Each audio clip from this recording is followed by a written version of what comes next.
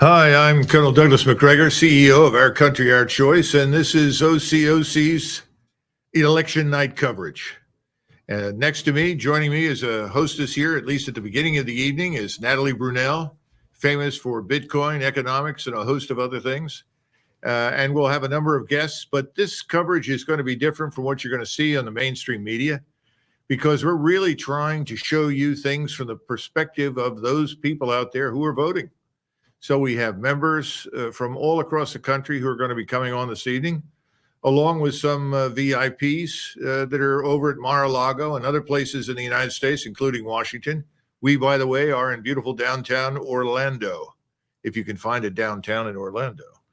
But at any rate, we'll be updating you from time to time on what we find out about elections and pass it on to the best of our ability. But we really want to know what people are thinking who are voting, and that's where our focus is going to be this evening.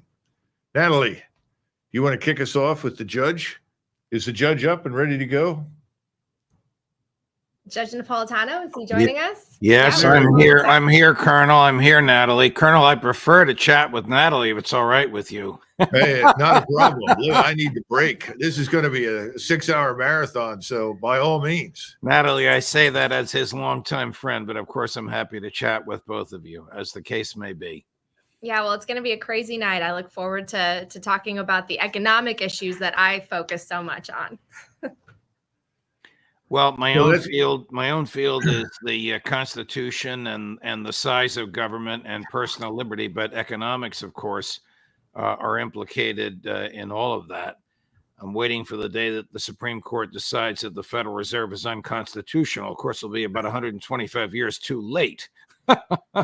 Well, you should hear Natalie on that subject. That's one of the first things she pointed out to me. Judge, you've written something. It's very good. It's a stark reminder of how fortunate on the one hand we are that we have any influence at all over our own destinies. And it's also a commentary that suggests that our future really isn't ours to decide. Why don't you talk to us a little bit about that? I think you're referring to my column, which comes out tomorrow night, which I shared with you, which in a series of what if formatted questions makes the argument that this government is so big, so fat, so endemic, consists of so many people whose culture and attitude is pro-government, that no matter who's in the White House and which party controls the Congress, the core of the government, what many of us derisively call the deep state, which consists of law enforcement, intelligence, surveillance, banking, big pharma, arms manufacturers, the Federal Reserve, never changes.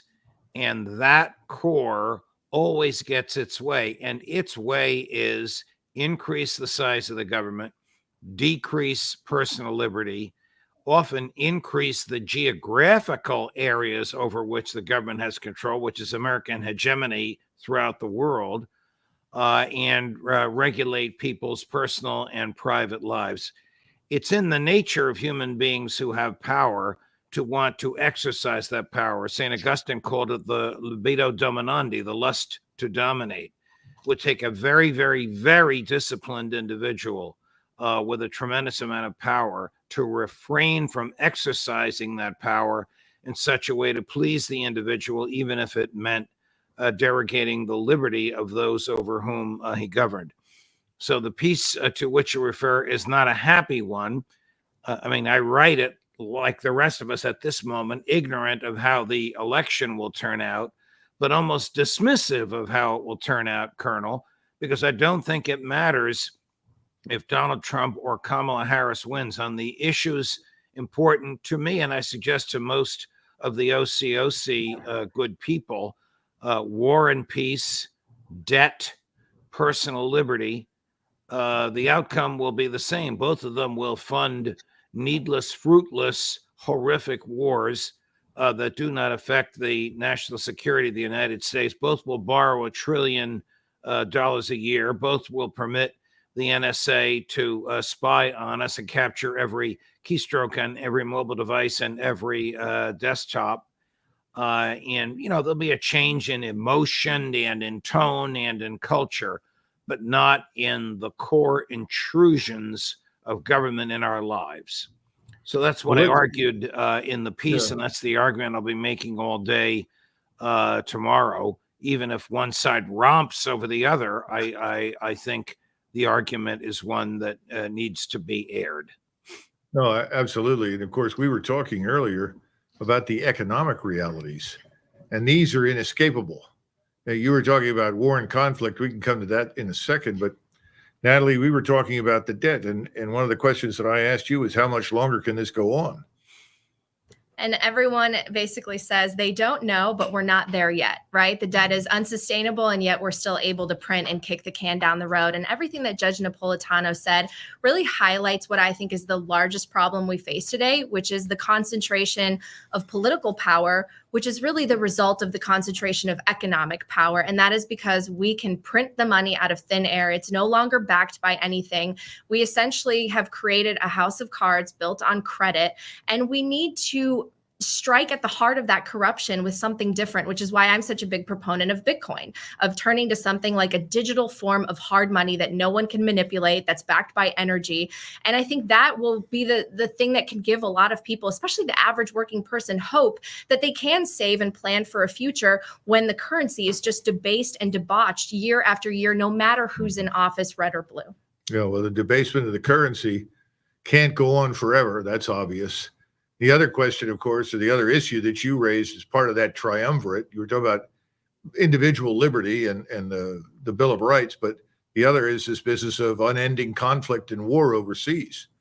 And the question is, have we finally run into something that we cannot easily control that could run out of control and put an end to our meddling and experimentation overseas with other people's countries? So you and I believe, and I'm anxious to hear Natalie's thoughts on this. She's the economist among us. You're the military historian. I'm the constitutional guy. Natalie's the economist. All these wars that we fund in Ukraine, in Gaza, we'll put aside the horrific nature of war. War is hell. You've been in war, Colonel. I have not. I'm going to guess that Natalie has not. But do we fight these wars because America has a national security interest in them? Or do we fight them because of the extraordinary power that certain political donors and arms manufacturers have over the war-making machinery in the United States? To me, it's the latter. The United States has no national security interest in the war between Ukraine and Russia, and no national security interest in the war between Israel and whoever it happens to be picking a fight with at the moment. But there are domestic political interests and domestic economic interests, Natalie, in both of those wars. Those wars enrich the arms manufacturers astronomically. The Colonel knows this better than I do, and you probably do as well. You're probably familiar with the numbers. So should someone's economic interests cause war, or should war be a last resort only to be fought when America's national security is truly at stake, when there's a grave material threat to American national security? That was Madison's idea in the Constitution, but that hasn't been followed since World War II.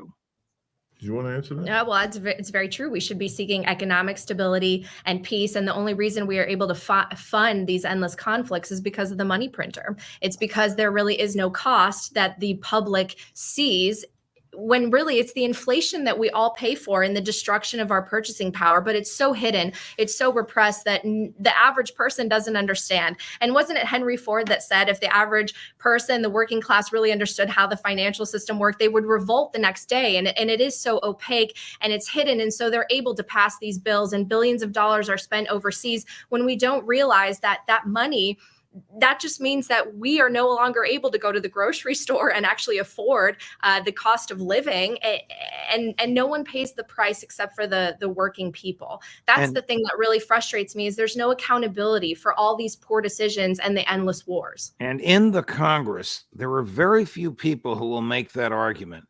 There are some progressives on the left and some libertarians on the right. Ron Paul was it was actually through Ron Paul that Colonel and I met a long time ago when I was at Fox. Ron Paul brilliantly made that argument. He was considered a cranky old man, even though this is sound Adam Smith economics 101. More and more people accept it and understand it today, but it is still a vast minority. If you ask Congress, should we be fighting these wars, you'll get a 90% yes. They don't agree on anything except war. Well, the worst part of this, as Eisenhower pointed out when he was president, is the costs are sunken costs. You don't derive any return on your interest when it comes to the military establishment. There is no salvage value to the equipment. You put your money into missiles and ships that are designed to be destructive instruments in a war. There is no ROI per se. Now they'll say, well, that's not true there, Macgregor. Our freedom springs from this. Well, this is a tired statement that just doesn't hold up to closer scrutiny, because most of what we've been doing over the last 80 years hasn't had very much to do with our freedom at all. Precisely. It had a lot to do with lining people's pockets and enriching this a minority of people at the top of the pile, so to say, in our society. Ask a Vietnam War veteran, ask an Iraq or Afghanistan war veteran, what were you fighting for? They won't be able to give you an answer. And if they do, it'll have nothing to do with the freedom of the United of Americans. No, this is a question that needs to be asked, that is just sort of shoved to the side. You know, I had a terrible experience when I was a young man. I guess it was a good experience in retrospect.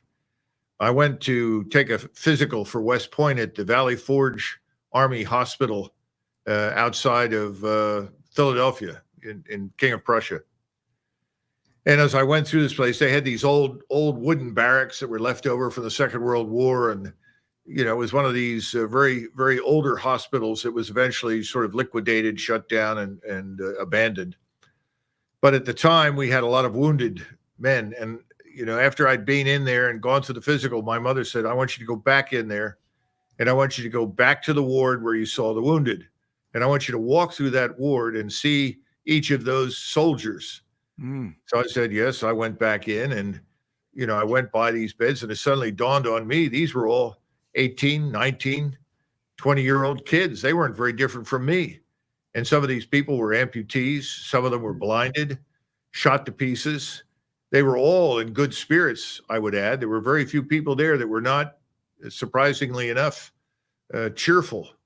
And, you know, it really broke my heart to see that these people's lives had been destroyed. Well, I went back out and I said, I did what you wanted.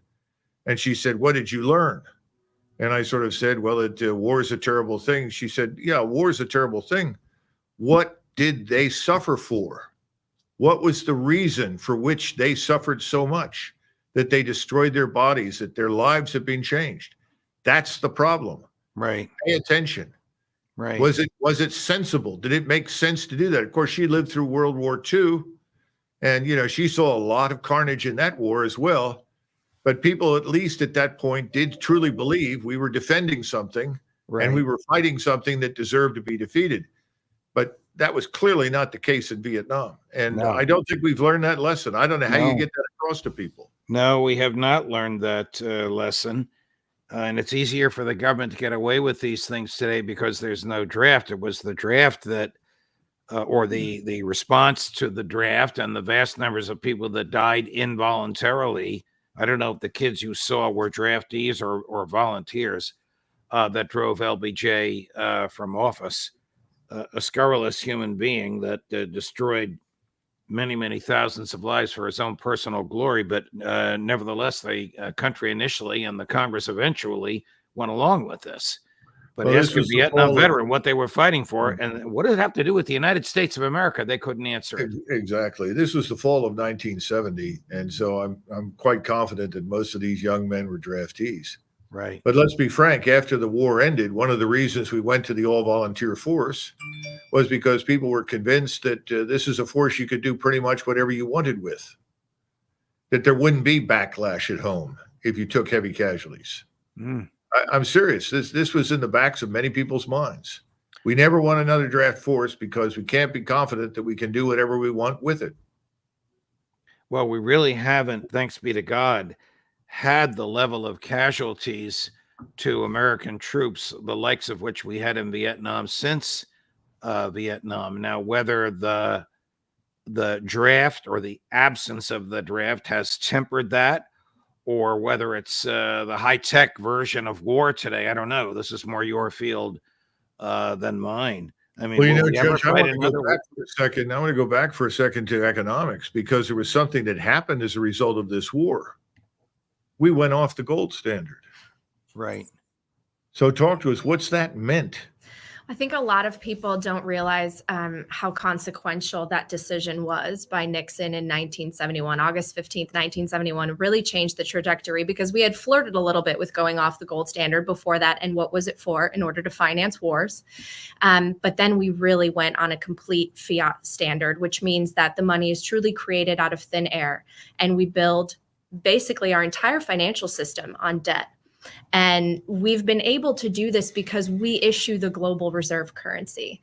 But as you've talked about in so many of your interviews, we cannot do that forever. Now, I still think that the dollar is going to remain dominant for a long time, because there is really no alternative. But people in my audience, the Bitcoiners, we do believe that there is an ascending alternative, an ascending rival for something that can rebuild a foundation, a global economic foundation that is more fair, that is based on true interest rates and supply and demand and real value. And monetary technology, I think, will evolve and take on a network effect that cannot be stopped. And the dollar's biggest problem, no matter who's in office, again, they can put on their invisibility cloak of, oh, it's this person, it's that person. It's the fact that we print money and we just go further and further into debt, and no one is accountable for that except the working class pays through inflation. And that's not going to change no matter who wins the election tonight. I think that's the truth.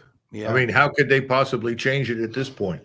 Although I do have hope. I mean, look at what President Trump is talking about when it comes to Bitcoin potentially being a strategic reserve asset. This is historic, that for the first time in a presidential election, we had two candidates before Robert F. Kennedy Jr. dropped out and endorsed President Trump, naming one digital asset and saying that this actually could help address our debt issues. That is the only time I've really heard any of the candidates talk about how we're going to face this mounting debt that the Congressional Budget Office is expecting to be 116% of the GDP by 2030. We have to do something, and there needs to be more discussions, more thoughtful debate about what we're going to actually do in order to create a productive powerhouse again, because the true strength of America was its strong economy. It's not the fact that it's this, military lion overseas and focuses on these imperialism goals. It's the fact that it had a really strong economy at home and was a net producer for so long, and now it owes money. Yeah. But the fiat system of banking is so integral to society. Donald Trump, let's say hypothetically he wins tonight, could attempt to appoint Ron Paul the chair of the Federal Reserve, and the Senate would never, ever confirm him because of their loss of financial contributions to their campaigns. Flip side of that is Jay Powell, whose dorm room was across the hall from mine when we were undergraduates, was appointed by Donald Trump, has created more money out of thin air than any Federal Reserve chair in history. But could he have done otherwise? Could he have done otherwise? How could he have done otherwise? He could have simply said, guess what? Interest rates is the rent you pay to borrow money. It will float just like the rent on an apartment, what a willing landlord and a willing tenant are willing to pay. We're not going to get involved in the economy. There'd be a lot of suffering, but eventually we'd reach an equilibrium. I know you agree with that, Natalie. Well, I'm definitely a proponent of free enterprise and a free market, and all of that has truly been corrupted. I think that we have a system that relies on us printing more of these paper credits and paper promises. And it's not going to stop until people do take responsibility for themselves. And that's why I think there is this movement more towards individual sovereignty, to say that I want to be able to take control of my financial freedom because I don't trust that the government is going to have my best interest. They're going to serve their special interest in order to get reelected.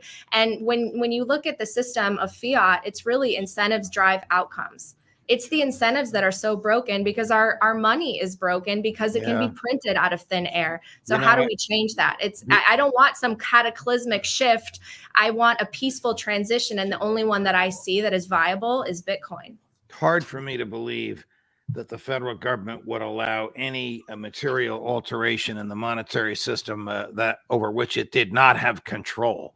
I mean, that is fabulous, but it's fanciful. It's hard to believe that that the Congress would allow that. I mean, everything the Federal Reserve does is without constitutional authority and without congressional authorization. It just does it. What would happen if we ignored it? What would happen if Chase Manhattan Bank, the biggest bank in the country, suddenly said, the interest rates are whatever we can negotiate. The heck with the Federal Reserve. Well, they couldn't do it because they get all this free money from the Federal Reserve. They're not lending the money that I've deposited there to my neighbor. They're lending the free created, didn't exist yesterday, cash that the Federal Reserve has given them. Am I right? Well, they're also creating money out of thin air themselves because they don't have to have very much in reserve. So they create even more paper promises on top of that. And no one really even knows what the true supply is. And that's why our purchasing power is continually debased. But look, I mean, even Chase Bank, they right now probably want to custody Bitcoin, but we have SAB 121 in place, which there's a bipartisan move to repeal that so that big banks can actually custody Bitcoin. Every bank will have Bitcoin. The government will have Bitcoin. Every company will have Bitcoin. Maybe I sound like I'm 10 years ahead, but I really do see that monetary technology is evolving in this direction, and money always goes in the direction of the purchasing power that is going to protect you the most. That's where you're going to move your assets. That's where you're going to move your wealth. And that's for a long time now been equities and real estate, right? But Bitcoin's even harder and more scarce and something that you can trust more. So. Judge, we have an influencer. If you could stand by for just a second, I'd like to add him to the conversation briefly before you leave us. Sure. John Franklin, can you bring him on?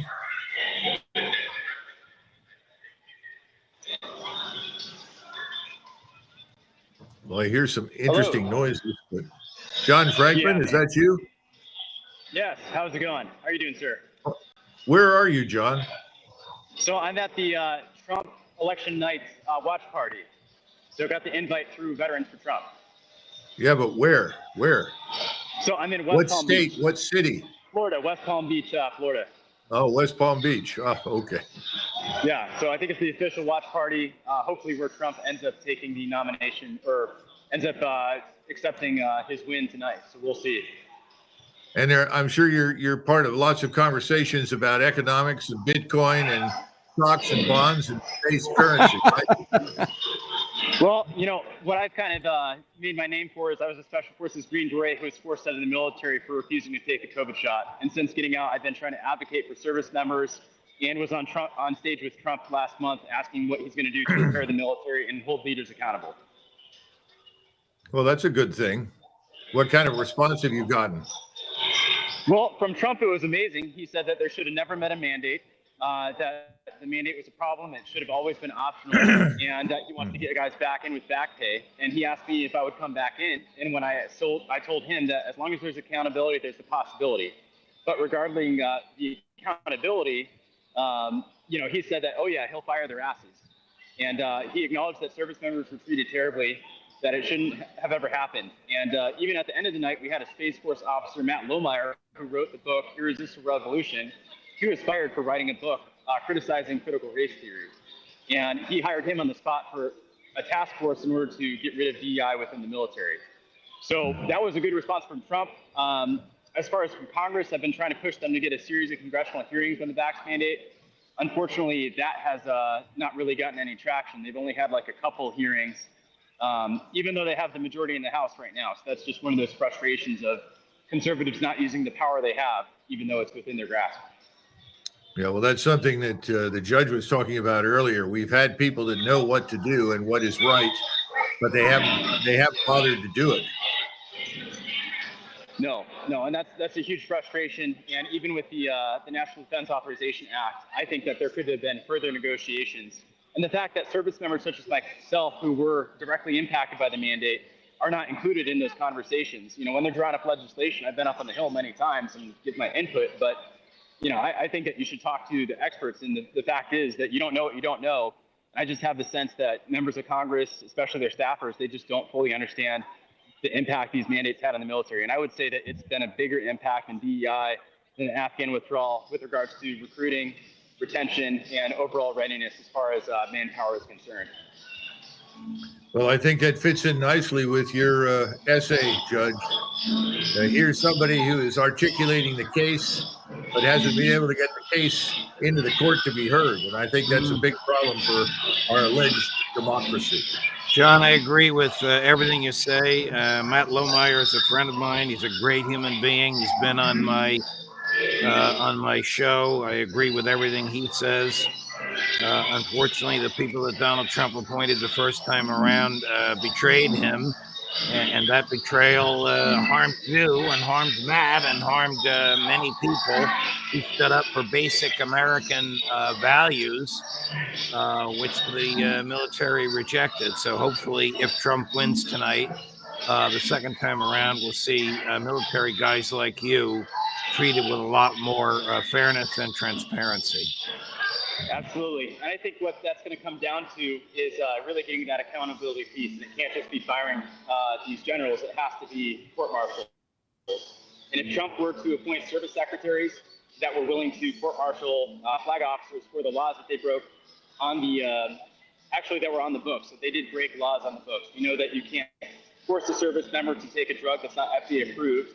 And we know that there was only emergency use authorized shots of COVID that were provided to service members. So I really do hope that he takes it serious. He appoints some service secretaries, that we have some kind of a seat at the table when Trump does make those decisions. And I'm happy that Matthew Lohmeyer is in there, even though he wasn't affected by the shot thing. I think he's a very intelligent person who understands that, both DEI and the COVID shot mandate, they're kind of both symptoms of the same sickness, the same kind of Marxism that's driving out and that's trying to get conformity within the ranks and drive out conservatives, Christians. Okay. Well, John, thanks for everything. Thanks for joining us this evening. And perhaps you'll be able to come back in another hour or so and tell us what you think has changed or what's happening. Okay? Absolutely. Sounds good. Thank you, sir. Thanks a million. Well, Judge, do you want to wrap up your statement this evening? Well, my thoughts. I don't want you to think I'm despairing. I don't despair. It's just that the government is so large, so big, so unresponsive to the needs of the public, so self-serving. It's hard for me to believe that we can see relief coming in the short run. But we'll see. Maybe tonight will be a tremendous victory for one side or the other. If it's a victory for Trump, there will be some reduction of certain parts of the government. If it's a victory for Harris, in my view, it'll be more of the same. Yeah. But Well, much of the true. government can't be controlled by the president. It would take a Congress full of Ron Pauls to shrink the government down, as Jefferson said, to the chains of the Constitution. Well, that's what we at Our Country, Our Choice are trying to do. We want to recruit lots of Ron Pauls. Well, you have in this fellow that was just on with us. He sounds like a great man, and he's very articulate, and he knows what he's talking about.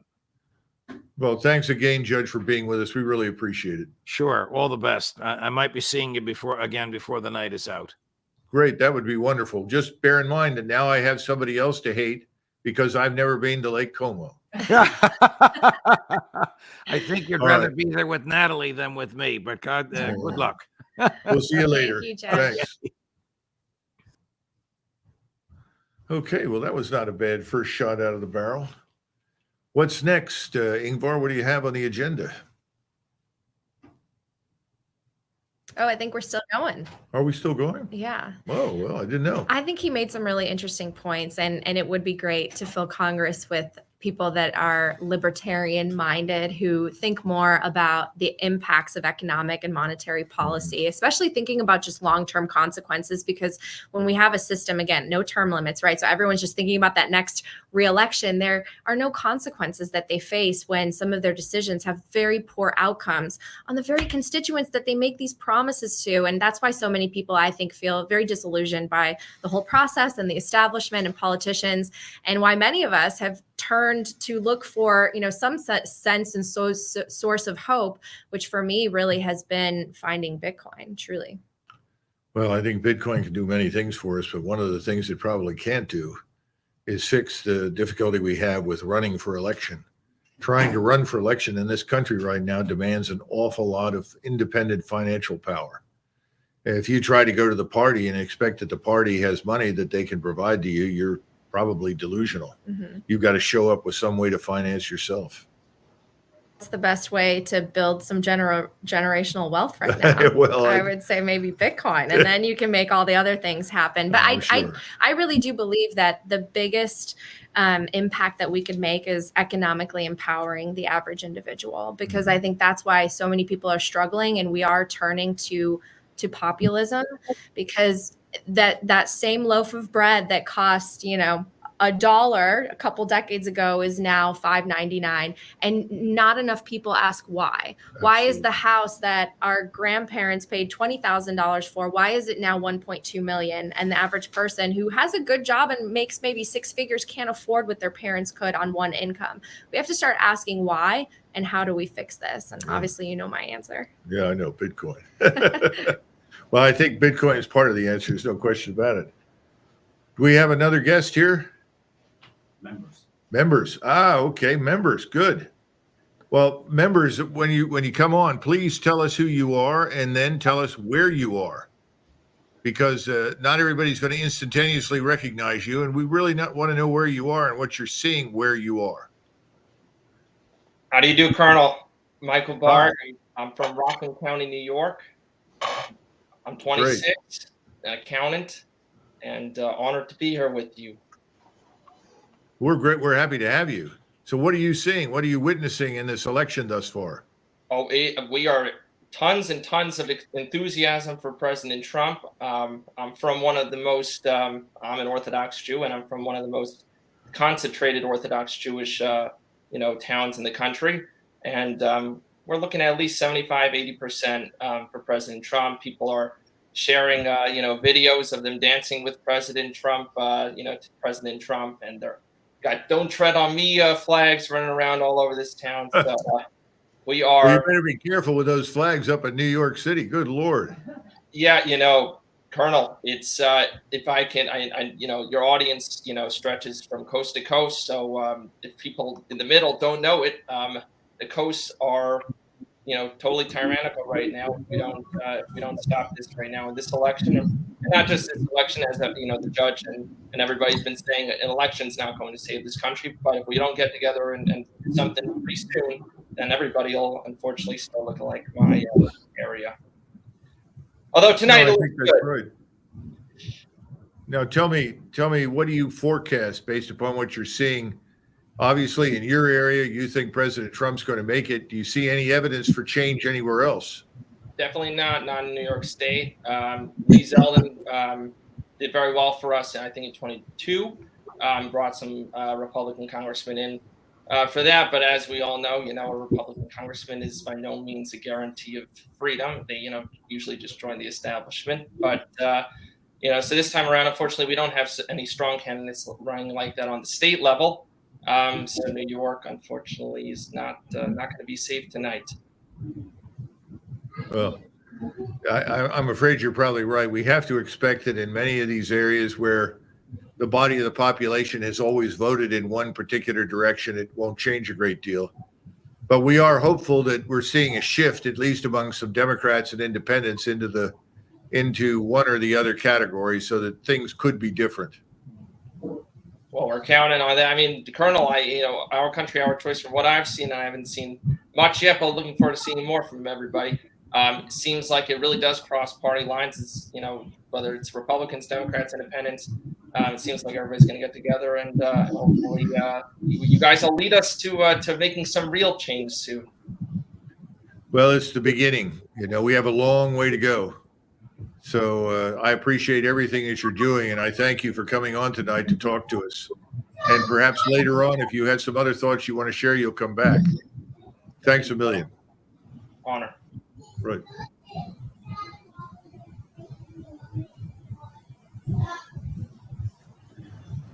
Well, is that the what is that on the screen? It's interesting.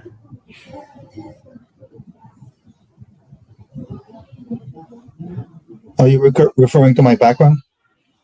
Hi, we can't quite hear you. Can you speak up and tell us who you are and where you are? Are you referring to my background? You said it was interesting. Yeah, I thought it was very interesting.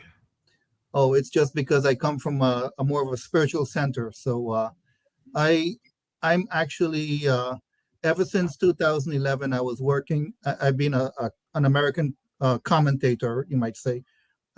Not much of, I'm not popular or anything, but I have a blog that's consistent, and the concept is called New American Spring, and it's right up your alley in the sense that it's exactly what you're attempting to do to reawaken the people from the grassroots level.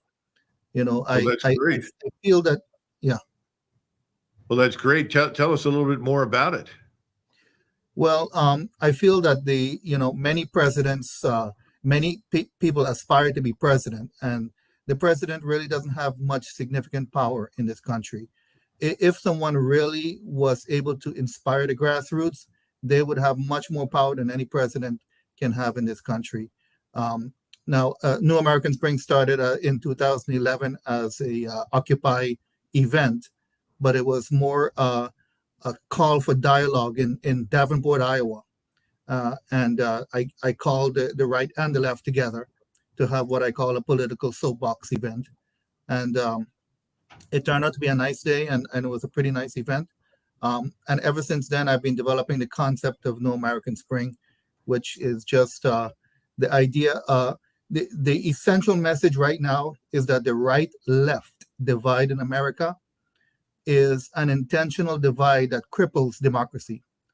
The right-left actually cripples democracy because by stoking us to plunge into ideology and to be separated by ideology, ideology has been the curse of humanity, because it was ideology that caused the Nazi to exterminate Jews. It's ideology that caused all the evils in the world. And by stoking ideology among Americans and dividing them with right-left ideology, we're crippling democracy, because in the end, if we have a two-party system and the mainstream media is only spouting the two parties, then our congressmen are going to cancel each other out, right? Look how close the election is.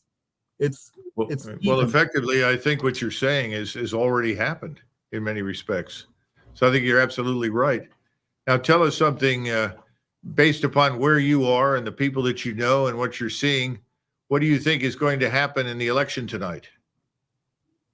I think Trump has a significant chance of winning, because I feel Trump is populist in the sense that he is genuinely more of the people. The Democratic Party has been a manipulative party.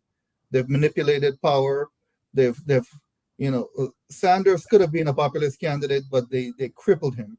They pretty much kneecapped him, and then they claim they tried to show that he was this old guy when he's sharper than anybody. He's sharper than the youngest guys. And then they elected an old guy who is senile, So it shows you, on the one hand, they crippled him because he was populist and they're not of the people. They're a manipulative party. And then they elect an old guy to show that it was never about age. It was about the fact of their manipulative power. So the Democratic Party is most manipulated by big government, but the Republican Party is also compromised by big government. So in the end, I don't think it matters who wins, because both candidates are inadequate, because the American people were forced into compromising their democracy over the years, with campaign funding and so on. But the bottom line is the only remedy is a grassroots movement that transcends the right left. And I hope that you, sir, can really lead this kind of reawakening of the American people. If we cannot transcend the ideology and see that, people's solutions can be a mixture of what might seem right and what might seem left, then our country is gone pretty much. It's already fascistically controlled. So I don't want to get too yeah, well, let's not get too morose at this point. And let's first of all, I can't disagree with anything you've said, and I appreciate you coming on tonight and with great courage and clarity stating the points that you have. And I hope that others are listening. I'm sure they are. I am cautiously optimistic about the future. I think we've been here for quite a while. We're going to be here for some time in the future. And with people like you, with a kind of sharp mind and incisive thinking, I think we have a good chance of coming through this storm that we're only just beginning to enter. And I think you know what I mean. Well, finally, just to say, I'm here in Central Florida, and I would like the opportunity to stop by your office and say hello. Absolutely. But, absolutely. We're not going anywhere. Huh? We're here in Orlando. We're fortified here in the middle of beautiful downtown Orlando. We'd be happy to see you. Okay. So thanks a million for coming on, and we perhaps will hear more from you later on this evening. Thanks. So I thought that was excellent. I mean, that's this kind of a breath of fresh air that, I think we all need to have. I mean, I certainly feel that way. And I think people understand that there are lots of reasons to be down about things, lots of reasons to be depressed, but there are reasons for hope and optimism. And I think we're going to see more of that tonight. I have good feelings about the future, not bad feelings in that sense. So who's online? We're waiting here for a couple more people. I know I can see faces in the distance staring back at me. Inform, organize, and act. This is how we will rebuild, rekindle, and restore our republic.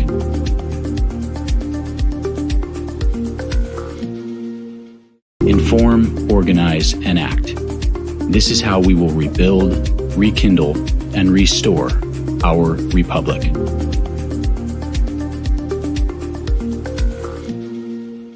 Inform, organize, and act. This is how we will rebuild, rekindle, and restore our republic.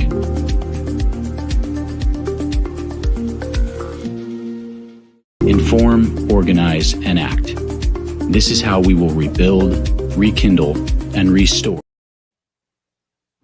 Hey, we're back. Dan Apple, is that you? Yes, it is. I am so glad to be here today because I can report from Southwest Montana that Montana is still a very red state in spite of the fact that they want to try to turn it into a purple state. Oh, well, I'm sure that's true. They're trying to do more than that everywhere. So what do you see on the horizon right now in general across the state? Are you talking about not just the president, but he's going to have coattails? Well, I think we're going to do pretty well in the state of Montana. We have in the past, but needless to say, we also have some problems with people like John Tester, who I think we are about to see the tail end of that fat boy on the way out of the Capitol and replace him with Tim Sheehy. So I think we've got some positive things in the works. I think you're probably familiar with Tim. He's a former Navy SEAL, and he is someone who has very, very good polling numbers in the state of Montana.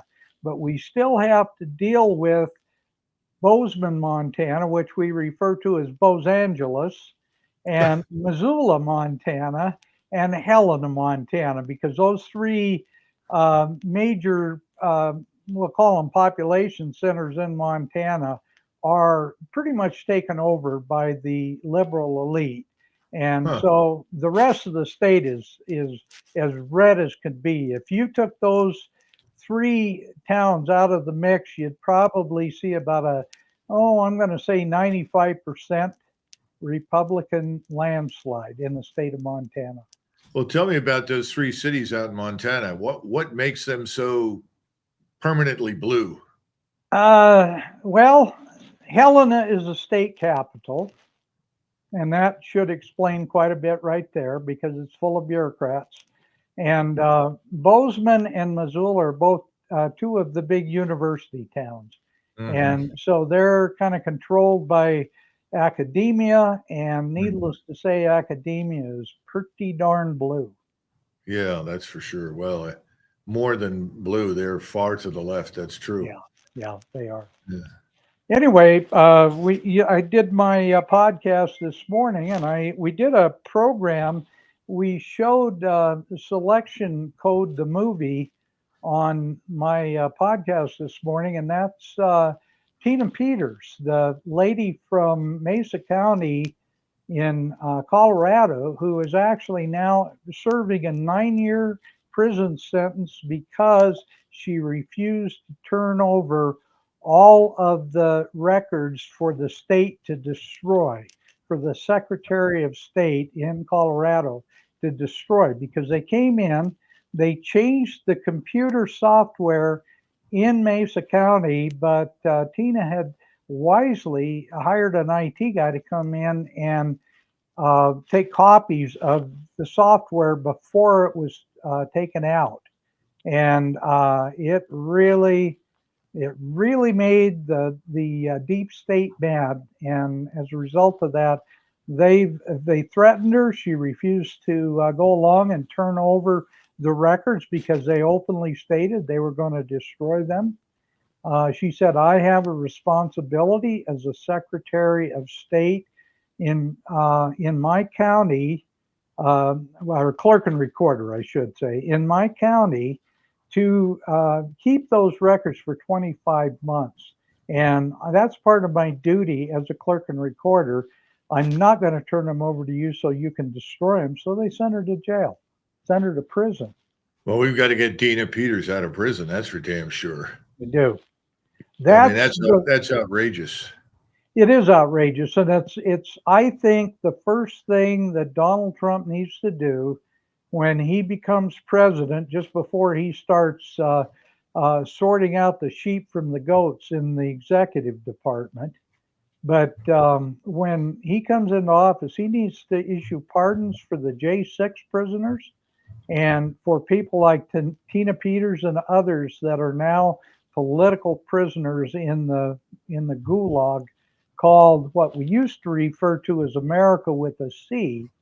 They're trying to turn it into America with a K. Yeah, it's depressing. And I've some friends that every night go to a vigil in Washington, D.C., where they try and call and speak to J6 prisoners. And it's so depressing. This is the worst form of weaponizing government.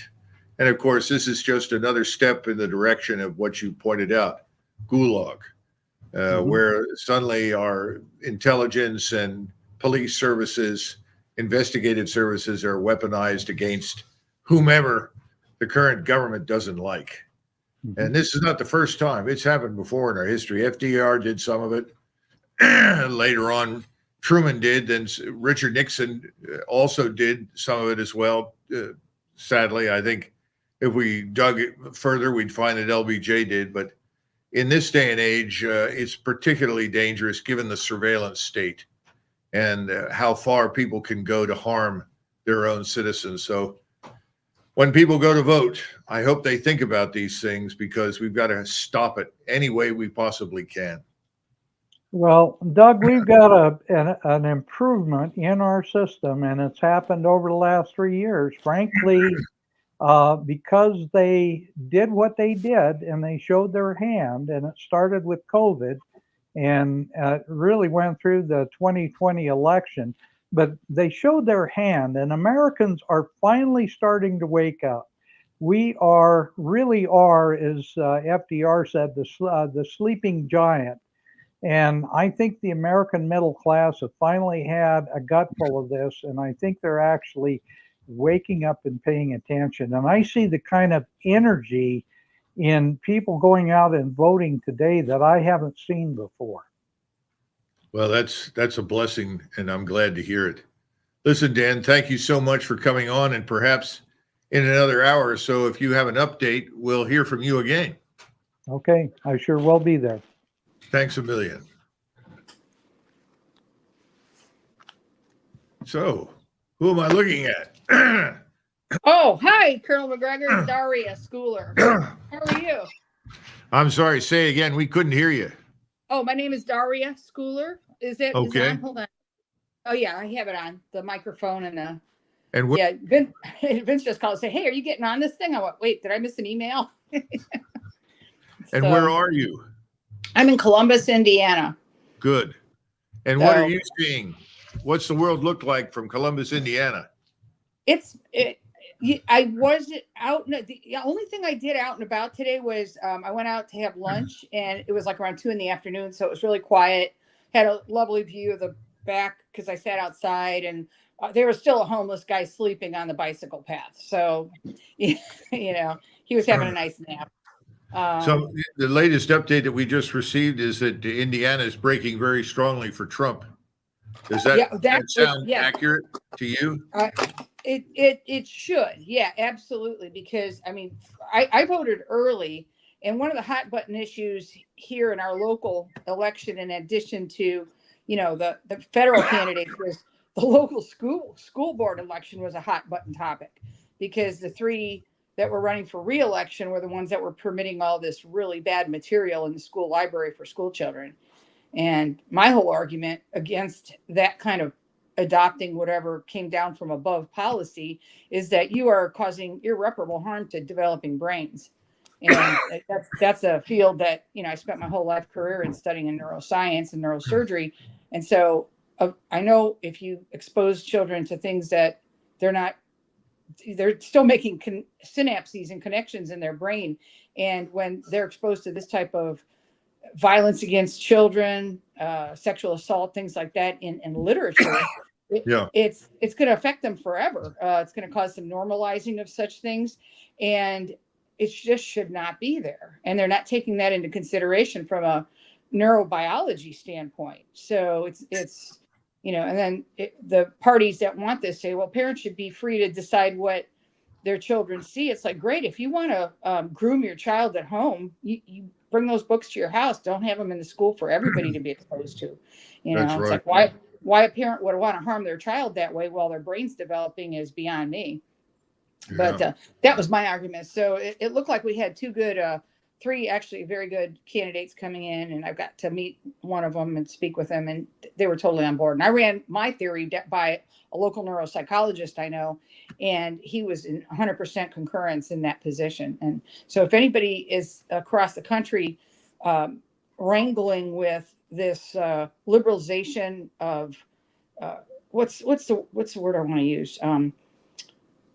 Promiscuity, or some of these let's just say mature adult themes being exposing children to these things when they're in grade school it's so harmful. It's so harmful on so many levels, not just socially and morally, but also from a biological development standpoint.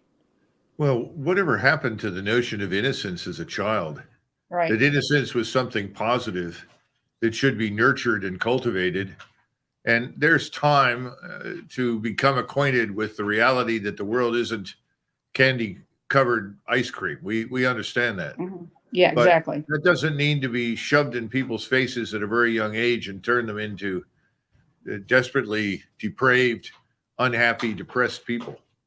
Exactly. And I think it's part of the this tolerance and acceptance of other lifestyles and other family dynamics, mm-hmm. if you will. But people that have those kind of relationships, you still don't want, I mean, it just shouldn't be even discussed.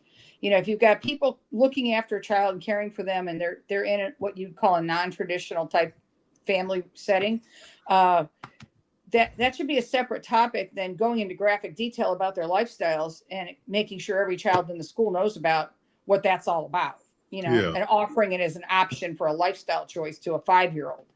Well, that's right. And we got to stop pretending that the 5-year-old is 25 or 30. Right. And sort of demanding of them that they behave and act in ways that are simply unnatural and abnormal. Yeah. Well, I think the message that you're sending and others are in Our Country, Our Choice, especially with Juliet Engel, who's doing a great job. I mean, I can't say 100%. enough good things about our country, our children. Mhm. I think it's having an impact. We're getting good feedback now, in fact, from overseas, places in Wonderful. Latin America as well as in Europe. So people are beginning to see what's going on. The more that we can reach people here inside the United States across this party line divide, which is frankly destructive and unnecessary in most of the things that really count, I think we have a chance to move the country in new directions. Not just because of this election, we'll see how it turns out, but people are more conscious of what's being done to them without their consent. 100% they are. Yes, because it is, I think the human nature and human discernment has an inherent inner compass of understanding what's right and what's wrong. And whether you have some type of moral upbringing or not, at some point you can sense in your gut if this just isn't right. And I think that's coming to the front of people's conscience and consciousness both more now than previously, because the party line had been in society tolerance. And when you see what they're really doing is they're becoming intolerant to people that have been raised and have been living a right ordered life. In other words, that which is conducive to family growth, health. Tolerance in the extreme is like anything else in the extreme. Mm-hmm. It's destructive. And we've reached that point. Yeah. And we have to have standards, and we have to understand what is right and what is wrong, and stop pretending that things that we know to be wrong are actually right. Well, listen, I've got a note here that we have to break for our sponsor, Republic. Great. We appreciate you coming on, and perhaps we'll hear from you later on this evening. Oh, thank you. I'm happy to be here, and I'll make sure I'm monitoring on my other device here the latest news so I can keep you updated on what's going on in Indiana. But yeah, I could tell you the deal breaker for me this past week. I got an email from one of my neurosurgical colleagues that they're doing a survey about diversity, equity, and inclusion in neurosurgery. And I'm like, okay, so you know what the end outcome of this is going to be? You're going to have some disordered individual who's confused about their identity, looking after your pediatric brain tumor child, and you're going to be comfortable with that. There's some kind of disconnect between what these special interest parties want to do with society and where it interferes with things like good patient care and ethical care. And I don't know why they don't see this, but DEI has already harmed people in emergency rooms because young doctors were coming out going, oh, I'm not going to take care of that person. They didn't get a shot. Or I'm not going to take care of that person. Tell them to go into the corner and practice. Tell them to get into the corner and practice their pronouns. Look, we got to go. We got to give this up to the sponsor. Okay, thanks for Thank everything. You. God bless you. Bye Good to see bye. you again.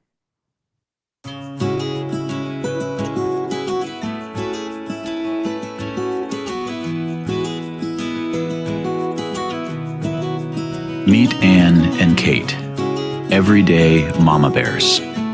Their daughters both go to the same school.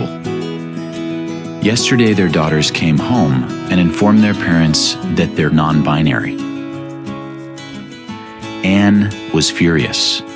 Kate was furious. Anne went to Twitter and posted it to her 130 followers, getting 6 reposts. She went to Nextdoor and Facebook and posted about it, and her accounts were flagged for hateful content. She emailed the school from her Gmail account, and Google suspended her account.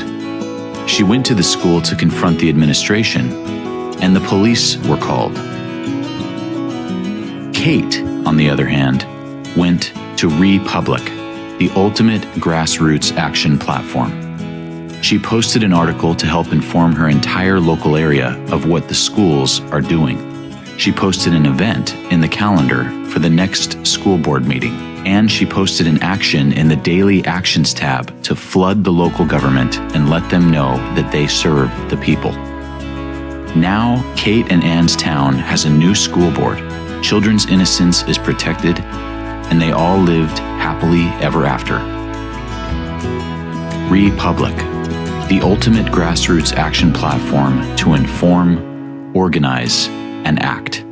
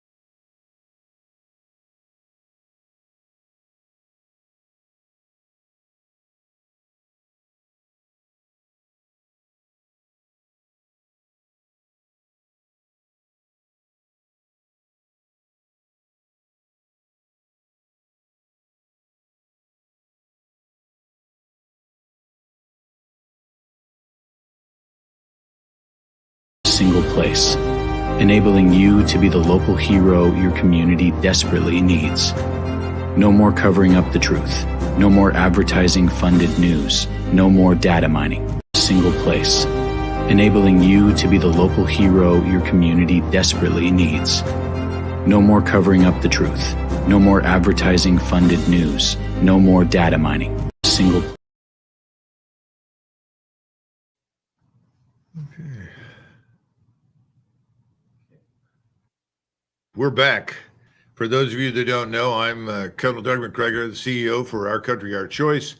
This is OCOC election coverage. And I thank everybody who started with us for staying with us. It's getting more interesting with each passing minute.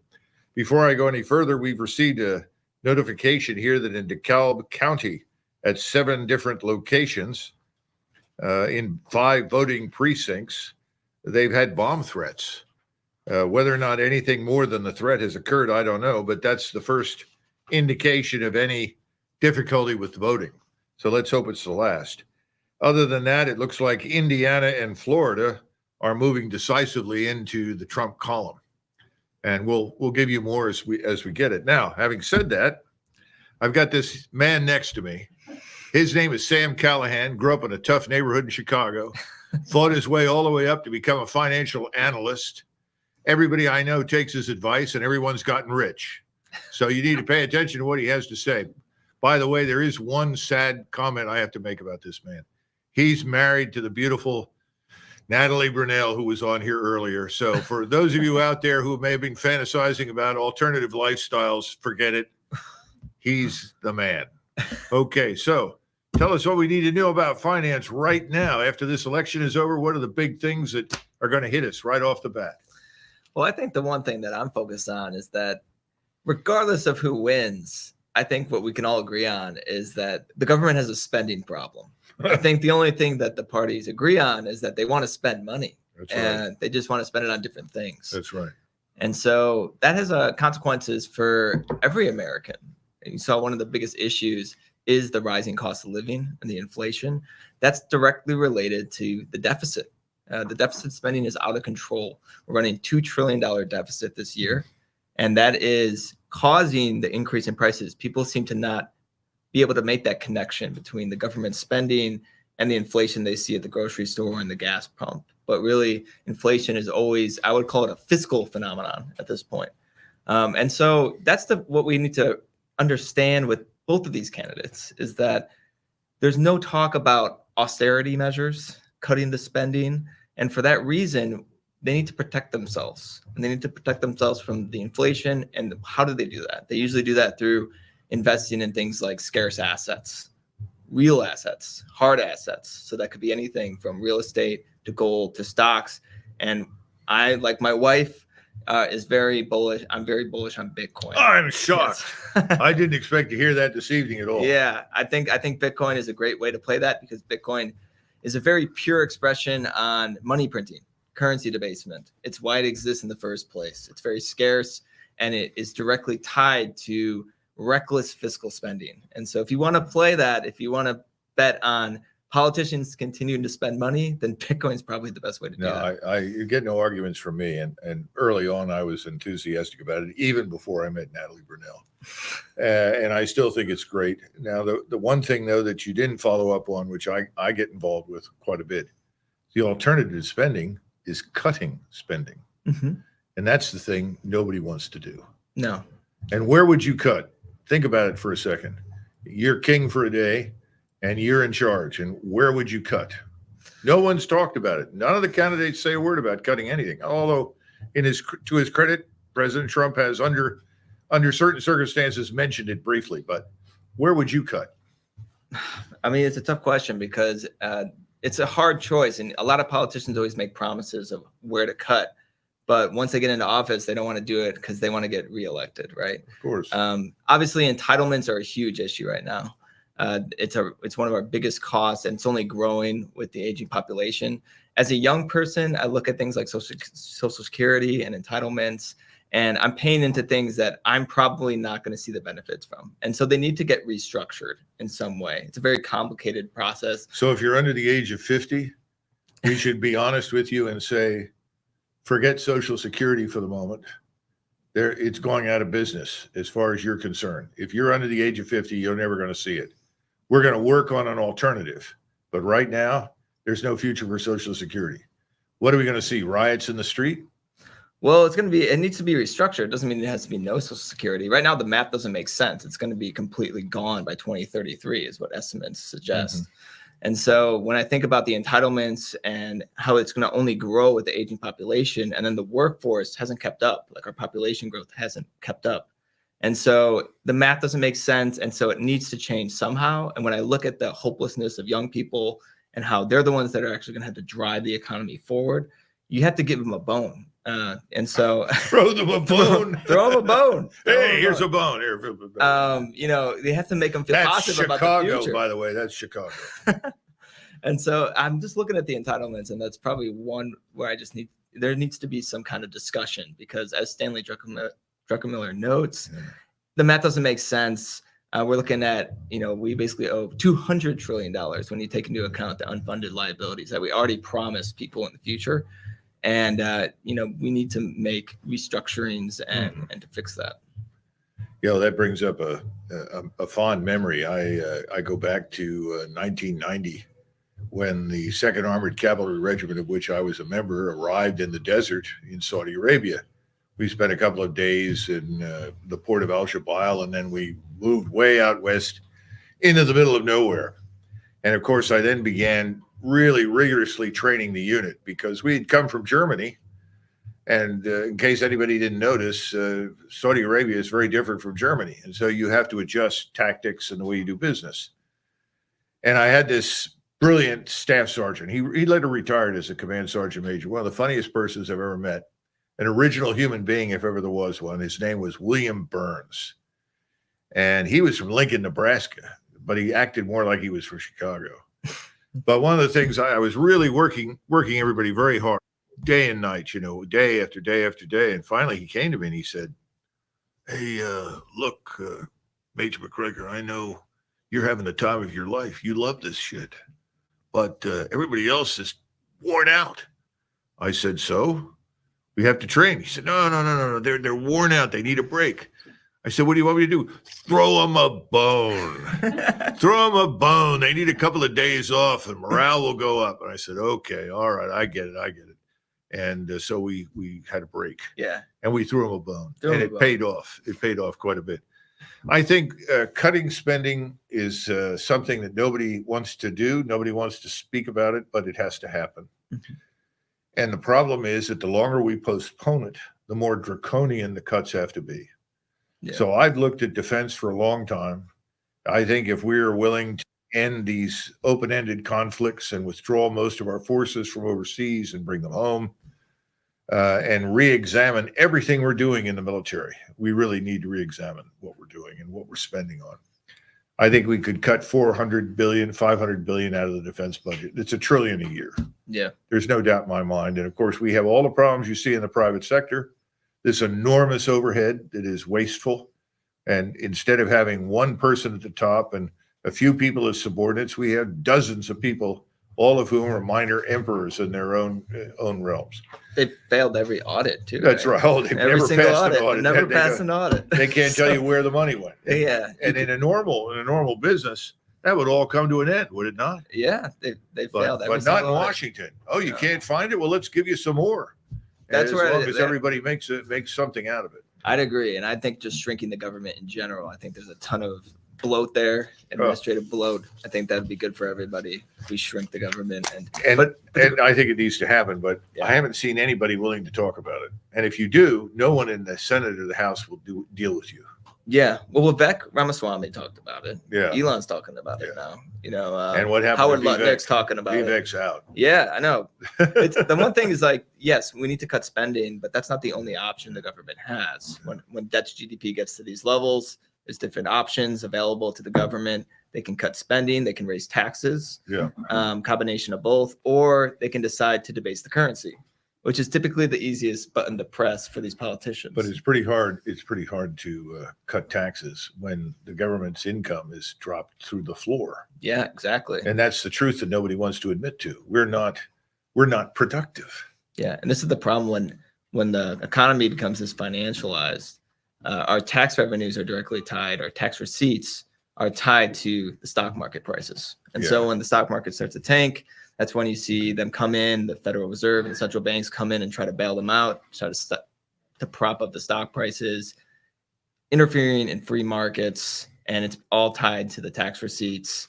And that's what we get when we have this very financialized economy, and we've completely hollowed out our industrial base, things that you talk about all the time on your show. And there's something else to keep in mind, and that is a sudden reversal militarily overseas, whether it happens at sea, in the air, or on the ground. It results not just in American casualties, but in an unambiguous defeat of our capabilities, of our military power in some fashion. That'll send the stock market into the cellar quickly. Yeah. And that could accelerate a number of these problems. Yeah. Kentucky is for Trump now, along with Indiana. And what is that? That's Vermont has gone clearly for Kamala Harris. I'm shocked. And all of my wife's relatives up in Vermont, shame on you. I'm kidding. Everybody needs to vote their conscience, and if that's what you want, then that's what you're going to get. So in the meantime, I think we're waiting now for Dan Davis. Is he on deck? Why don't you bring on Dan? Hey, Dan. Doug, how are you? You hear me? I can hear you. Hear you loud and Good. clear. Okay, well, Dan is on here to prove that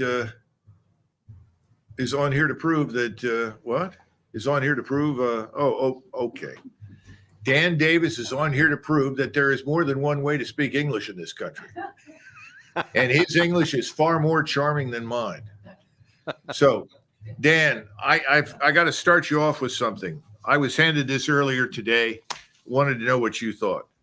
U.S. to test hypersonic nuclear missile tonight, just hours after election polls close, amid growing World War III fears. I wonder who the genius was in the Department of Defense who decided to release this. Yeah, I'm hoping that that's just some sort of weird meme floating around on the internet. I can't imagine we would actually do something like that. I'm hoping that that's what it is. Well, yeah, I hope it's not a method. I mean, this is frightening to me because historically we were usually smart enough to wait until we had something on hand that we knew worked repeatedly, that represented a real capability before we talked to anybody about a test. What do you think is behind this? I don't think this would have come out if someone over in the White House and the Office of Secretary of Defense hadn't approved it. Well, I can only imagine that it's just a more ham-fisted attempt to look tough and to sound tough. And look, as you were just mentioning to your previous guest there just before I came on, we've got some real issues and some real weaknesses and potentially in our force. And even though we like to hide this stuff and talk about sounding stronger, so the other folks around the world are aware of what's going on, especially when you find out that we publicly had to tell 17 of our people around the world that we give air defense interceptor missiles to customers. Sorry, folks, you're not getting any because we have so few. We have to send them all to Ukraine. And that was before this situation with Iran and Israel started popping up, and we may need them for there too. So, if we're trying to send a signal of strength and we can't even handle these things right now, much less if we ever get into a conflict, I think that we're inadvertently signaling a lot more weakness than Americans understand. Well, wouldn't it make more sense if we actually develop this capability and it works for us to use it in a surprise mode as opposed to announcing that we've had a successful test? Well, yeah, I think that's part and parcel to the ham-fisted part. And as you know, I used to work in one of our acquisition programs, the Future Combat Systems, and unfortunately, from the inside of that program, while I was still on active duty, I saw firsthand just how ham-fisted we really are and making all kinds of incredible claims about stuff. And then the actual testing was disastrous. We always led with the talk first and then the action second. And it appears that we haven't much changed that. No, absolutely. Tell me something, Dan. What do you see happening tonight? Do you think we're going to see a decisive win in either direction? And what do you think happens depending upon who wins? You know, when you look at a lot of the detailed polling and some of the scenarios that could come out, it takes such a small amount in any direction to have huge electoral consequences. So it's theoretically possible, and maybe more than just, you know, hypothetically, it could actually happen where just a few points in either direction could result in somebody winning a substantial majority, well over 270, and still win. Or it could go in, like it certainly is right now, to where it's going to stay so close that it's going to take days to find out. Because if many of the states have specific thresholds that if one side doesn't win by more than a certain amount, like 0.5% or so, or some number of ballots, that it's an automatic recount. Anyone else, it's close. The candidate can ask for a recount if it's really close, et cetera. And then you have all the issues with lawsuits, which will almost certainly go in if to whoever is losing. So it could go a long way, unless it's one of these big where it's a big swing and somebody wins, like, 300 plus votes, electoral votes tonight. Then it could be announced. But I think that otherwise it's going to probably be days before this comes out. And, Doug, in the environment we're in right now, that there's such low trust in the government and such low trust in the voting system itself, that whether it's Harris or whether it's Trump that's on the lower end of this thing, their followers are going to be screaming that, foul, and thinking that something's nefarious. And if it takes longer, then the threat of these sides coming through and saying, yes, we're being cheated, there's no way, it fill in the blank. And I think that's really the legacy of what we've been doing for really the last number of elections. You remember in 2016 that it was Hillary who was making all the kinds of noise about the election was cheated, and there was a lot of fraud going on, et cetera. So this has been building for a while, and I think it's one of the biggest dangers to our country right now is that we have so little trust in the institutions, whether it's the presidency, the judiciary, the law enforcement. Is it being weaponized or not, et cetera? You see across the board, it's trouble. So when you have something like this, that's, even the least bit controversial, people immediately assume something bad is going on, and it could be a real problem.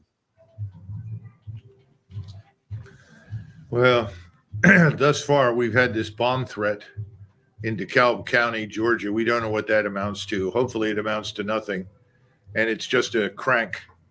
But thus far, other things have been relatively pacific to this point, or problems haven't been reported otherwise, or I think we know about it. Yeah, and I think that probably until the votes start coming in, the election results start happening, and especially in these 7 swing states. I mean, all eyes are going to be on those, because that's really the primary thing that's at play, and that's where the emotions are going to start getting in. So I'm guessing that the security wise, I think that we're pretty good on that and keeping any violence down.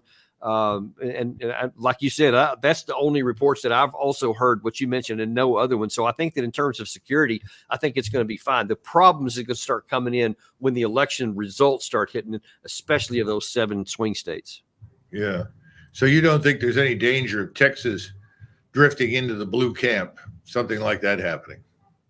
Well, I mean, it depends on what the votes come out there. I mean, the Senate race there it was just about as close as the presidential race here. So anything is possible.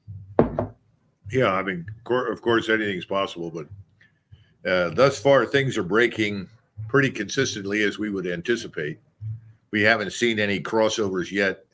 Yeah. But everyone is looking, as you say, at places like Pennsylvania and Wisconsin, probably Michigan. And we'll see what happens. What do you think is the impact of this war in the Middle East, especially if we wake up tomorrow morning or we find out in another day or two that the war has really broken out, that Israel and Iran are trading, huge numbers of missiles in a series of strikes? What's the impact of all of that? Well, first of all, before I look at that aspect of it, I want to look at what's already happened up to this point. And it could have a surprising impact on this. I've seen some reports earlier this afternoon that the Arab American or the pro-Palestinian people vote is probably for the first time going to have an actual impact on the election. It's been so small before, and it hasn't been able to work anything one way or another. But the Harris campaign has really been trying to thread the needle on trying to throw some bones to the people who care about the Palestinian people in America, and those who are pro-Israel that say, don't even listen to anything about the Palestinians, because they try to conflate that with, oh, that's just Hamas and that's pro-terrorist, etc. And she's kind of in the middle because she can't alienate. We saw what happened to Biden during the campaign season for the primary. It actually cost him some big protest votes, in like 20, 30,000 in some of these states, in Minnesota and Michigan, I believe it was. So there was some big issues there. And if you get some kind of swings of those people, if they decide that, Harris is not going to be the one that cares about them, then they could swing over in the Trump camp. Conversely, if she goes too far and saying, yeah, I care about the Palestinian people, and then it angers the many pro-Jewish voters, then they could also go over to the Trump side. And I think that that's one of the things that's only when we get the votes counted are we going to find out the possibility. But there is a risk that they don't thread that needle and they get it wrong, and it could actually be decisive in some of these important places. But now to the second we're hearing right now in Florida that Trump is up by 8 points with 64% of the precincts reporting. Wow, that's there's a very large Muslim population here in Florida. Wow, yeah, I hadn't seen the results of that yet. So that's it. That's very telling. That's a pretty big early lead, especially with that many coming in. But in terms of the second part of your question, though, Doug, about what happens if missiles start flying around, I mean, we're just waiting to find out what the Iranians are going to do in response to the last escalation that Israel, when they launched those missiles against Iran and knocked out the radar sites and all that other kind of stuff. Apparently, there's a big debate going on inside the Iranian side, to where they're wondering about whether they should launch something big and spectacular and painful, or have some kind of other situation where it's just being, like for show or something, to say we got to cover the bases, but we don't want it to escalate. And it's unclear which of those is going to win, because the Ayatollah has said, a couple of different things, one implying that it's not going to be that big, and another implying it's going to be very big. If it's the bigger one, or even if it's a small one, but it actually creates a lot of casualties for the Israeli side, then I think Netanyahu won't even hesitate to go another rung up that escalation ladder. And every bit of this is bad for America. We don't need to be involved in any of these kind of wars. I think we should tell all the folks out there, America is going to defend America's interest. We're not going to hand you the U.S. Armed Forces, the U.S. Air Force, the U.S. Navy to Israel to do with whatever they want, and we're just going to be at their beck and call. I don't think that's good for Israel, and it's definitely not good for the United States. And, we've got 2 THAAD batteries with personnel on the ground. I mean, we've got a lot of strategic risk in there. On top of all these troops we have, especially in Iraq and Syria, that are of no value to America, but are vulnerable and put our troops at unnecessary risk of being killed. We need to get all of that stuff under control. And listen, whoever wins, whether it's Trump or Harris, ends up coming out on top of this, I will really put as much pressure as we can on our sources to say we need to get this thing tied off. We need to get this threat of risk of escalation off the table and get our troops out of unnecessary risk in that part of the world, because the only thing they can do is get us sucked into a war, and they do nothing to help keep us safe.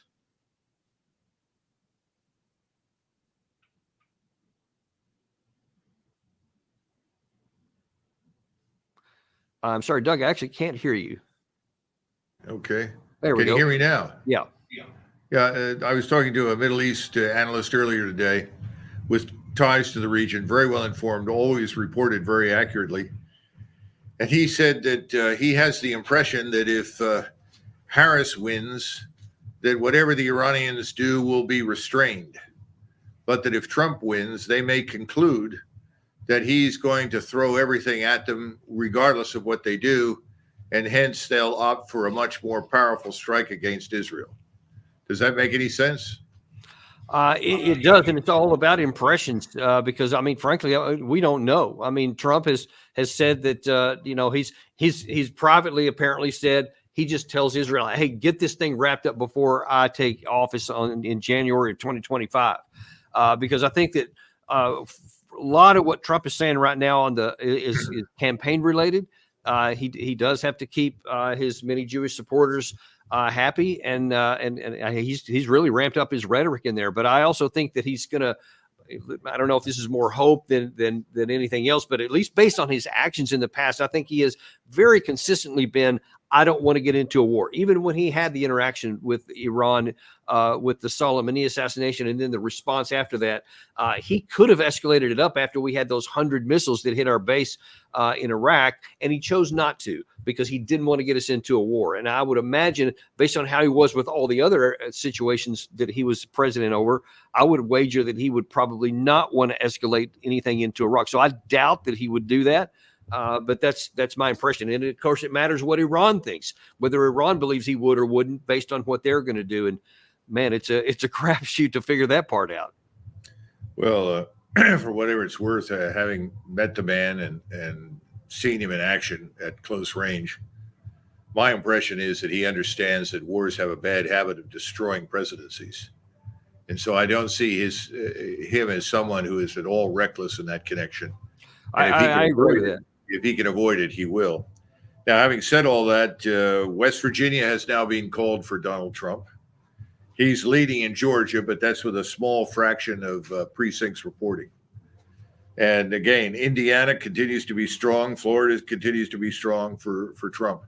So as we get more and more of these, we'll let everybody know. In the meantime, Dan, thank you so much for popping in tonight. We really appreciate it. And appreciate your views and its impact on the election, this crazy crisis and conflict in the Middle East. Always my pleasure, Doug. Thanks for having me on. Thank you. Bye-bye.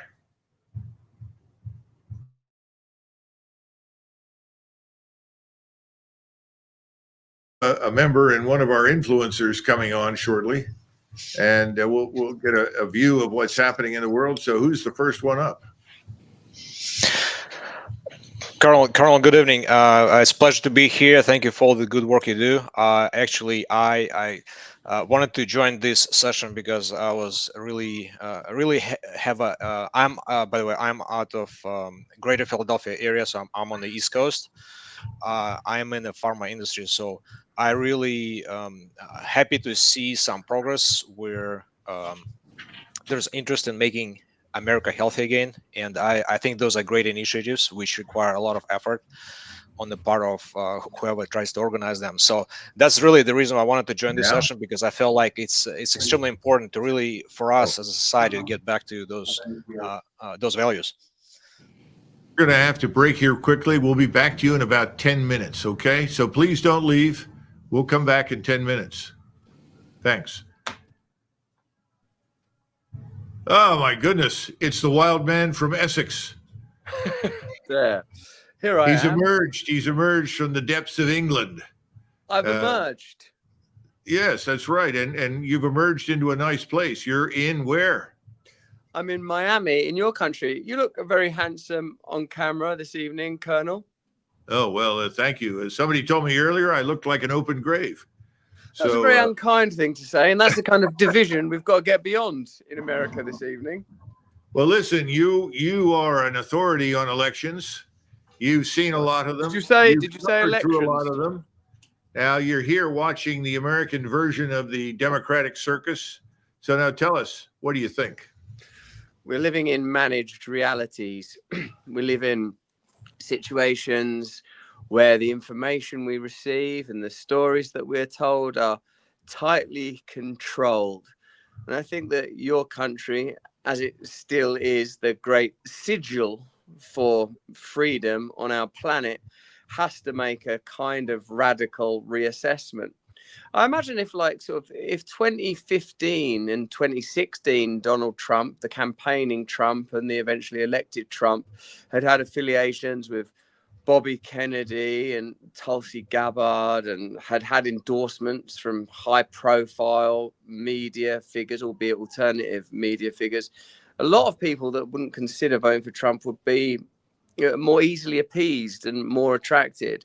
That is to say, I feel like we're entering into a different phase now, probably like most of your viewers in your community. I've got concerns about how this election will play out, why certain states are likely to be delayed in revealing results.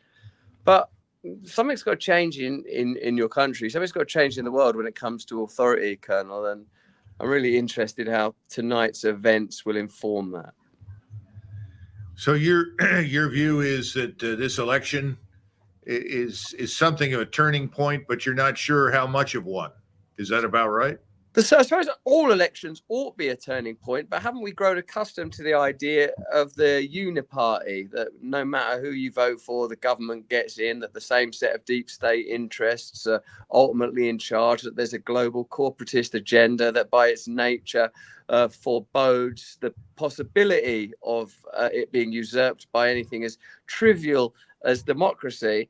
But in a way, there's so many ways of framing this. The most obvious way is Trump versus Harris. But beyond that, I feel like it's independent media versus old school legacy media. It's the institutions that call themselves democracy when they're anything but, versus something that's sort of been born of libertarianism, free marketism, anti-establishmentism, certainly in the case of some of the sort of the cadre around Trump now, you know, in particular, say Bobby Kennedy or Elon Musk. It's a really, really strange time, and it would be right supercilious and haughty to claim expertise.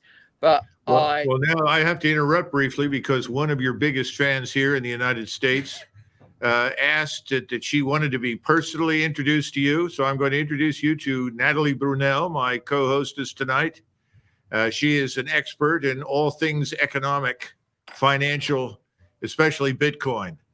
So, Natalie, what a tremendous Russell pleasure. Brand, meet Natalie Brunell. Natalie, it's lovely to meet you. Hello there. Yeah, nice to see you. I love all the chats that you've had on Bitcoin and financial freedom and taking back the power. Something that you just said really hits home with me because I come from the legacy media world, from mainstream news, and I became an independent content creator focused on financial education, financial literacy, and specifically Bitcoin. So I definitely know what you mean, because I too was disillusioned by the career that I had worked so hard for over a decade. And I felt like we weren't doing the public the service of telling them the full story always, and really shining a light on the truth and shining a light on the topics that would best inform them to make decisions so that they would be empowered. So it's great to see other independent voices rising up in this time, in this chaos. Thanks. I'm really trying to rise up. I'm also from mainstream media. As a matter of fact, I've worked in Hollywood and British television and have written for British newspapers. And I can tell you that there must be within them a set of values that, as long as you're in alignment with those values, you're somewhat protected. But if you step outside of them, perhaps that protection is foreclosed. And I feel like now, you know, and I have a lot of conversations with Colonel Douglas Macgregor. I don't only speak to him on camera. I listen to him whenever I get the opportunity. I feel like there might be the possibility for a new fusion where spiritual principles, like just simple ones, kindness, service, are able to align with the kind of patriotism that I know that the good Colonel advocates for and has served in pursuit of. That they might realign again. And my hope is that they can indeed be inclusive and loving and in their own way progressive, in so much as it ought be an advance towards somewhere rather than regression or degeneration. And I'm seeing so much of that degeneration specifically. No, in fact, we had a member on this evening who was talking about a reawakening of spiritual values as part of the sort of revolution that he'd like to see in this country to overcome some of the divisions that are frankly petty and not really that significant. Yeah. I think there are a lot of people like that, Russell, and I do appreciate the fact that you're pushing in that direction. Now tell us, what's your next big appearance? I would have probably just looked for ways to lurk in the general vicinity of you, Colonel, and crop up on your shows. I think I'm going on a couple of other shows, but I'm doing my own stream right now.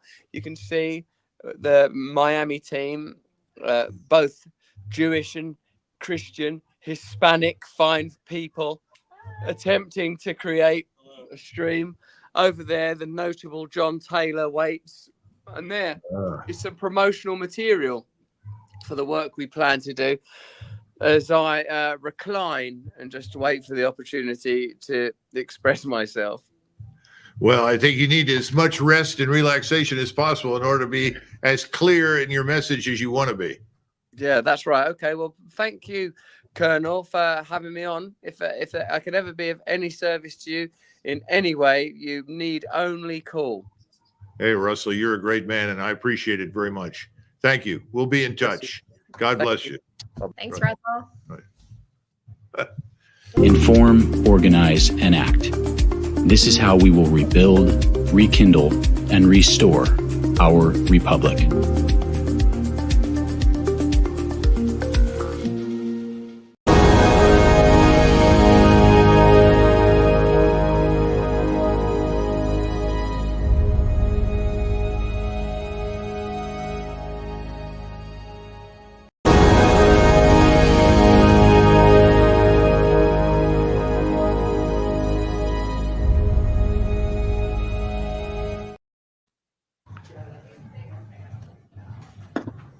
Hey, folks, thanks for waiting. I appreciate that. We had a sudden burst of Russell Brand, who's now retreated into the depths of whatever Russell is doing in Miami.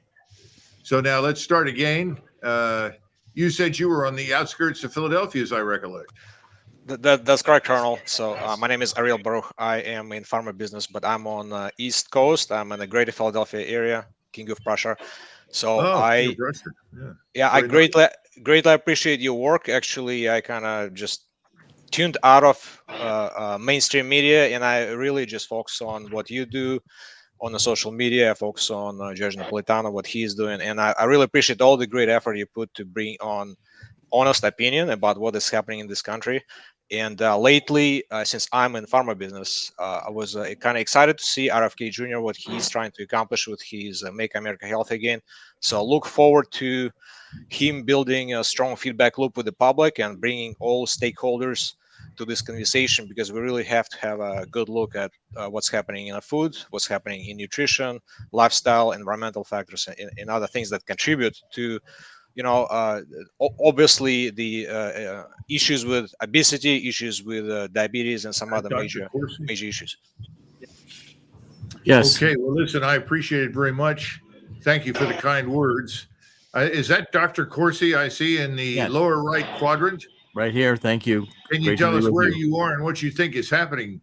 Well, I'm in If there's New anybody Jersey. who has a grip on reality when it comes to elections, you're the man. Well, I'm in New Jersey. Thank you. And I think Donald Trump is going to win tonight, and I think it's going to be it should be a large win. I don't see as a political scientist. I mean, that's my PhD from Harvard, is in political science, and I've been studying elections for decades. The Democrats have run one of the, I think, worst presidential campaigns in history. They first of all ditched Joe Biden unceremoniously.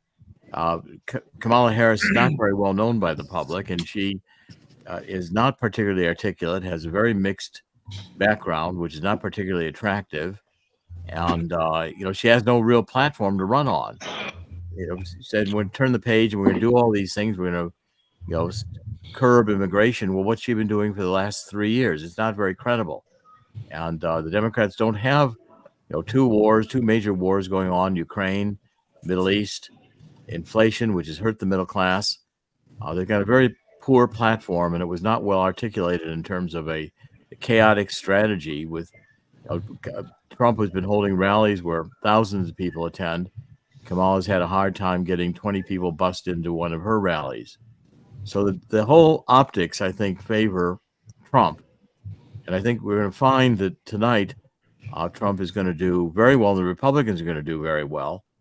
At God's Five Stones, we've also found algorithms, which are cryptographic codes written into virtually every state we're looking at, certainly Arizona, Pennsylvania, Georgia, Wisconsin, the battleground states, which allow non-existent voters, false voters, to be created, to get real IDs from within the state so that they can vote, and then to be used to vote as clone votes or phantom votes and taken out of the database as soon as they've been voted and counted. So there's a lot we've done to be able to catch cheating if it goes on this time.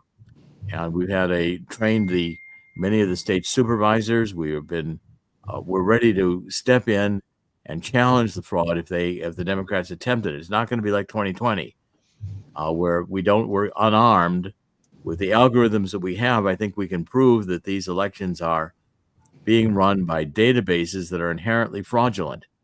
And if you're playing 21 in a casino that's got a marked deck, that casino can't prove you lost any hand. Well, the states with the algorithms, candidates that lose, especially if the mail-in ballots were a factor, are going to have an ability before certification to prove that I lost by the people, not by the algorithm. So this is, if the Democrats do well tonight, I think they're in for a lot of challenges before certification. I think Well, let's hope that you don't face the problem we did the last time, where the court insisted that the challenges had no standing, which of course is ridiculous, but that was the excuse for doing nothing. Well, I think that one of the mistakes that was made in the last round was challenging a certified election. And so therefore there was a district court decision just rendered in Arizona, U.S. District Court in Arizona, saying that the supervisors have the ability in any county to block the certification in the state going forward because they believe there's fraud. And so therefore, I think we need to challenge these elections right at the beginning and get into try to get investigations going by the supervisors and get into the courts well before certification. Challenging a certified election is very difficult. Whereas challenging it, Dr. Corsi, thank you. I know that you have done a lot of work to prepare for this eventuality. And I think if we are prepared and we're successful in challenging what we know to be false, it's thanks to you. So I appreciate it very much. We're going to go on now. Patrick, are you there?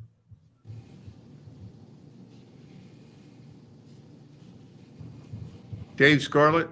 Patrick, I'm here, Colonel. Yeah. Okay. Shoot. Tell us where you are and what you think. Well, this is an election of our lifetime. This is good versus evil. We have to pray that the Lord steps in and that we have revival in this country. Everything's looking positive for President Trump. As Dr. Corsi said, they're going to try everything to try to take this. So we have to be prepared. We got to pray. We got to pray this through. And at the end of the day, light's going to win. What's your forecast for where you are based upon what you're seeing? Well, I got my fingers all over the country right now, and everything is very positive, exactly the way Dr. Corsi said. My connections say that the vote is overwhelming for President Trump. It should be a historical event, a night, but we know what happened last time, so we have to be on our guard and be protective of that. So, unfortunately, it's going to probably take a couple days to shake this out. Well, thanks very much for coming on to talk to us. And if you have any updates later on in the evening, please don't hesitate to come back and join us. And Thank finally, you, who is the other person? I don't have your name. I can't see it. This is Marley. Of course, Marley. Thank God. I'm so glad to see you. You've been doing such brilliant work. So tell us, what do you think? Well, first of all, thanks for having me in tonight. I really appreciate it, Colonel. It's an honor to be on your show. And what we're witnessing on the ground from United Sovereign Americans is a whole host of issues that we had identified in the 9 lawsuits that we already filed in federal court. We audited comprehensively across 21 states the 2022 midterm election. We asked 4 simple questions. Do you know who your voters are? Have you given ballots only to people who are eligible and qualified? Did you honor the requirement of accuracy set into stone, codified into law by U.S. Congress in 2002 in the Help America Vote Act, the maximum amount of error allowed for a federal election to be considered reliable? And did your number of votes counted match your number of voters who voted? And we found massive errors across the country in the 2022 election. And we filed 9 lawsuits to try to get that remedied after having already worked with those election officials directly with our thousands and thousands of volunteers from across the country. And, what we're seeing now with the early voting that we've been studying on an hour by hour basis and with the returns and the problems at the polls is that, unfortunately, it looks like the voting system, once again, as we showed in 2022, may not be capable of rendering a reliable result for the American people. And we may be forced to argue about that in court. And United Sovereign Americans, were that situation to arise, we're prepared to do that. We have our attorneys in place. We have our drafts written. We have our evidence gathered, and we are prepared to fight this all the way down to the mat on behalf of the American people, because we simply cannot have another election lingering on for 4 years and another midterm election lingering on for 2 years in which people across the country are hating each other and feeling disenfranchised by the system. We have to fix that problem. So I hope, I really do, I pray and I hope that tonight's returns are clear and the voice of the American people rings like a bell. If that's not what we have happen, then we're prepared to fight this all the way. We can't allow another election to go by like we did last time. Well, Marley, I think you and Dr. Corsi are in the same boat at this point. And as Dave Scarlett mentioned, everybody wants the truth. Everyone wants to, penetrate this wall of deceit and confusion. Do you think it's any better in any way than what you saw in 2020? Well, my observation actually is that we see election officials around the country operating from a different stance in many instances. And I believe that is due to the lawsuits that were filed, because United Sovereign Americans filed lawsuits unlike any other lawsuits that's been filed in this country in regards to elections. We didn't challenge outcome. We weren't arguing on behalf of any party or any candidate or any particular political stance. We were arguing on the basis of civil rights. And we straight out accused the election officials of certifying a false tally in 2022. We said that's what happened. And what I'm observing, and I think a lot of other people are observing it as well, is that you see election officials working a lot harder on behalf of the American people to make sure that what takes place in those polling sites across the country, and to make sure the returns that they're gathering in are scoured and scrutinized, as is what the law requires of them. And so for my part, I'm really happy. I'm honored and thrilled to be the leader of a team of thousands of people who have worked really hard to get that kind of improvement in our system. They work for us. And this is the way it's supposed to be. They should be a little bit concerned about whether or not we're happy with the work they've done. Well, that's certainly encouraging, and it makes me feel a lot better about what's happening. Dr. Corsi, I'll give you the last word to close out this discussion. Well, I think that the work been done, Marley's work we've done, the work others have done, have really raised the consciousness of the American people to the lies and cheating that have gone on the Democratic side. And so I applaud the work that Marley has done. I think the lawsuits are important, and I'm glad to see them continuing. We'll do complementary work on the algorithms. And we can show how we've already shown in Georgia how the algorithms have been used to steal votes. You can identify actual votes that have been stolen in the early voting, thousands of votes. And so therefore the Democrats are going to have a much harder time cheating and getting away with it this time. I think also the energy and the emotional support is there for Trump. And I do agree this is a spiritual battle we're in. And Kamala Harris has not presented herself on the side of God or the side of traditional American values. I think we're going to see a resounding rejection of that ideology across the United States. And I'm hoping and praying that happens. But again, one last question, Doctor, and this is for you too, Marley. It kind of goes back to the question of what are you seeing right now? Are you seeing clear repetitions in some cases of what we saw before? Or is this something different from what we saw before? Well, I'll go ahead and start on that, Colonel. When the system so-called glitches, that's what we would call a breach. of the boundary, the control boundary of the election. It's like the fence around the election, right? It's contained within an envelope. And when information or incidents take place inside that envelope that are different than what is supposed to happen, the response that's required is investigation. And I do see some of that going on. And I see instances also where requirement for investigation is being ignored again by officials. And I'm really willing, as the CEO of United Sovereign Americans, and I know my team backs me 100%, we are willing to go into court and argue about that. That is simply unacceptable. So we do see instances where it looks like the voting system, for example, is producing more errors than is allowed by Congress in an election of its own members for that election to be considered reliable. Again, it's not about the outcome. It's not about how many votes it would have taken to overcome this or that or the other thing. The question is, at what point, when there's information inside of that closed system that doesn't belong there, at what point do you have a requirement to be suspicious about that? And it's actually, the threshold is quite low, and it doesn't look from our perspective like the voting systems are performing the way the American people need and deserve. Well, before we go to Dr. Corsi to finish this segment, Pastor Dave Scarlett, you have any comments you want to make? Because I thought some of Dr. Corsi's observations about the nature of the divide between the two candidates is worthy of some attention, particularly on a spiritual level.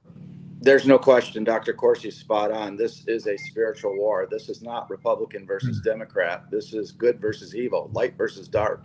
And what does our nation want? We were founded on Judeo-Christian values, Christ being the center of it. And you had a candidate who could be the president of the United States at a rally when they said Jesus is Lord, said you're at the wrong rally. That's what America is up against tonight. Yeah. And kind of a final word, Colonel, I think with God's Five Stones, we've now found the criminal schemes. We can show how votes are being switched. We can show that these algorithms don't belong in the State Board of Election databases.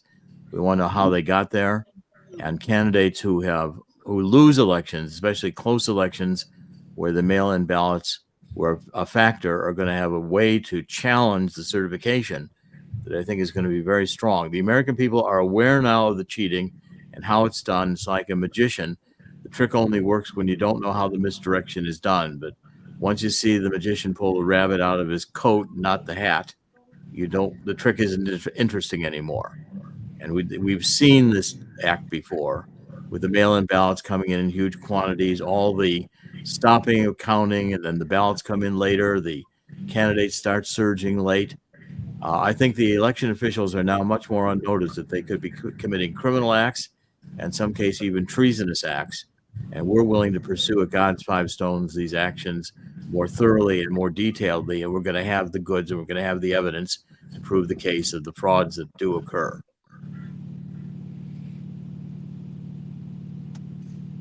Well, thank you very much. I appreciate what all of you have had to contribute this evening. I'll make one last observation.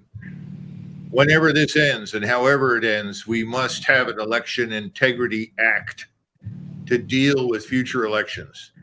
It's too ambiguous. There's too many gray areas. There are too many opportunities to do the wrong thing. We've got to find a better way forward. And I thank all of you for everything you've done to make this work. And let's hope that we don't end up in courts for months and months, that we could come to an amicable solution. Thanks so much. Appreciate it. God bless you, and we'll see you soon. God bless. Thank you. If you're an activist or organization that's looking to make a positive impact, getting started can sometimes feel like that common dream where you can't run or scream. It takes years of networking, pounding the pavement, and building a following before you even begin to be able to make a real difference. And even then, you're continually competing for a splintered audience who are all over the map. Individually, we can feel overwhelmed and defeated at the mountain ahead and the time, cost, and energy that it takes just to help make a positive difference. What if there were a better way? What if we took all the great tools available and refocused them to create the perfect tool for change. Introducing Republic, the ultimate grassroots action platform. With Republic, America-loving activists, organizations, and political candidates can have access to an instant, targeted audience. Republic gives you the tools to inform, organize, and act like never before. Gone are the days of organizing an event only to have a meager few show up in support, wasting precious time, money, and effectiveness. With Republic, you can write an article to inform the public, tag local politicians, create a calendar event to activate attendance, and then create a focused action that is fed to readers on a daily basis. Because Republic is designed to be the one place where everyone goes to make a positive change and get local news and information, the audience will be much broader than the old way of doing things. It's time to take our nation back for the good of the people. This is how we rebuild, rekindle, and restore our republic.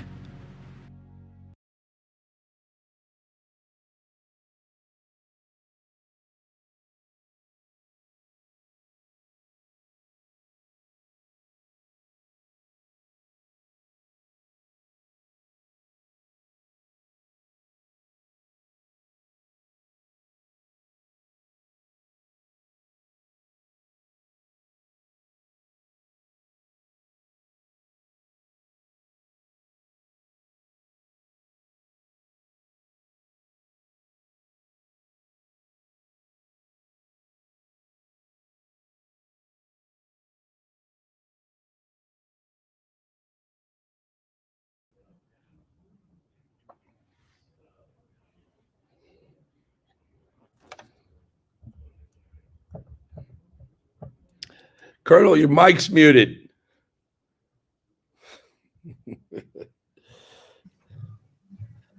There you go. There we Okay, go. now you can hear, right? Okay, good. I got lots. Trump won Florida. Trump has won Florida. It was just called, and I guess careful. Alabama and Mississippi and West Virginia as well. Well, Trump should win Florida because he's winning the early part of the hour, but don't forget that was an hour behind us, which is always falls heavily Republican. But yeah, Oklahoma, South Carolina, and Tennessee as well.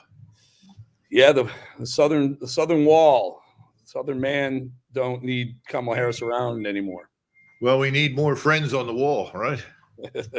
So now, Eric, you tell us what you think. You've been through a lot of this and seen more of it than I have over many years in media. Tell us what you think is actually happening on the ground and where you think this thing is headed.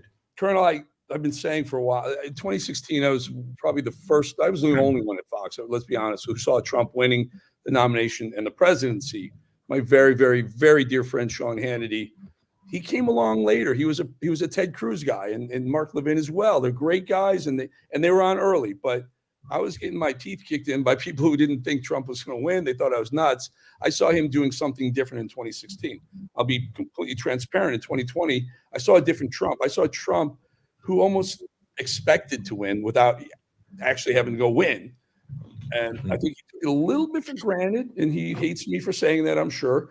But I see the 2024 Trump is the 2016 Trump 2.0. I've been saying for a while, Colonel, he's going to win probably close to 300. I would say 292 electoral votes is my guess. And again, I think there's always shenanigans in elections. There always are.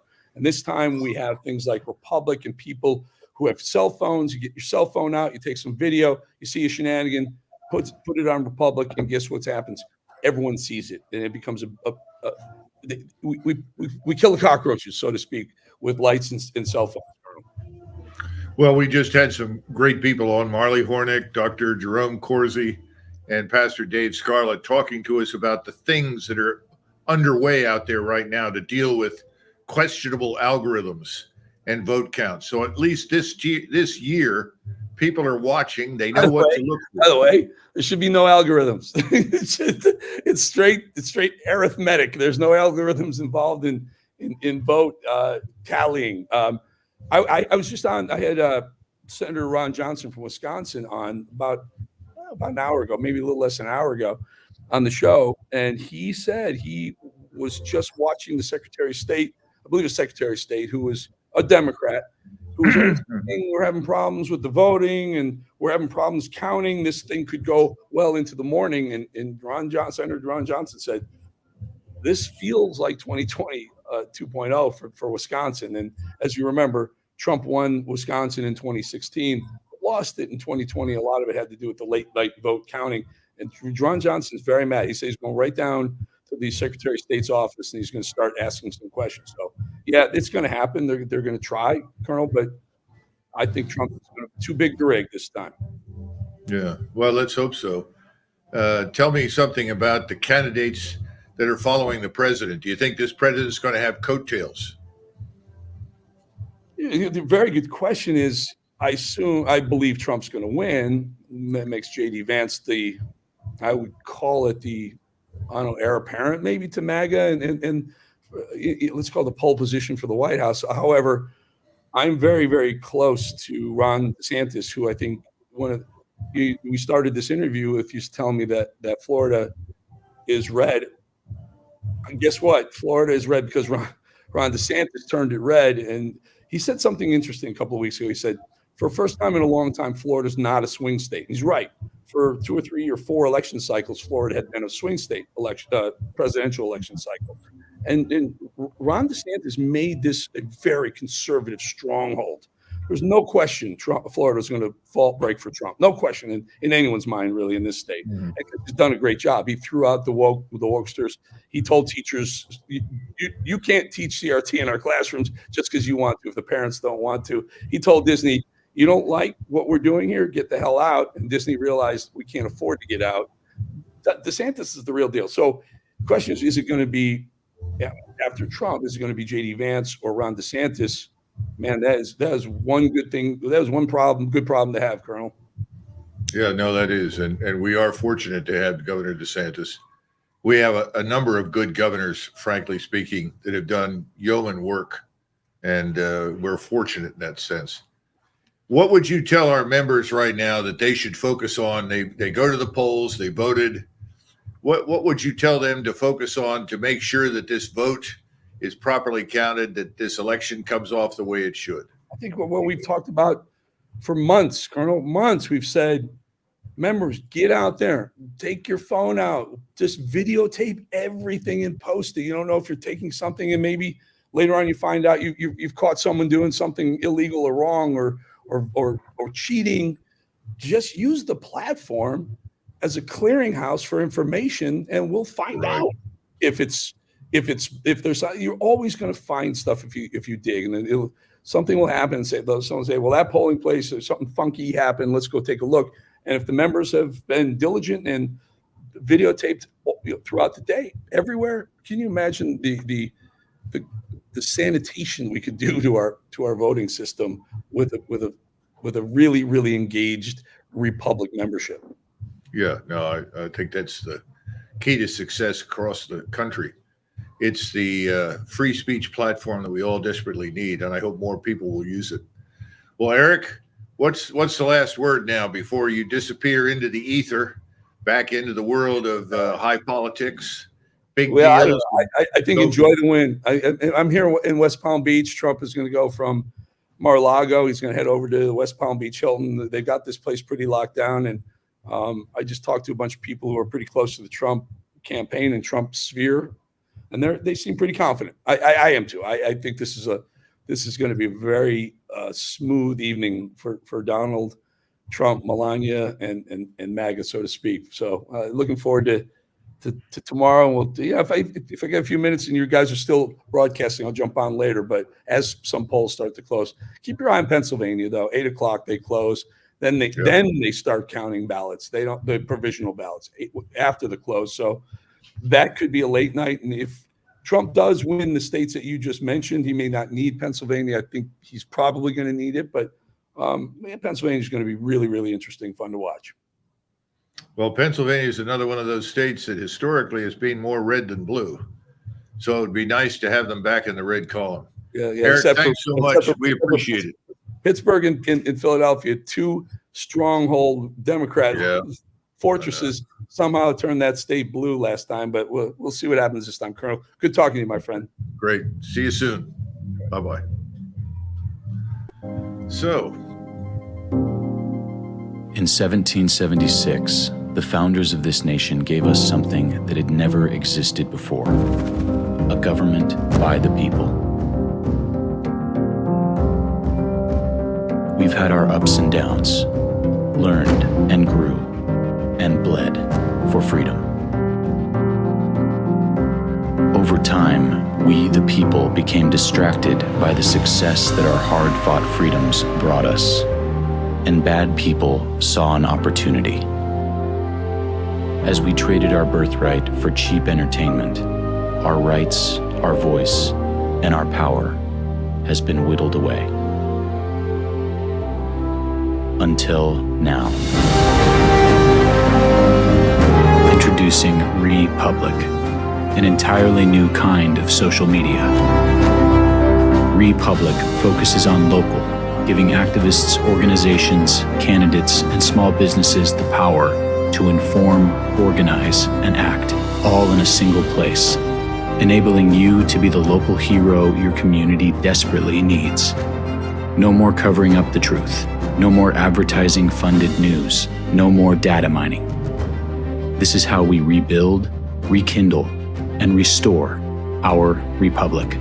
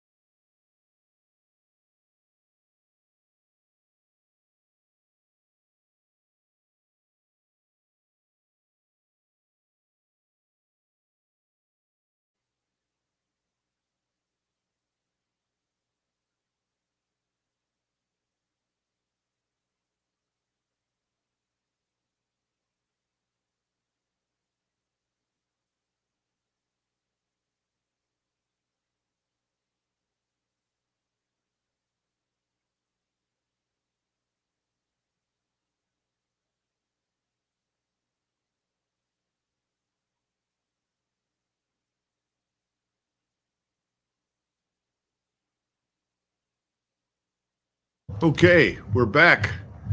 I think Dan Happel is out there in Montana. Dan, are you there? Yes, I am, Colonel. I was listening. I've been fascinated with your guests. A number of them have been on my podcast, so I'm familiar with what they're talking about.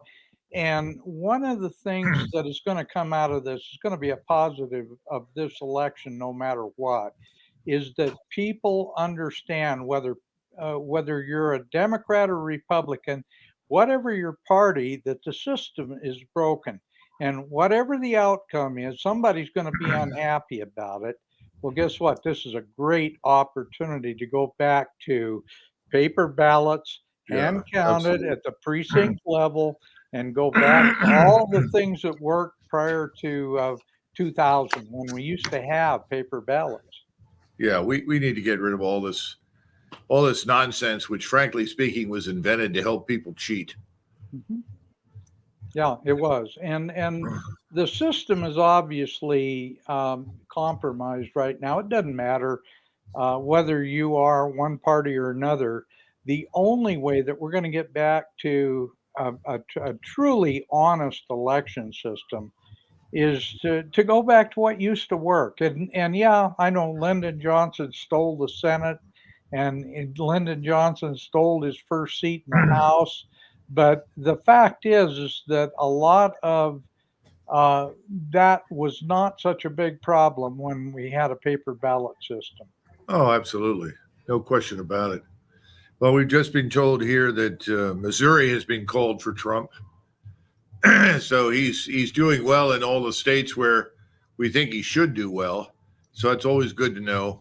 The question, of course, is those places like Pennsylvania, Michigan, Wisconsin. And so I'm sure everyone is watching carefully what happens there. Well, I'm sure they are. And I had Jeff O'Donnell on my program today, and he was talking two key states that most people don't think about. One of them is New Jersey, and the other one is Virginia. And he says, I'm really anxious to see how those states turn out, because if they turn out the way he thinks they're going to, we're going to actually see Trump win by a landslide. Well, it's interesting you bring that up. Judge Napolitano, who was on earlier, when I asked him, do you think there's any chance that New Jersey could end up in the red column? He said, absolutely not. So I think the judge is probably right on that score.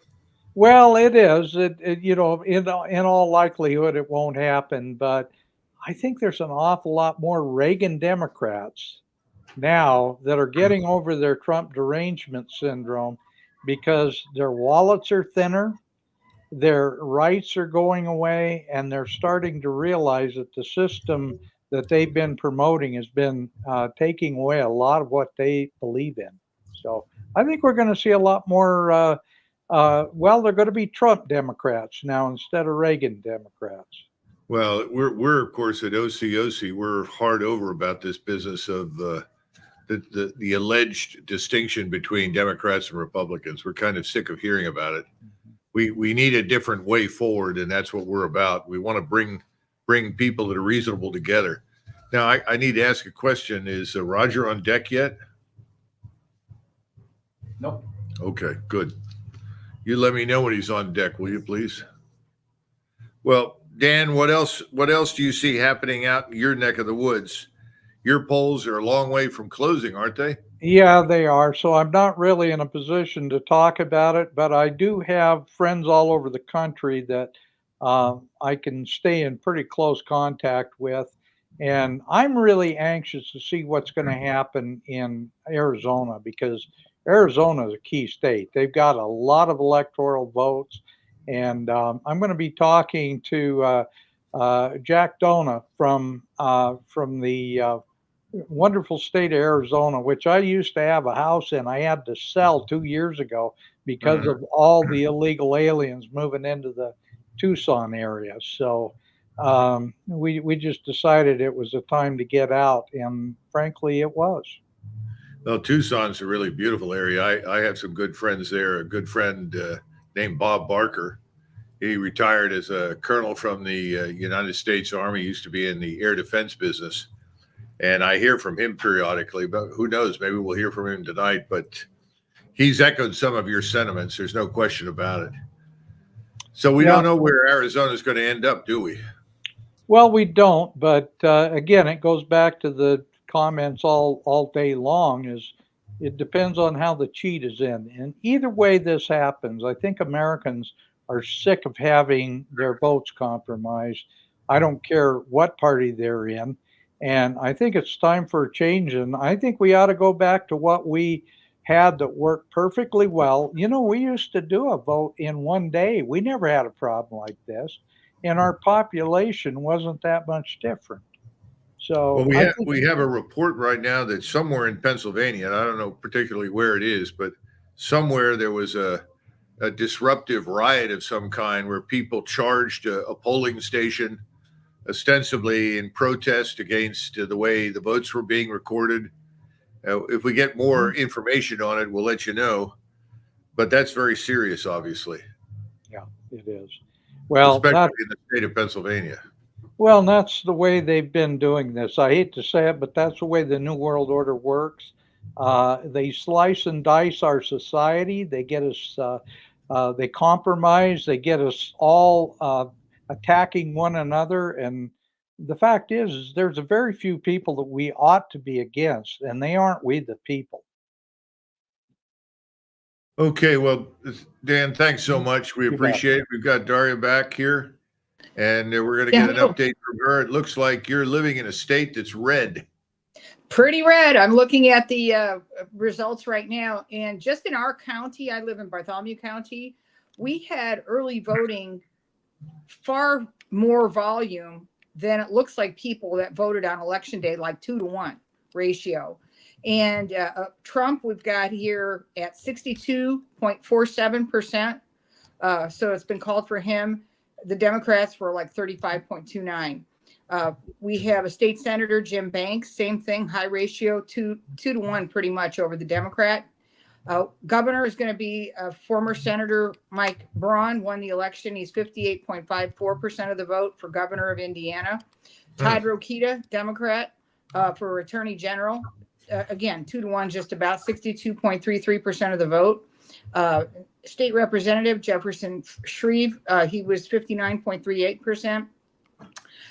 Democrat was 36.94%. And then we go down to U.S. Representative. It's 76% for Aaron Hochin for U.S. Representative in District 9. District 59, Ryan Lauer, that's my district, that's my representative. He's got 63.57%, so he's reelected. State Representatives District 69, 74% of the vote went to Republican Jim Lucas, 75% plus for Jennifer Meltzer in District 73, State Representative. So it looks like the whole state is going to have a heavy Republican presence.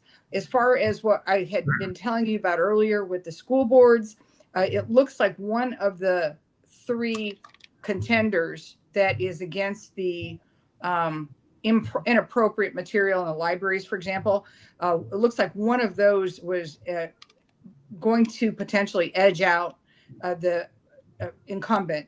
But the other two, it's a little bit, one of the incumbents is staying, it looks like.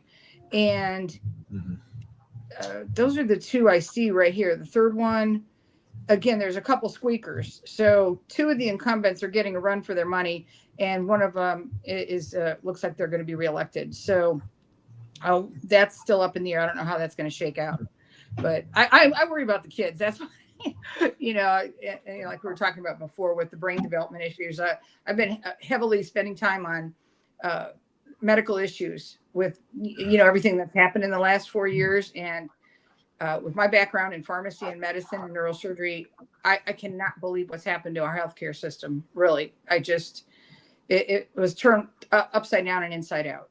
And we've got RFK Jr. is going to be coming on here later tonight, and we're going to talk to him about healthy food and also the healthcare system, which he's keenly interested in. So we'll see what he has to say. He's the man with a plan right now in those areas. So that's good news. Yeah, okay. Thanks so much. Heart's in the right place. For being with us again. We appreciate it. Appreciate the update. So now I've got a guy sitting on my right here.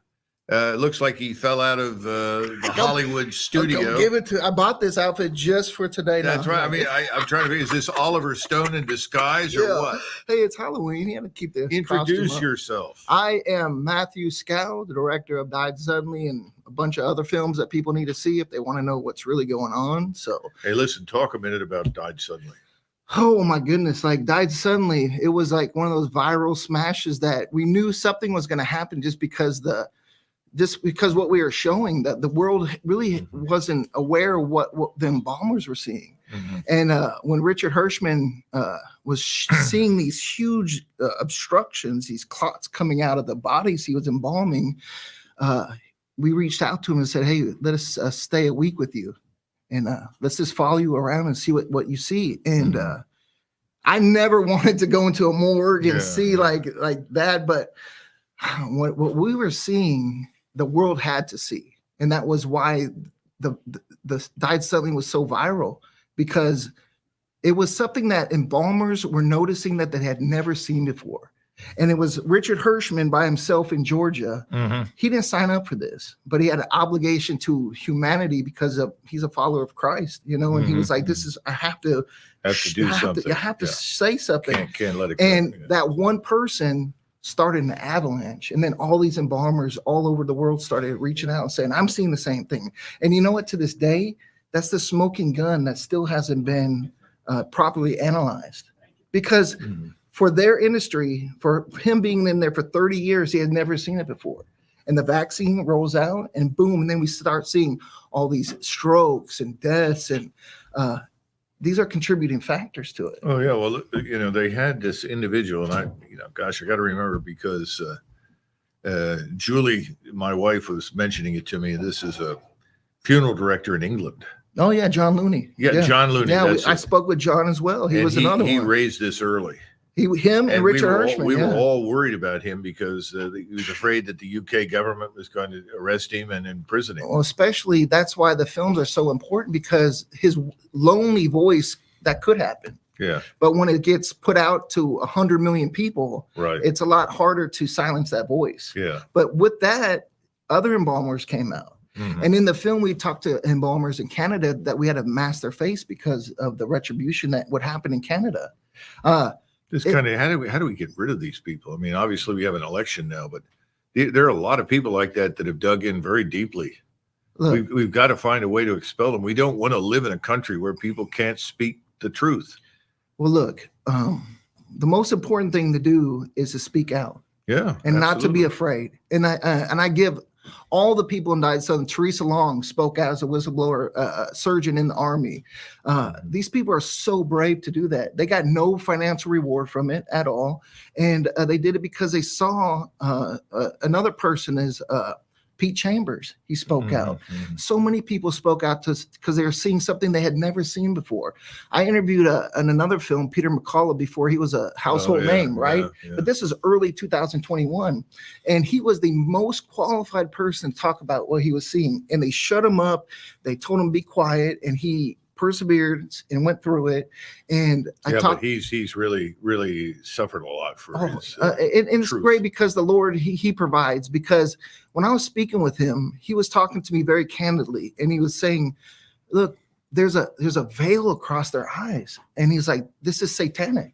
Now on Fox News, he doesn't say that. He won't say it's satanic, but he knows what it is, right? This is a battle of good and evil.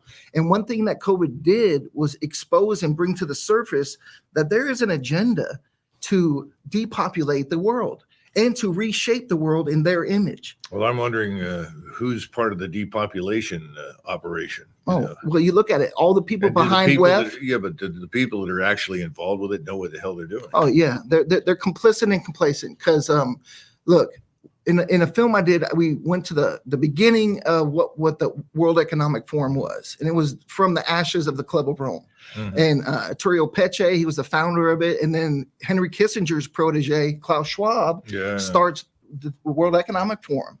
And when you look at what they're trying to present to the world, and me and Edward Zoll, we had the opportunity to go to Davos in 2018 and 2020 with President Trump. And I heard a speech that I'll never forget. and it really was alarming, from Yuval Harari. Yuval Harari, who I consider them as their prophet, right? Oh, yeah. And he does it so coy, like, I'm just going to talk about the what could happen, right? And it could look a little bit off-putting to what we've been used to, but he's kind of soft pedaling really what they're trying to do, because after that speech about AI is going to govern the world, there's not going to be any more elections because the algorithms are going to decide for us. You won't play spin the bottle. He said you will have AI tell you if you're gay or not. I think Yuval is a Bolshevik in sheep's clothing. Oh yeah. Well, listen, Bolshevik. Don't go anywhere. We have someone, a very distinguished observer of elections. We're happy to have him tonight. That's Roger Stone. This man has seen more elections than most of us have seen winners. So now, Roger, give us the hard-boiled truth. What's happening? What do you think? Well, thank you, Colonel Macgregor. It's a great honor to be with you. It's still unfortunately early in the evening, so all of the states that have fallen are entirely predictable. In other words, the Republican nominee, Donald Trump, was always going to carry Kentucky, Indiana. Particularly strong victory in Florida, though. Florida, which I expected to be much closer, appears that the abortion amendment put forward by the left is going down. That's very good news.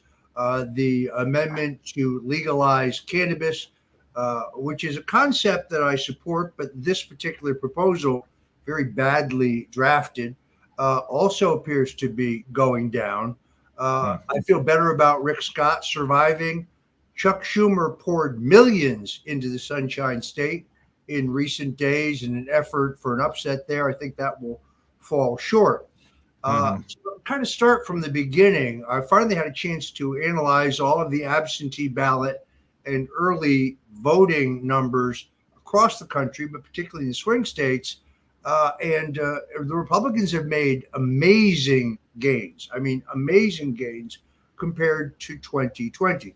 First of all, urban turnout is down sharply, while rural turnout is up dramatically. This is a pattern we saw in 2016 that was not repeated in 2020. Very good sign for Donald Trump. And then even in states that weren't funded, let's take New Jersey. Now, New Jersey, I think, has been called for Kamala. Not surprising, but very close and surprising overperformance by the Republicans, both in absentee ballots and in early voting. Possible there to even bolster the possibility of picking up a House seat, which candidly was unexpected. So if you understand the premise that Democrats far more likely to participate in these more recent trends in our elections for our early voting, mail-in voting, and so on, and even NBC News's poll showed that election day voters went for Trump 57-40 over Kamala. That is very good news. If the Republicans did as well as they did in the early voting on election day, which traditionally has always been the case, then I think Trump is headed to a narrow win. Now, Democrats, I think, are whistling past the graveyard when they say, well, but, we haven't turned out our election day voters yet. We haven't seen that yet. If they weren't motivated to vote in early voting or in absentee voting or in mail-in voting, there's no reason to believe that they're going to turn in impressive numbers in actual election day voting. So on the basic question of winning here defined tonight as getting more popular votes and more electoral votes, I think Trump is in increasingly strong shape. That does not necessarily mean, unfortunately, that he will become the next president. I say that only because you can see that the deep state has already laid the groundwork for a claim that this election was not on the up and up. And therefore, if Trump wins, I think they will move aggressively to try to delegitimize his victory on a claim we've heard before. Russian influence in our elections. It's on the homepage of CNN right now. They've begun using their manipulation of the mainstream media to popularize this. My great concern is the longer the count goes, let's say Michigan, Pennsylvania, some of these major states, Wisconsin, don't report for days, maybe even a week or 2 weeks. During that time period, they use their manipulation of the mainstream media to push this narrative of foreign interference in our election to try to bolster a movement in the Congress to deny certification of a Trump victory, whether it is broad or narrow. Well, Roger, I'm sure you're right about that, and that's depressing. But on the other hand, there's lots of good news in what you had to say, and I want to ask you now to narrow your focus to a place of great interest to me. I'm a Pennsylvanian, and I grew up in Philadelphia. I love the state of Pennsylvania. I love Pennsylvanians. The only place I love as much as Pennsylvania is Virginia. And I'm interested in what you think about Virginia, but tell me about Pennsylvania, because I was never comfortable with the outcome in 2020. I know the state well. I know the people there. And I wasn't convinced of the outcome in the sense that it was realistic. Now, we have always had the problem of Philadelphia and Pittsburgh. You know, we know that. But even in Philadelphia and Pittsburgh, I detect an undercurrent of, let us say, less than tremendous enthusiasm for Harris. It is a very important question. There's a couple things to understand. The people in Western Pennsylvania really dislike the Eastern liberals in the other end of the state, whereas the people in Eastern Pennsylvania are ambivalent about the people in the western part of the state. Those people in the center of the state, well, it's often been said they're more like Alabamans than they are Pennsylvanians. It's very conservative. Pennsylvania has the greatest per capita gun ownership of any state in the country, for example. Here's the key question. The Democrat machine in Philadelphia has reduced voter fraud to an art form. They are experts at it. They've done it in virtually every election. The enthusiasm for Kamala Harris, even in Pittsburgh and the Pittsburgh suburbs, is non-existent. So Trump will win the western part of the state, and I think will really jack the rural turnout as well as the suburban Pittsburgh turnout. The real question will be those counties outside Philadelphia, Bucks, Montgomery, for example, that at one time were Republican strongholds and then over time became more and more liberal. So the real question is, do the economic issues, and the polls seem to reflect this, do they reflect Trump inroads in those counties? The groundwork here has been done, and it has been done brilliantly. I give credit to Cliff Maloney and to Scott Pressler and to the folks at Turning Point USA, who have done an extraordinary job of voter registration and also chasing mail ballots. There were almost 400,000 Republicans who requested mail ballots 4 years ago, but never mailed them in. We're not going to have that phenomena again. So I am still optimistic that we can squeeze out a narrow victory. Donald Trump himself, going on Truth Social minutes ago, correctly pointing out that the Philadelphia machine is up to its antics yet again. There's already substantial questions about manipulation of the vote in the city of brotherly love. This is one I think we're going to have to watch all night. If Trump wins Pennsylvania, he clearly will win the presidency. No, I think that's right. Absolutely. Roger, we're so grateful to you for taking time out to talk to us. And you're a font of wisdom on this subject, unlike any other I know of in the country. And I'm really happy to see you looking so well. Well, I must tell you, to be honest with you, I picked up a cold in Madison Square Garden. It was one of the greatest rallies I've ever been to. But that's what happens when you shake 500 hands. But I continued to work. So I'm a little under the weather, but I feel pretty good. Doug, I do want to say one important thing, and that is I'm finally getting fully engaged in Republic, and I'm really, really liking it. This is really a grassroots communication tool that allows us to get around the fake news media, to get in contact with other patriots, like-minded citizens, to find out what's really going on at the grassroots level. So I encourage people to sign up and to get active. This is going to be one of the keys to saving this country. I'm honored to be involved, and I appreciate your inviting me tonight. Well, your insights are priceless, and nobody's going to hear your insights in the mainstream media. Let's face it, what they'll hear there is pre-digested garbage in most cases. So I really appreciate what you've said, and I know our members are grateful to you. And we look forward to the victory that I think we know is possible. And that's more important than anything else right now. Well, look, I have to be honest with you. I don't get my news from CNN for the same reason I don't eat out of the toilet. Well, that's a good move. You just have to watch about shaking hands from now on. Look, I'm on the mend. I'm going to see the president later.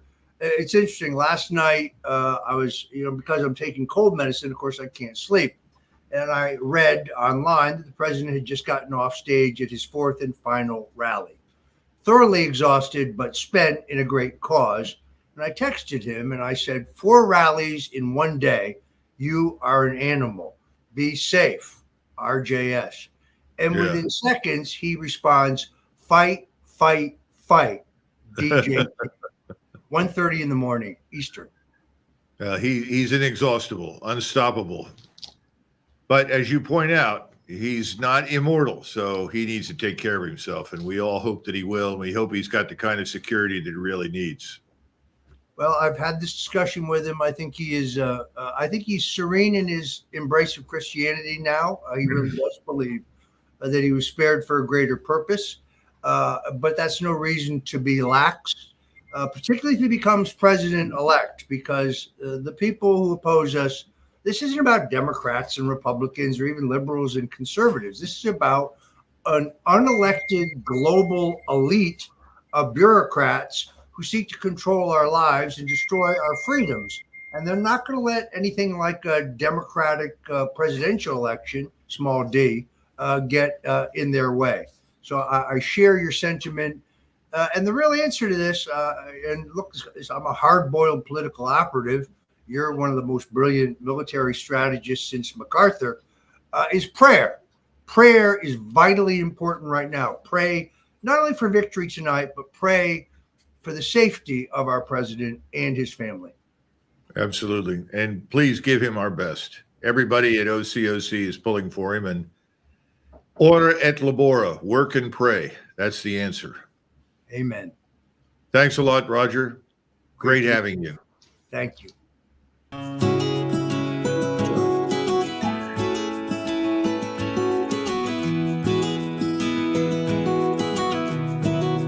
Meet Anne and Kate, everyday mama bears. Their daughters both go to the same school.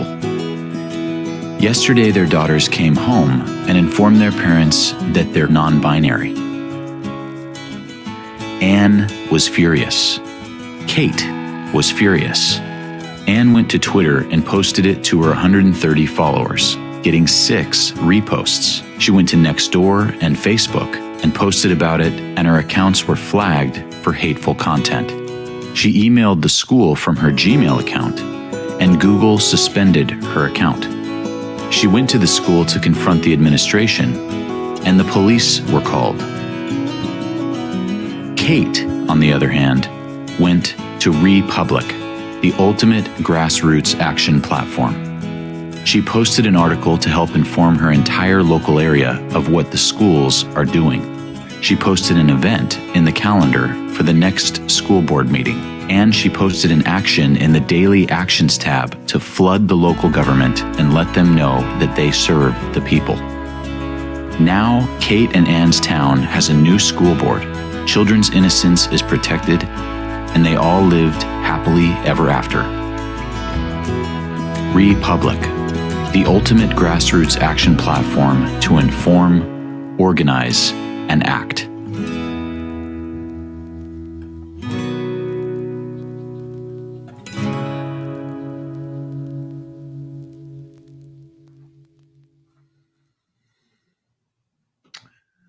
So now we're looking for Katie. Katie, where are you? There I'm you are. here. Thanks for having me, Colonel Macgregor. Oh, listen, we've been looking forward to this. We want to know what you've done today. I've and what had you think. quite an interesting day. So Well, tell us. I was a poll challenger in Somerset County, New Jersey. So I went to a bunch of polling locations to check out how things were going, see what the enthusiasm was like, see what the lines were like, see what the counts were like. But then the other thing that I did was, as a poll challenger, we have the right to monitor how the votes are being counted. And I remembered when Joe Biden said, it doesn't matter who votes, it's who counts the votes. So I thought it was important to make sure that I was there. And it turns out that I was the only poll challenger in the entire county to show up when I was there. So it was about 5 o'clock when I left. And I was at that point still the only challenger. So I sat with all of the commissioners for the county, and they walked me through every step of the counting process. But there were a lot of interesting things that I learned while I was there. One of the interesting things was that part of the reason the delay in counts are going to happen in New Jersey is because of resources. So normally the county workers, people that work for the county, are the ones that are doing all of the opening of the vote by mail ballots and putting things through the machines. And the issue was, normally they were off on election day and they had the ability to come in and get paid time and a half to come in to do this.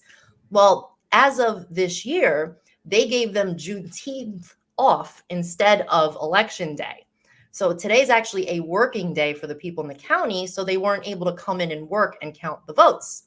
So now these votes are going to take until at least Friday to count in New Jersey. And it's a very interesting thing to hear. Well, what is your basic takeaway from everything you've seen? Well, so I will say this. The county commissioners are all great people. Doesn't matter whether they're Republican, Democrat. They were very honest with me. And they told me some of the challenges they were having. And they saw issues with our process, but they can't really do a lot about it because of the legislators in our state who don't want to get involved. They said, we've sat with you, and I sat with them for 2 hours today. They said, you've sat down with us longer than any of the New Jersey legislators have. And it's a very interesting thing to hear. And in that conversation, I also, when they were explaining at what point these votes get uploaded to the internet. And I said, oh yeah, is that Seidel, the software that you use to do that? They said, yeah. And I explained to them what the vulnerabilities were with Seidel, and none of them had any idea. So, the fact that I could educate them on something that is this major vulnerability in our electoral process in New Jersey is concerning. Yeah, I would say so. It seems a little odd that people who are holding elected office aren't interested in involving themselves in the actual process of the election. After all, they were elected. Is there something missing here that I don't understand? I think, like most people, they want to think that everything is all roses and rainbows. And if something sounds too corrupt or too much to look into, it's almost like it's not there. And until the public starts to raise the concerns and continue to bring this up, nothing gets done. And that's why it's important to have a platform like Republic, where we're educating each other so that we can all get together and ensure that change does occur. Yeah, and I really, really hope tonight that some of our members will go on to Republic and post some video of what they're seeing. There's nothing like watching the polling place, as you know, and seeing the lines and seeing how people act and seeing how the people behave to get a real feel for how the whole thing is turning out. What did you see that you thought was bad? So I Or will the say worst? this. Yeah, I'm a very lucky that in Somerset County, at least when I was there, I didn't see any crazy anomalies. But what I will say is that that doesn't mean that New Jersey doesn't have its issues. It definitely, there have been issues in other parts of the state, where people were told that they voted when they didn't. I saw a lot of people, actually stopped at our county board of elections. There were long lines of people who had been registered to vote that no longer were registered to vote today. So that did happen. In Rutherford, New Jersey, this just happened tonight. A friend of mine is a poll challenger there.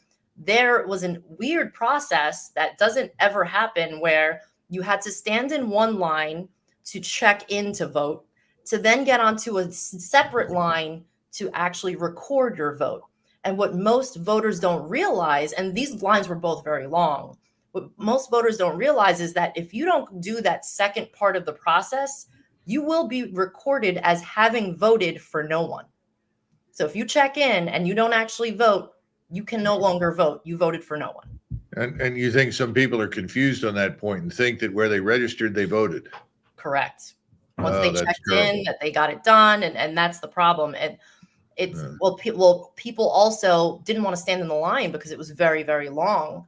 So their vote counted, but they didn't vote for anyone. So it's a really bad thing that happened in Rutherford. I hope that that gets corrected. I don't know that it will, but these are some of the things that are concerning across the country. I got to say, the election process is complex, and I think that we need to get more people involved who are capable and understand how this works and how to make it better and more efficient.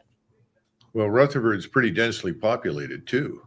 Correct. You think they had enough polling places? I will say, I do believe we have a lot of polling places in New Jersey. What we don't have is enough workers. We don't have enough poll workers. I think people to help in the entire election process, enough people, even the poll workers that are there, don't really understand what their jobs are. So the education around what to do when you're a poll worker, most people are very confused.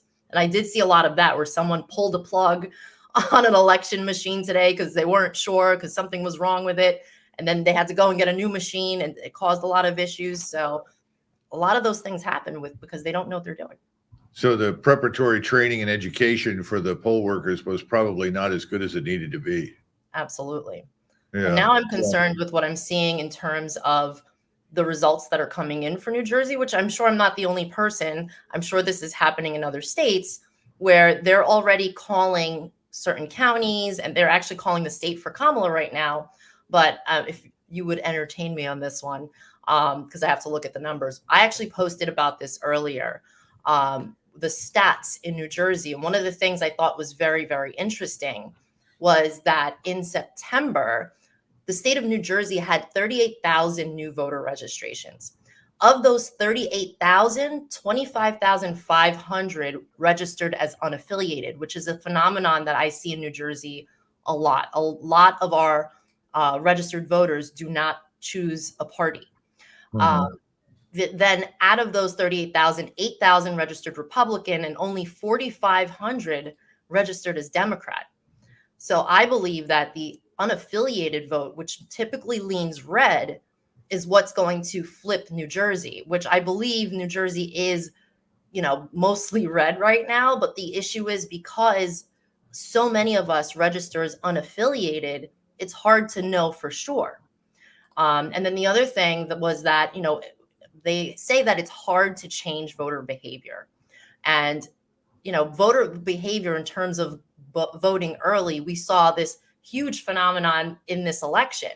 Well, in 2021 is when New Jersey was allowed to start doing early voting. So this is the first presidential election in which New Jersey voters are able to vote early. And in that, the numbers came in yesterday, 34% of Democrats, that's 863,000, voted early. 556,000, that's 34% of Republicans, voted early. And 550,000 unaffiliated, which is 22%, voted early. So again, if you say unaffiliated leans red, then the chances of New Jersey, being read at the end of this is major. So I'm not giving up on New Jersey yet. Well, I'm glad to hear that. You know, earlier tonight, Judge Napolitano was on, and I asked him, what do you think the chances are of New Jersey ending up in the red column? And he said none. Yeah. He said he just didn't have any faith in the system and didn't think it was possible. And I'm sure there must be some pressure from above to ensure that Jersey doesn't flip. Right. I can absolutely see that. And I got to tell you, I've been to so many rallies, car parades, all of these things that are happening across the state of New Jersey. We drove through, I think it was 20 towns this weekend with a Trump car parade. And we got so many people honking at us at every different type of city. It was amazing to see. Well, it's on the one hand, it's a little concerning, but on the other hand, you're painting a picture of hopeful development. So you're going to be back with us in an hour, I hope. Absolutely. Up to date. And I hope that your forecast is right, that we could actually see some sunlight at the end of this tunnel.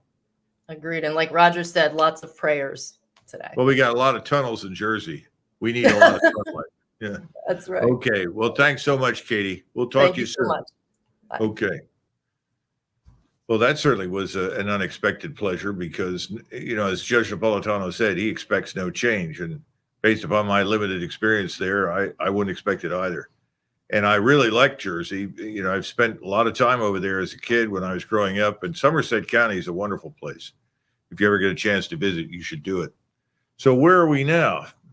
I'm looking for some cues. What do we got? Influencers? Who's up? Is it Edward Zoll? Great time for you. Okay. Good to see you. Pleasure to meet you. Stylish Good to see you, jacket. I sir. like the tie. Oh, Sit thank down. you. Thank you. Sit down. Weren't you the tank commander in Desert Storm? He has such a great memory. Yeah, well, not Desert Storm, but definitely, yes. Yeah. Well, tell me about it. Oh, I mean, driving a tank is a lot like dealing with rough people. You know, you have to treat the tank respectfully, but you have to realize that that tank will run over cars, will destroy buildings, and you know, it requires a team to operate.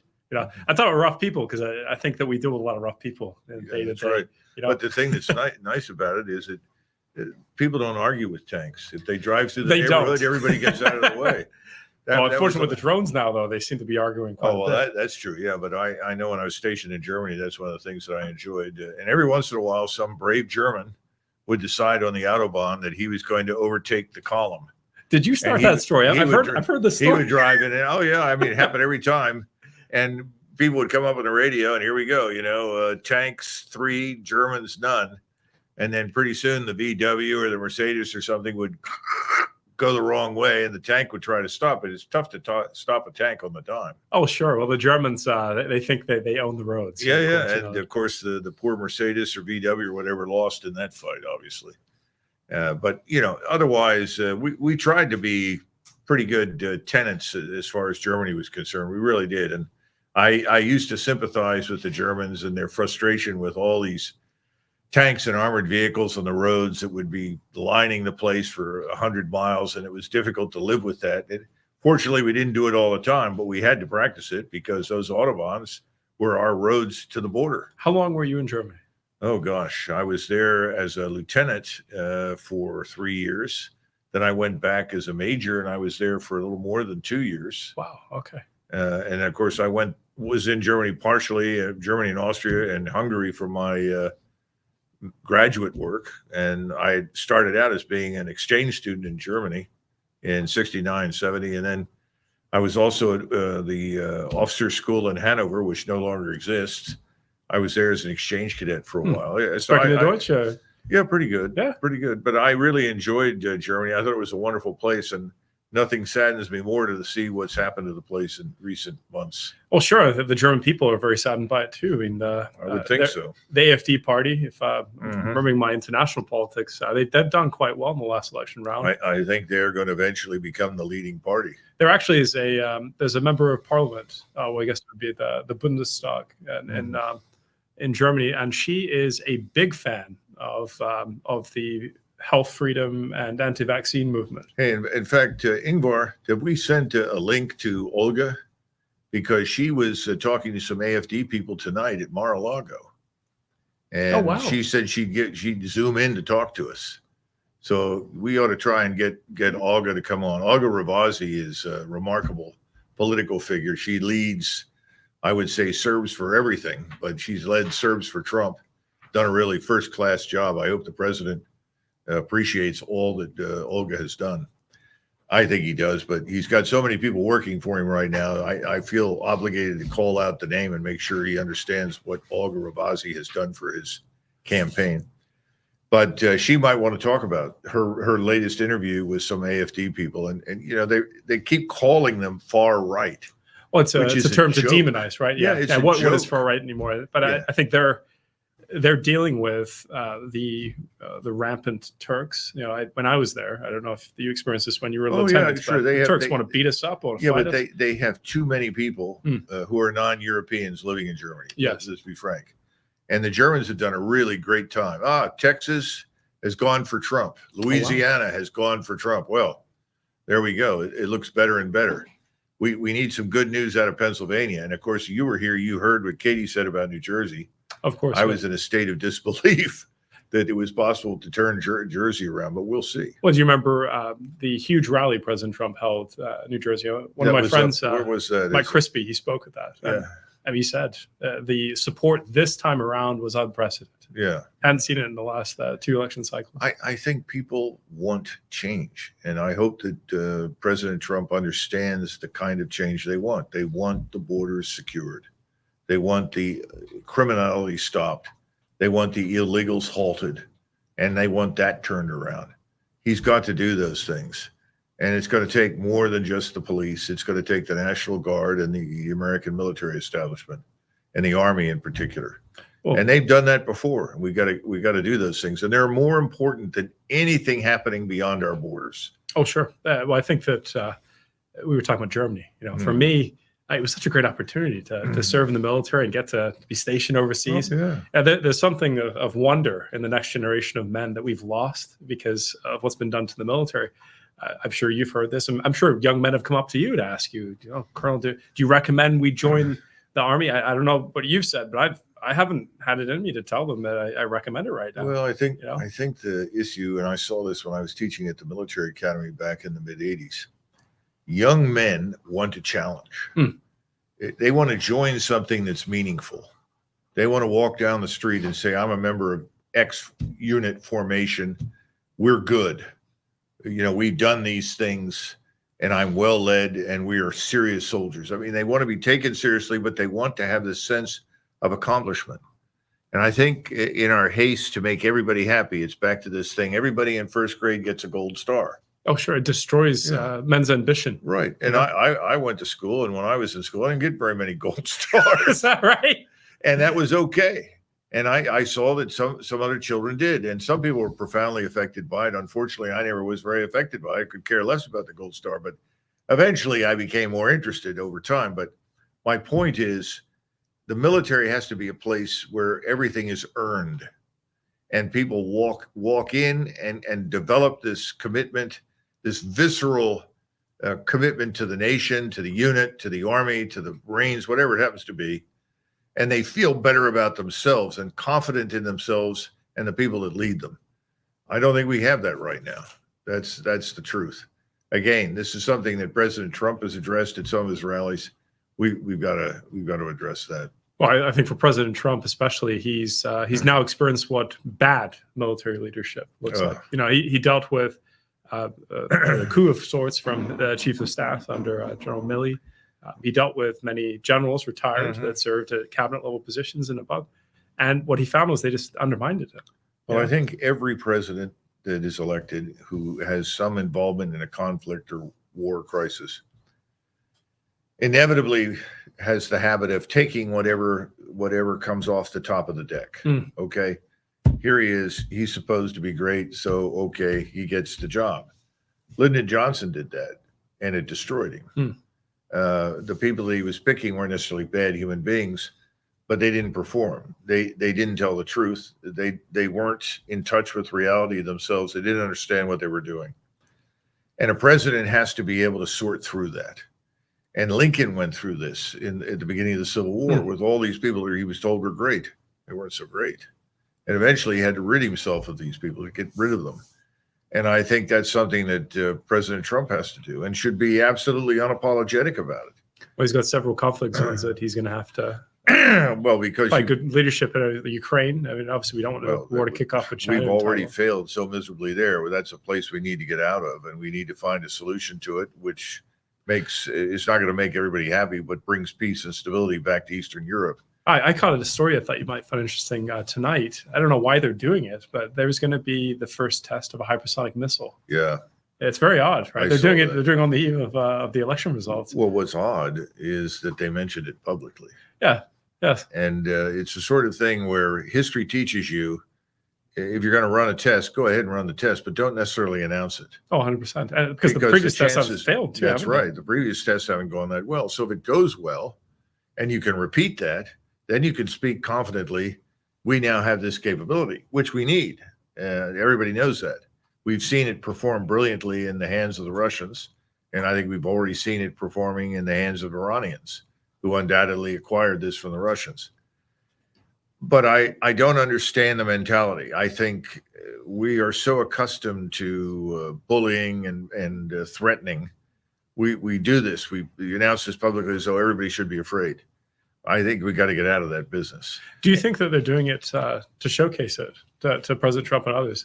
Because, of course, everyone's paying attention to it right now, other than the election results. Yeah, of course. I don't know what went on in the minds of the people in the White House, the Department of Defense. It's just something I wouldn't have done. By all means, test it.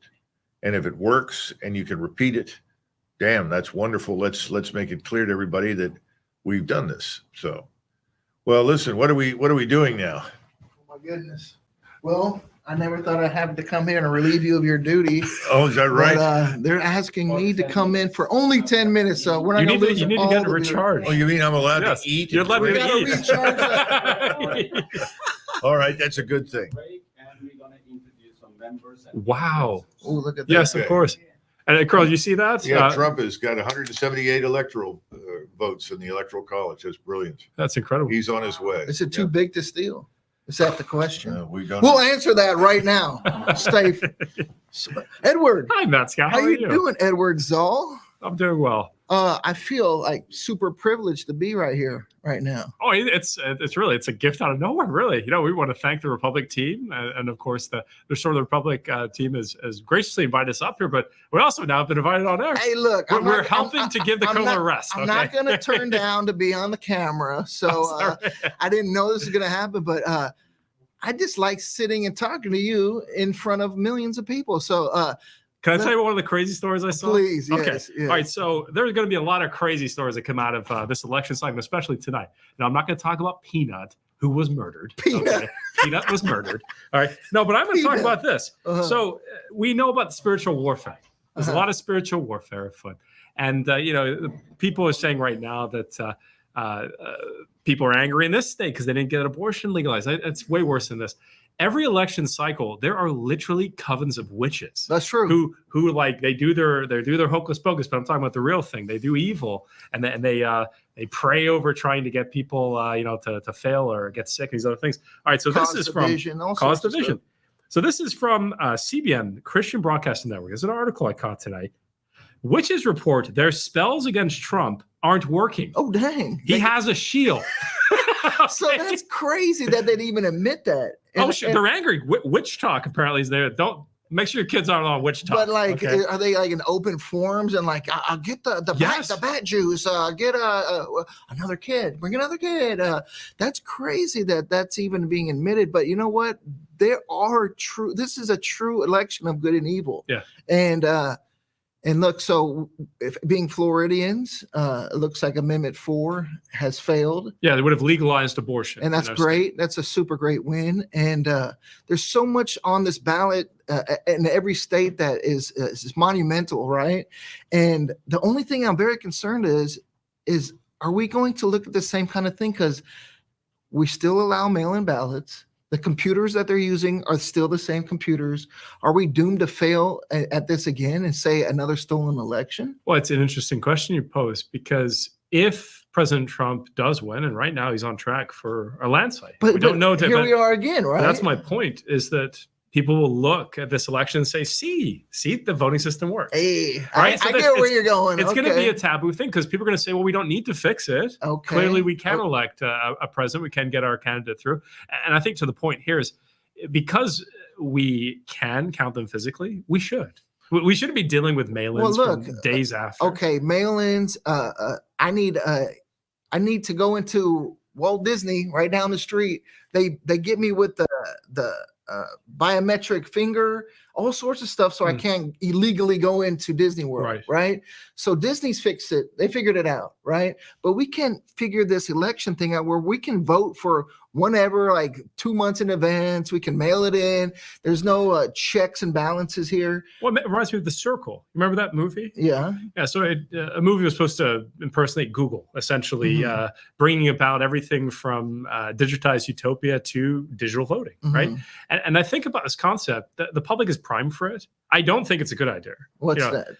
Well, digital voting or biometric voting? Biometric voting. I think that we could do it. Now, if you think about the evolution of mail-ins and machine voting, the evolution is to go to a form of maybe voting by phone.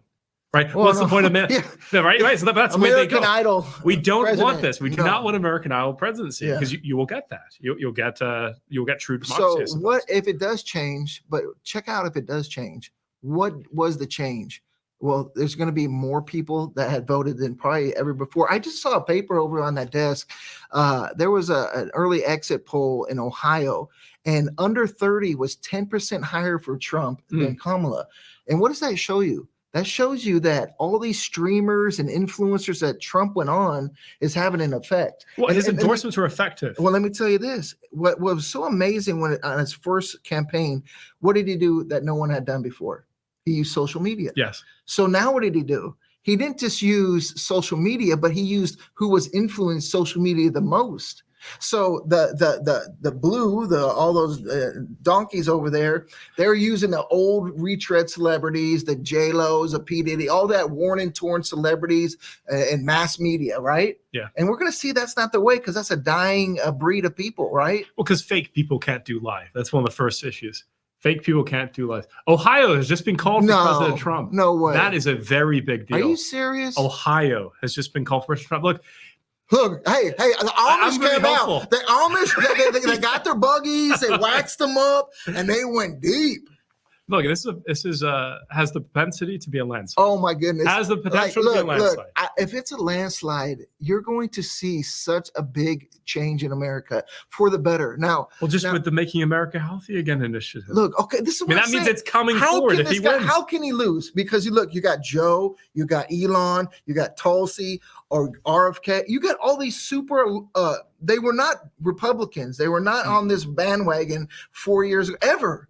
Right. But now we're seeing them align. And if there isn't a landslide, then you got to call it a stolen election, just on the mere fact that the influence that these people have. Right. Well, sure. And let's speak to that, because, you talk about President Trump's streamer strategy. Kamala Harris, she refused to do live I bet you Barron was in on that too. Oh, sure. Yeah. Barron is very astute. From what I've heard, Barron is the most impressive of the kids. Interesting. And he's hosting dinners. It was Jared, and we had our thing with Jared, and I'm glad Jared's out. And Ivanka, and just have more kids. They're back. Come back to Christ, they're though. Back. Come they're back back. to Christ, Jared. The transition, and I'll just keep my lips a little parsed on this, but I will say this: the transition chief, the man that's in charge of the transition, from what I read.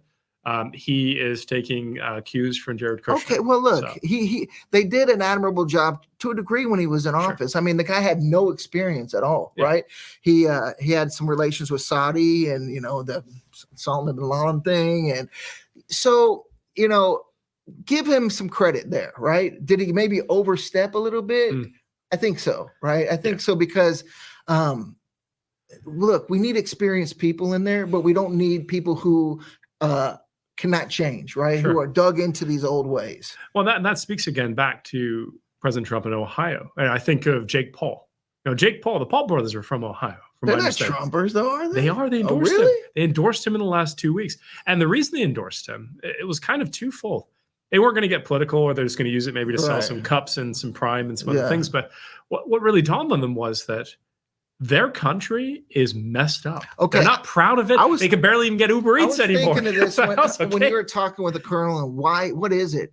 I think they respect Trump for being a man. Yes. For being a man. Yes. Like going into the 100%. UFC, walking in there, and people are like, that's a G, that's a man, that's a guy who I want. Like I was telling you that story that Trump went to a meeting with like the Taliban or something and showed him satellite images of his house. Said, Yeah.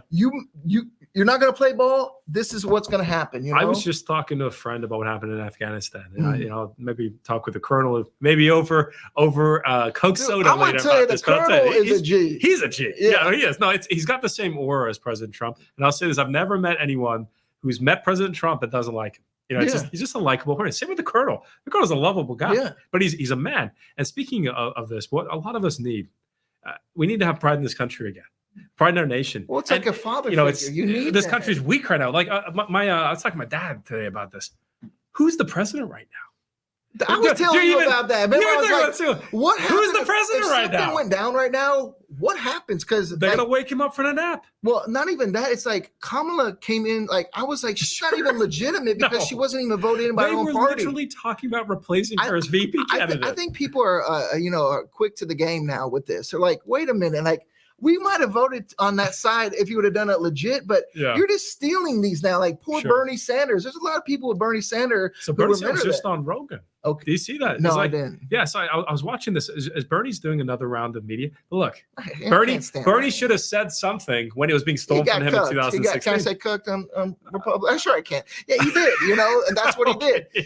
He allowed them to Yeah. take something that he was earning but that's how he shows you it's so illegitimate and it's so, there's a bigger agenda going on and Yeah. people are getting smart to that because Well, the neocons, the neoconservatives Oh, like have McConnell, become yeah. Democrats now. in a way like You hear Kamala Harris's speech at the DNC. yeah. She's speaking about fighting a war in Well, Ukraine. look, She's talking how about can foreign aid. Liz It's like, Cheney- how this can used to be the Cheney- Republican how talking can point Cheney to a even degree. become get on a ticket as Republican? Mm. You know what I'm saying? It's Yeah. like and going back to the Bushes and seeing that alignment, it's very odd and very kind of nasty that there were so many gung-ho Republicans in the 90s and in the 80s with all the way with the Reagan, the Bushes, but they saw the evil and there was true evil with that, right? And that they're able to switch their position so quickly. And they're like, well, wait a minute, like what happened? I voted for you 10 years ago. And it's like, you're this now? So one thing I think with Trump is they see a consistency. He's been who he is. Now he has his flaws and I'm glad he has his flaws. I have flaws that makes us human, right? Yes. And I think he's recognized those. But one thing we can see with Trump is he's going to be someone who who he is, right? He's not going to just flip and change on a dime, right? And I think people respect that. Let me know who you are and let me disagree with you. And I think we've come to a point where like, I don't want to have anybody disagree with me. So I'm not going to let them know. And I'll let the people who agree with me know who I am. You're not that way. I'm not that way. The country's not like that. And it's time to take this thing back. Oh, 100%. I mean, you look at President Trump. He actually met Kim Jong-un. Dude, that was so baller. Like, That was so, remember when he Yeah. got to there and he reached, he commanded it, right? Yes. He And commanded it. We were on several of the foreign trips, as part of the White House press corps under President Trump. And I just remember looking at it, like Kim Jong-un was looking at him like he was his dad. Dude, he was Like, a celebrity. literally. He was probably like, oh, The Apprentice. He probably loved that show, Yeah. right? We have slaves here. No apprentices, okay? Yeah, no, that's true. So, yeah, this guy went around, and we were in Davos with him twice. And do you remember in Davos in 2018 when he walked down it was like a pin could drop, right? Oh, sure. And you're talking about all the dignitaries are there, right? And they're waiting with their holding breath to Trump walking down those steps. Sure. And what did he do? He went and he bossed around all these globalists, the globalists in a way that they weren't used to. Oh, and he no. was like, "We're here." You remember And the dinner? So the first night, President Trump was in Switzerland at Davos at the elite gathering of the world's most powerful and richest people in the world. This man gathered together the top manufacturing companies in Europe. He's like, "How much are you going to give me? You're going to give me this. And you're going to give me this." He was like 12 million. You promised it to Germany? Oh, no. You promised it to America. This is okay. And he did. He took, I think, a couple $2 billion that night. Like that. Like And it that was quick. His first move. And this is the way it is President Trump, he has a presence. and he has a team. And I think there's been a lot of talk during the election cycle about, what team is he going to bring into the White House? Look, from what I'm reading, Matt, and what I'm seeing, it doesn't look like he's bringing any of the crazy. He's bringing the top tier. Let's talk about that, because when he came in, it was all the mantra, lock her up, all this stuff. And I want to hold him accountable for not doing that. And it made me mad. I was upset with that because I want to see those demons in jail. No one went to jail with that. I hope so. Because again, this election, of the many things this election was a referendum on, it was a referendum on him going to jail. Well, check this out. Okay, because he's still going to hear him on the 26th. Okay, so I think when he got elected, he was like, I got 4 more years. I'm gonna sit in here. I'm gonna play a little nice with these Republicans, let them know, but they all started backstabbing. They all betrayed him. They go, they hit him with the psycho knife from day one. Yeah. There was no border bill. There's no the taxes were an issue, getting us into 4 wars, getting us out of Iraq. Now we're still fighting with Syria. We're still doing. He was taking us out, and the thing that they cannot stand, those neocons, is when someone doesn't like war. Oh, sure. And they'll take it from either side. You want to go Ukraine? Fine. We'll go into war with Russia. They are so bloodthirsty because they know there's so much money in it. Sure. And look, we'll go back to the discussion about empowering the next generation. You don't empower the next generation by maiming them. Yeah, right? The Iraq war was such a debacle, and it's so like you can just say it now, like, oh yeah, that was our fault. But there's a country of people who are decimated, and they don't take it as flippant as that. And I think young people saw that. It was like, we don't want to support that. And this guy is literally talking about getting our troops out, becoming a nationalist, which is good. And then you get all these, like the Nazi thing is so tired. Like the Nazi thing is so tired. Like, give it up. All the attacks this round were tired. What was it? The last one they came out with is that Michael Wolff. He did hundreds of hours of interviews with Jeffrey Epstein. And Jeffrey Epstein spoke about President Trump. It's like, that's the best. Look, I just want you know what? The man almost got killed. You're not going to be overcoming that with a Jeffrey Epstein scandal. Where's the camera, Mr. Trump? We need the strongest AG that you got. We need that bad boy in. No Jeff Sessions. No Jeff Sessions. I want the guillotine guy in there. I want a guy who's going to bring justice. Now, I'm not calling for but we need justice. I need liberty, and justice and all that coming there and putting people in jail, because there was so much evil done to us in these last years that no one has paid a price. Well, you think about a couple of the stories that we've covered this season. We'll get into some of the vaccine and medical freedom things, but I'll bring up Tony West.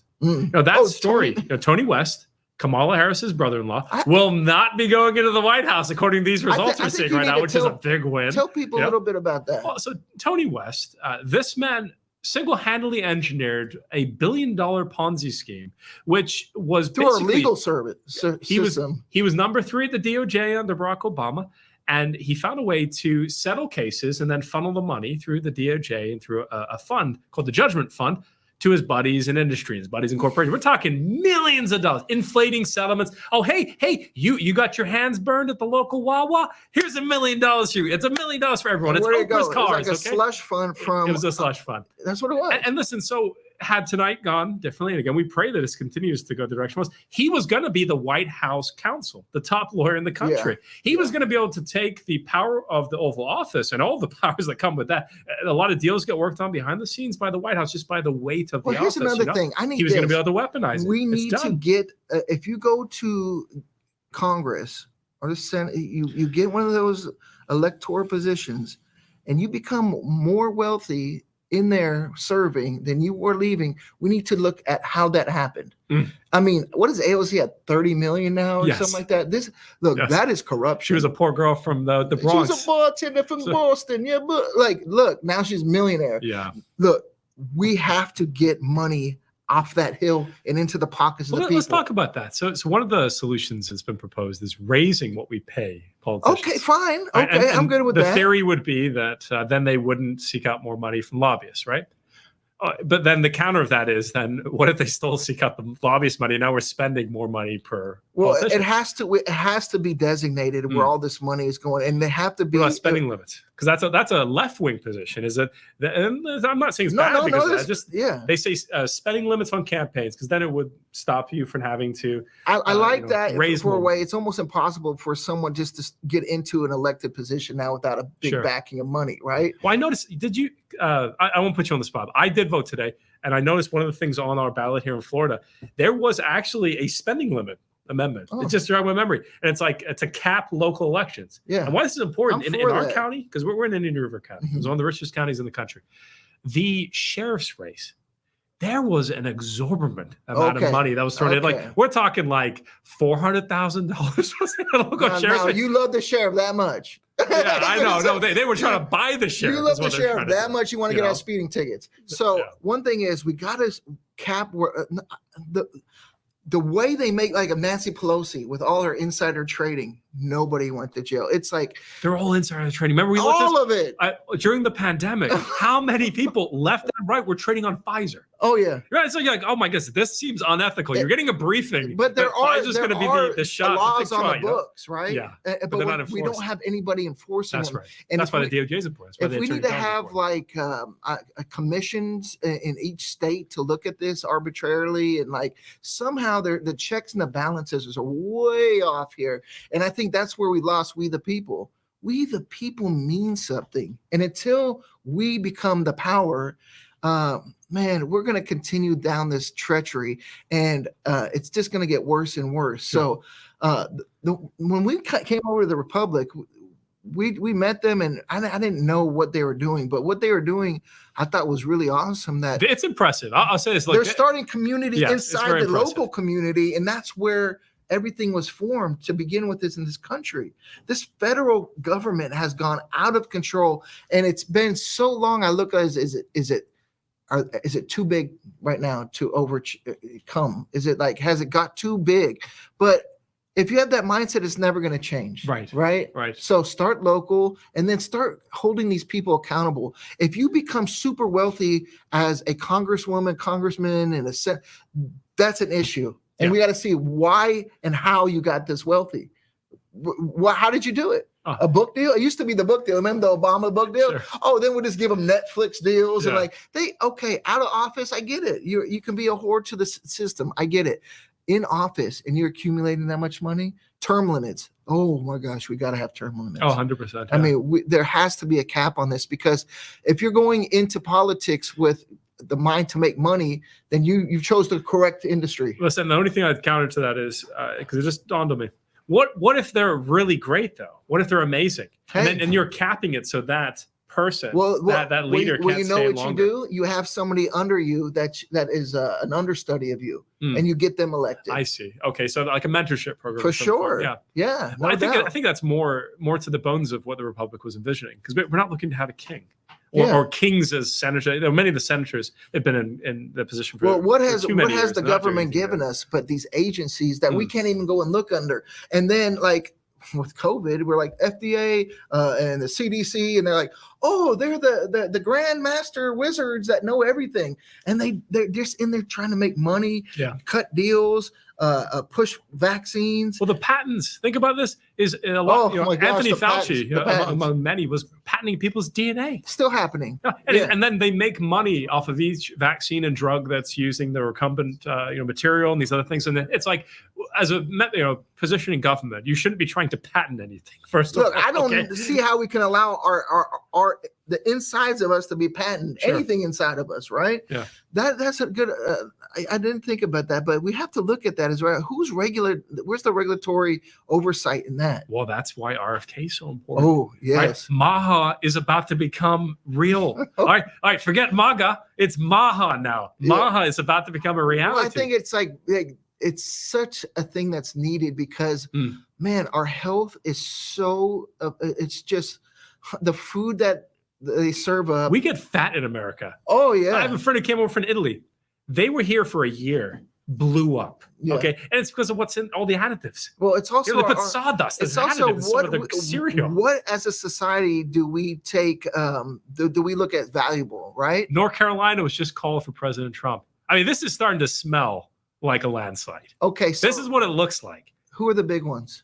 I mean, Pennsylvania. Yeah, Pennsylvania. Pennsylvania is not called yet. Who's another one? Nevada. I mean, Nevada is that swing. They're not big electoral, Michigan. Is Michigan in? There's no way Michigan's going. Like, no way. Like, we'll see. They still have that I witch think, as a governor. There's no way. Yeah, Gretchen Whitmer and her blasphemous little so shorts. we're looking at. So did he say Georgia? Was that? Where's Georgia on this? That's Georgia.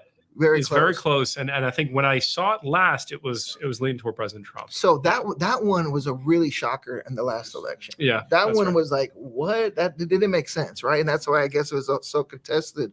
But so it's another big one out there. Virginia, I saw that was in a kind of up and down right there. From what I've read, Kamala. Oh, really, Virginia? From what I've read, Pennsylvania will be a decider. It's based on, but him getting North Carolina is a very Let's big go deal. Amish. I think the Amish just were like they were pumping out so many kids because they knew this was going. They needed that. Because they were going to tax the wood. All right, the Amish like, no, that is too far. They're going to tax the you got wood. too far. Okay. Oh, they went after their raw milk. I mean, look, the Amish, they're nice people, but they're not going to put up with this crap anymore. Okay. Yeah, the Amish, man, like we have really overlooked. What a great community of people, right? Oh, sure. We should go talk to them sometime. So when we're going Can we around, do it? Remember when we were driving through Pennsylvania for the rallies? Yeah. We went through Amish country. but I don't think they like are allowed to look in cameras or something. I'll just draw a movie and we'll do it. Well, that's good. They won't be paying attention to this, so we can say what we want about the Amish. They're great people. That's they really are, and that's I think. Man, did they always have it right? They saw the evils of what was happening, and they were like, "We're just going to get away from this." Well, you've been studying many different denominations and different religions. All right, so what is it? What is it that the Amish believe? It's like an old. It's like an old Germanic offset. I don't know a lot about. Are they Trinitarians? You know anything about that? You know what? I do not know. I don't. And that. So what you're saying, I had this idea for a movie called The Bride. What does the bride look like when Christ comes back? He comes for one bride, one united bride, and we're so divided. And I think it shows to our country in a way of like this division. And what does the enemy do? Oh, sure. He sows division. Yes. And he's done it inside the church. And I think right now we need to unite like we've never had. The Trinitarian, look, if you're a Unitarian, I think you need to come to the light and see the trueness of what a Trinitarian triune God looks like. I think that is the correct position. We know what's exciting is we were talking about the streamers earlier. There is a debate like never before. Among the youth about Christianity, about the future of this country. Well, I think, like we said, we need a man, and that's like Trump.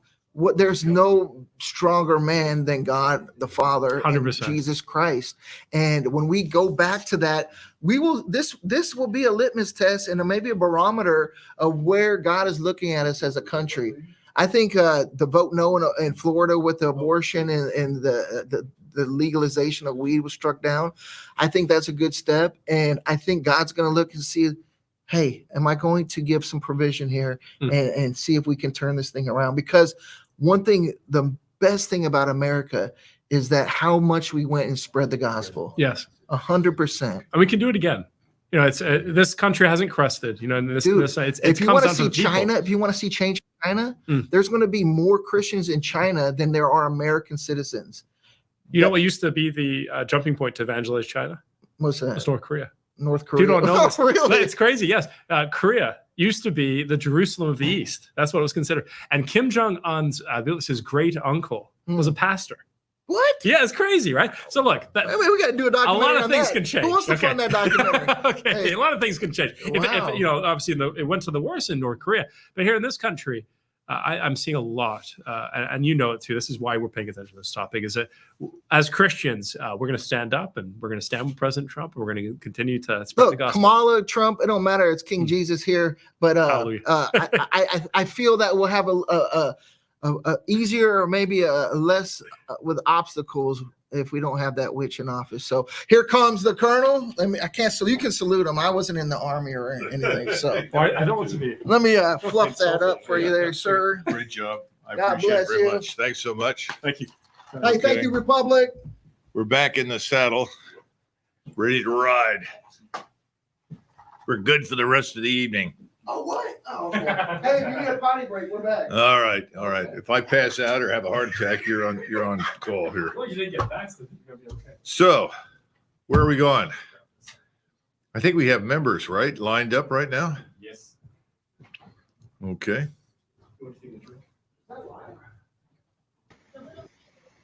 Hey, there we go. Good. Great. Now, listen, I can't see you very well. So what you need to do is tell us in succession who you are, where you are, what you're seeing, and then we'll go one at a time. So who's first? Ladies first. Ladies first. Make your choice, ladies. All right, I'll Okay. start. Can you hear me? Yes. Okay, great. My name is Ilana Freeland.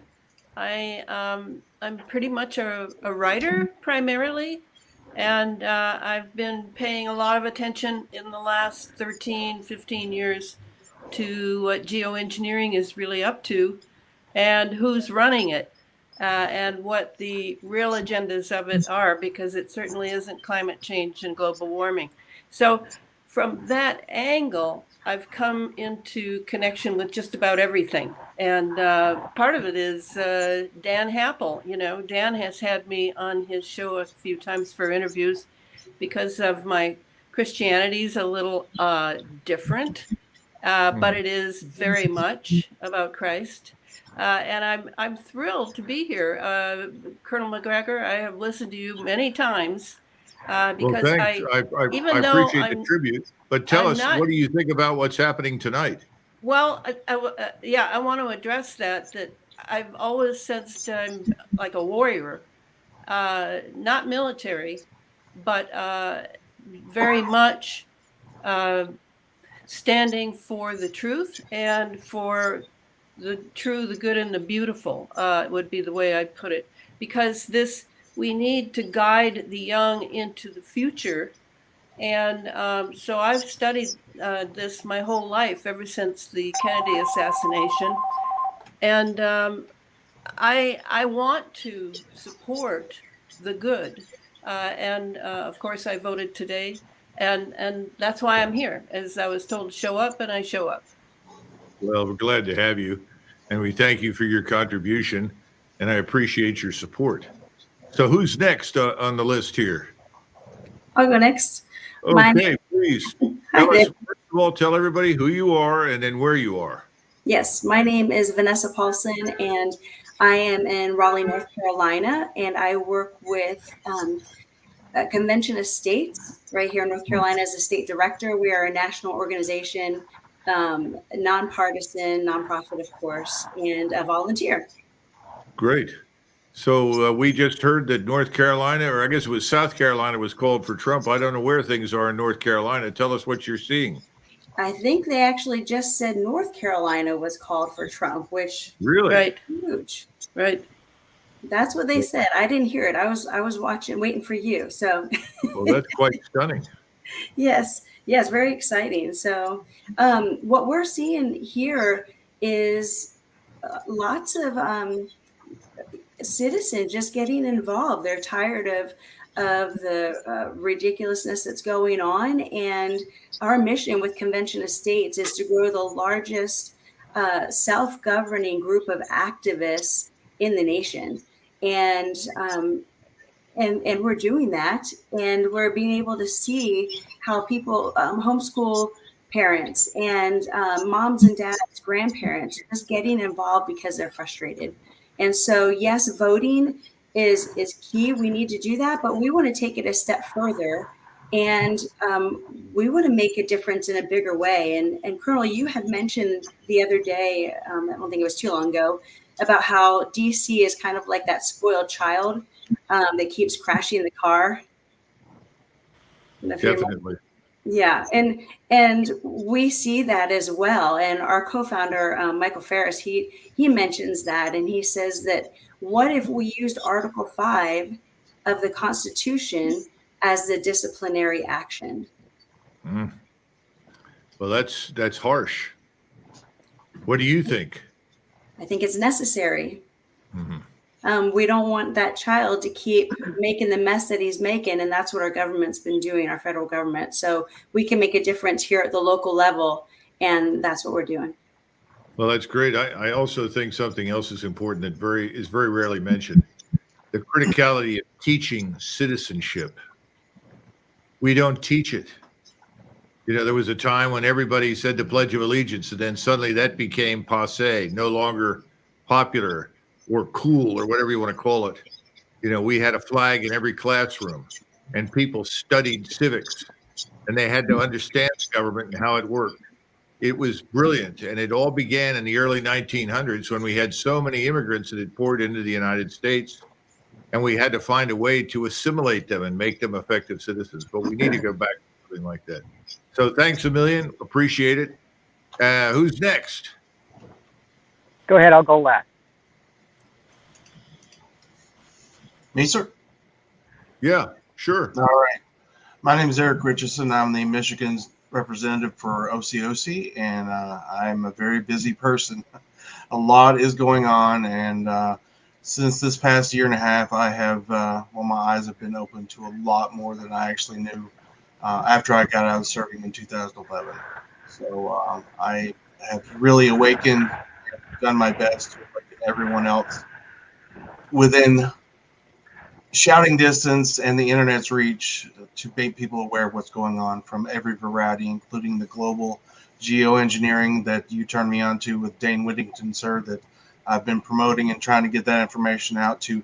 Actually, you can see at night when you take a flashlight out and shine up all the nanoparticles just swirling around in the sky above us, and we're breathing that stuff every day. It's going in our food and water. This has to be addressed immediately, along with the border concerns. And what kind of response are you getting? Well, I'm getting a lot of response on my articles on Republic. I do get a lot of response. I'm heavily censored, sir. I have 3 accounts on X, and one of them actually, my biggest one, went down this morning. I was censored, which I hopefully will get resolved. But I'm in constant conflict with X and their erroneous censorship that's well hidden, apparently. So, and Well, you've got to get on to Republic. I am on Republic. Are you on Republic? We've got to make maximum use of that because you cannot be canceled or censored there. Yes, and sir. You can still link with all the other social media. Yes, sir. I have at least 5 or 6 articles on Republic now, sir. Excellent. Well, listen, these articles are being read. I may not get to all of them, but what I've asked the people that work here at headquarters for OCOC in Orlando is send me representative samples of things out there. I can tell you that Dane Whittington had a tremendous impact and has mobilized a lot of people, and you're one of the primary examples. And we need that kind of awareness. Absolutely. What do you think is going to happen in Michigan tonight? Well, we're looking at 12% right now. I'm actually watching the numbers quite closely. I did my early voting, and I am a Trump Force Captain, 47 captain, and so I did bring some people to the polls with me. Not as many as I would like, but I live in a rural area. I live in the UP of Michigan, up above the bridge.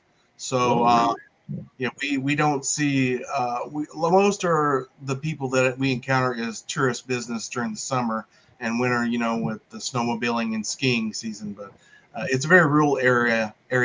We do, however, see a lot of Chinese illegals, and we have just started seeing our first Venezuelan gang members about 3 weeks ago. Well, that has to come out. That has to be circulated. Everybody needs to know about it. If you can post videos of it, that's even more helpful. I also sort of have stumbled across more than I wanted to. Things just kind of seem to fall in my lap. There's a huge trafficking issue apparently that is involving Mackinac Island, which is only about 20 minutes from where I'm at on the island. So, and that's involving the chief of police here that's very corrupt also. So it's just a huge mess to deal with, sir. Yeah, but people like you are going to make the difference. You utilize that platform. Don't stop. Make sure people know about it. Alert us. I'm serious here at OCOC of what you're doing. I really appreciate it, and keep it up. Thank you, sir. So our last member now. Tell us where you are, what you're doing, who you are. I'm Daryl Hanley. Can you hear me good? Can you hear me okay? Yeah, I can hear you. Okay, I have my headpiece in. So, Daryl Hanlon. I'm here in Massachusetts. In the Massachusetts, past, great. yeah, well, it used to be a great state. uh, Unfortunately, we have no one running, Republicans running against the Democrats for Congress, so that was sad. I'm glad to hear that Trump is, 178 electoral votes. Is that what I heard? 178. Yep. That's pretty good. I went to school in Charlestown, Bunker Hill Monument and all that. I think the founding fathers are rolling around in their graves right now, I swear, especially in Massachusetts. It's so sad that here the shot heard round in the world, don't shoot until you see the whites of their eyes. And now they just came out with this dramatic, draconian anti-gun law that basically is overnight has made honest, hardworking American taxpayers raising their families felons overnight, and they don't even know. I'm sure a lot of them don't even know yet. It's just sad. But voting today was it was a nice, pleasant day. It was around 73. It was very sunny today, so there was a lot of voting. Unfortunately, in my city behind me, I'm at City Hall in Attleboro right now. I tried to monitor the city of Attleboro and the towns of North Attleboro and Norton. I could only do two. There's so many precincts, I just couldn't juggle them all. But I tried to get a taste of, I talked with a lot of Democrats. There's a lot of people who are frustrated with the Democrats that are Democrats, and I think a lot of them have stepped over and voted for Trump. I think a lot of them in the state, I don't think Massachusetts will carry Trump, but, I haven't been out of the city, so I don't know. But things are looking like we need to do some changes. So I'm glad OC is taking up the challenge. We definitely need to start a team. I guess I mentioned earlier to start off. We don't have anyone, to run for Congress in Massachusetts. And we need more state reps because I think there's only like 23 state reps in Massachusetts and like 8 state senators. So it's pretty terrible. Yeah. So we need a farm team. And I mentioned earlier to our friend Risto that, I'd be willing, I've been a candidate, I've run for office, managed political campaigns and stuff like that. But I'd be willing to do some teaching on Zoom meetings if we want to get some people together that would like to run for office. Because that's what we really need is to get a farm team going.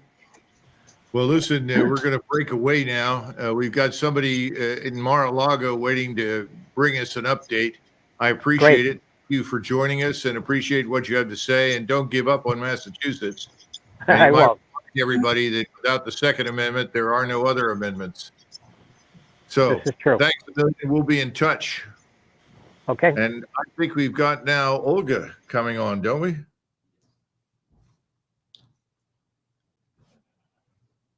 Olga, is that you? Can you hear me? It's muted. Are you muted? You're muted. Make sure you're mute. You're not muted.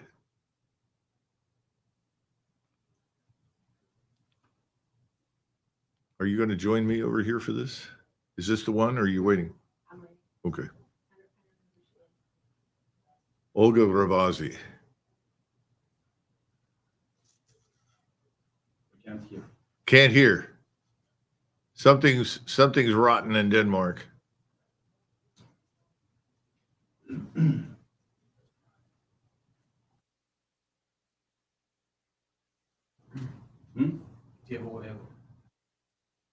No, she can't hear us apparently either.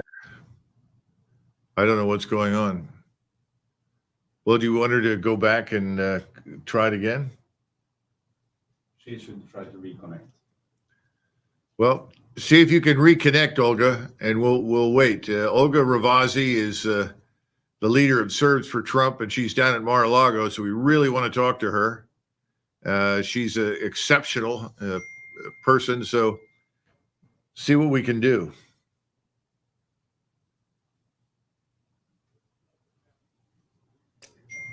Hi there.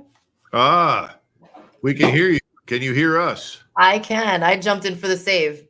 Okay, great. Thank goodness. I'm Olga, not we're as so cool happy to as have you. Olga. I was just telling everybody about you and the great work you've done, particularly for the president as the leader of Serves for Trump, which have shown up about everywhere, which is pretty amazing given the number of Serbs in the Balkans. I think we've got a Serb. No, you can't. No, You're talking about Olga. Can't hear us? Yes, no, what? I jumped in Oh, okay. Olga's place until she comes back on. Okay. Well, let's talk until Olga shows up again. She's a tremendous bundle of energy and imagination. She has really done Absolutely. yeoman service. You and she would get along famously. Absolutely. I mean, I can't fill her shoes, but I can fill her spot. Well, you're doing a pretty good job yourself. Now, let's Oh, pick up where we left off. We talked about Somerset County and Rutherford and the potential to still flip things in New Jersey, contrary to popular belief. I feel that way about a lot of states. I mean, we're seeing a lot of back and forth about Virginia. It's too close to call. North Carolina, they just called for Trump, which is great. But, you know, you're looking at how many votes are counted, how many votes are in. I think I'm cautiously optimistic, but I'm still watching the numbers as they're counted. Mm-hmm. Mm-hmm. Yeah, I think that's What's your gut feel tonight for where things are headed? my gut feel is I think things are going really well. I said early on, even before today, that if they call it early for either candidate, you know, it's good for that whichever candidate that is, right? But the fact that they're calling it so early for Trump, I think the left is really, really nervous, and it's evident in, you know, a lot of the results that you're seeing now. She did a horrible job in terms of her campaign, and you saw her kind of falling apart. So the fact that they would even think that this would be a close race is just crazy. Well, I don't disagree with you, but I remember the basement strategy. Right. And the basement strategy apparently was successful. At least that's what we were led to believe. And I was always skeptical because every time he went to speak to a rally, there were 8 or 9 people in the audience. Everybody was standing at some distance from each other to prevent themselves from expiring due to COVID or something. That's right. I mean, Joe it was Biden all made nonsense. election deniers out of all of us. Yeah. So this time around, I mean, clearly you can't cackle your way into the White House. I think that's pretty clear. And that's pretty much what she's decided to try and do. Absolutely. And I even saw that Scranton was leaning red, which is very interesting to see. That is extremely important because it's one of the outposts between Philadelphia and Pittsburgh that frequently is not red. Exactly. And if, you know, looking at Georgia and Pennsylvania, it's crucial. If Trump gets Georgia and Pennsylvania, this race is over. Yeah, Then I'll be definitely. Yeah. Well, we'll see what happens in Pennsylvania. But Pennsylvania is a strange state. It's a mistake to write them off because as somebody said, who was it that was at Carville, the Democratic analyst who used to say he worked for Bill Clinton? Right. And he said, well, hell, Pennsylvania is Alabama between Pittsburgh and Philadelphia. Right. Yeah. He had such a nice way of putting things. Yeah. One of the most expensive people I've ever listened to. But he wasn't wrong. That's true. And the Amish vote, I think, is going to turn things into a place where people hadn't expected the Amish would come out and vote.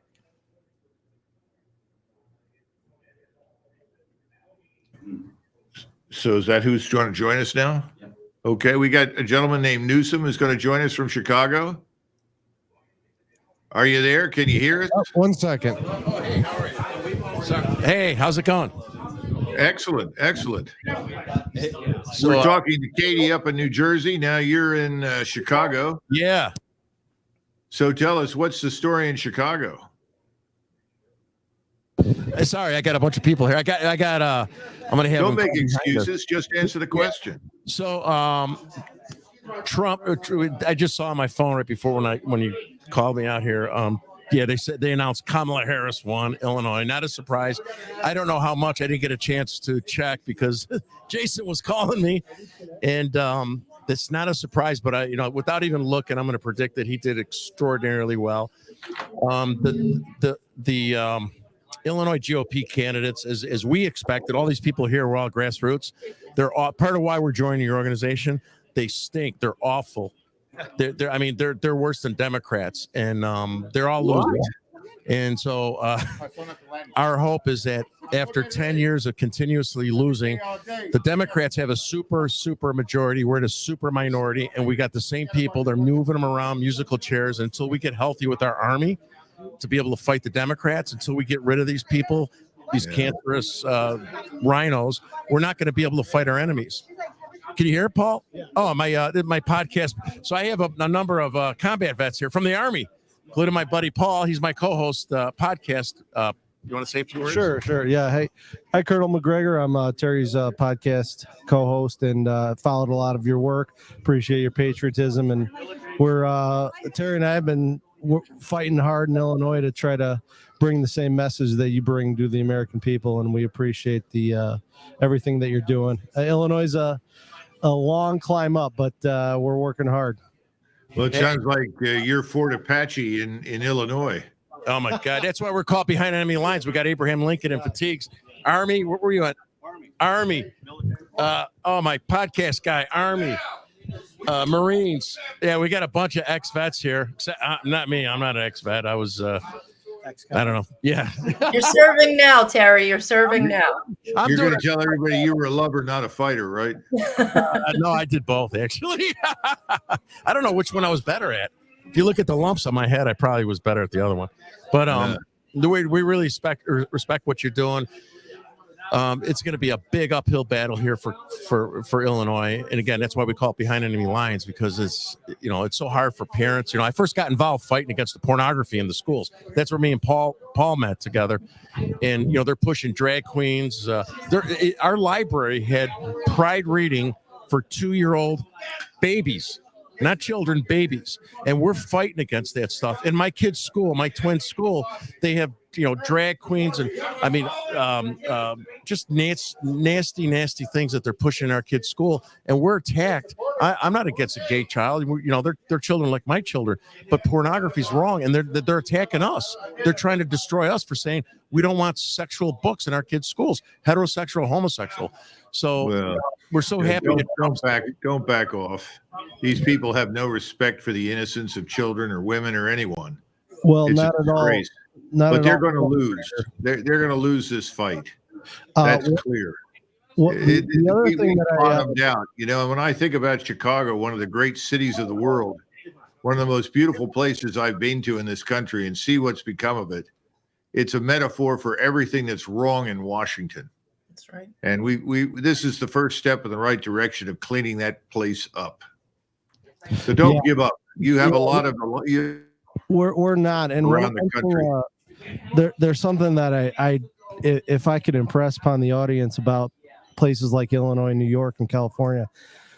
I study the legislation that's being passed in Illinois, and if anybody is aware of the 10 planks of the Communist Manifesto, they need to look at places like California, Illinois, and New York. So Terry mentioned the pornography in the schools that we're fighting.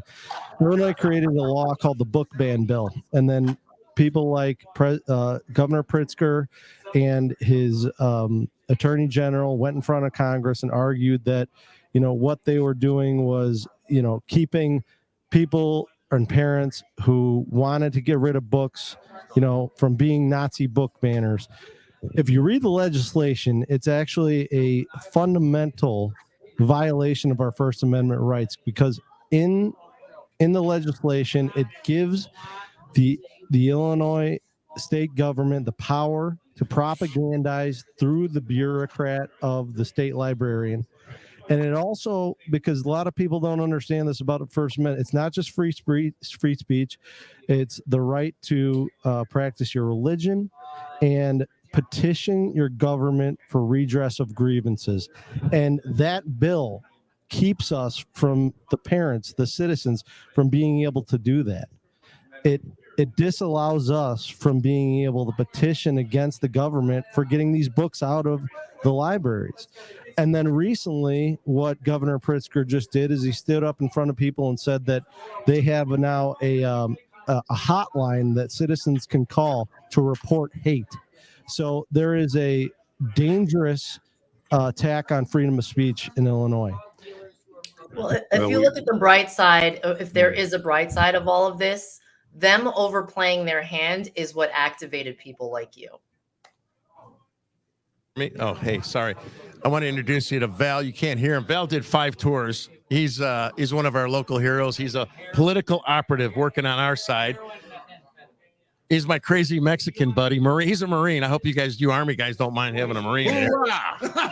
No. We're all brothers under the skin.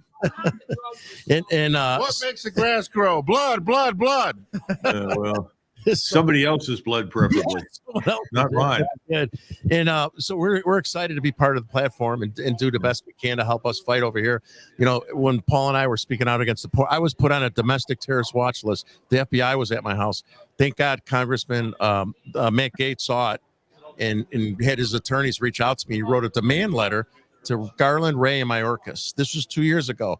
They acknowledged receipt of the demand letter, but they never said, "Oh yeah, we made Terry Newsom a domestic terrorist because of X, Y, and Z."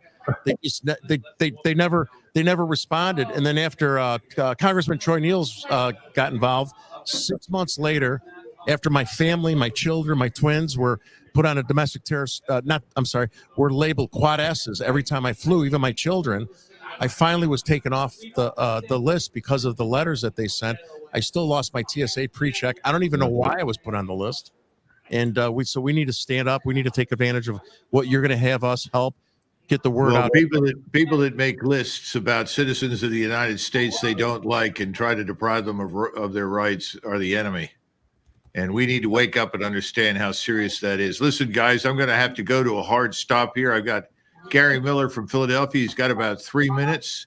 Katie is up in New Jersey. So, Gary, tell us what's happening where you are. What do you see? Hey, glad to see you.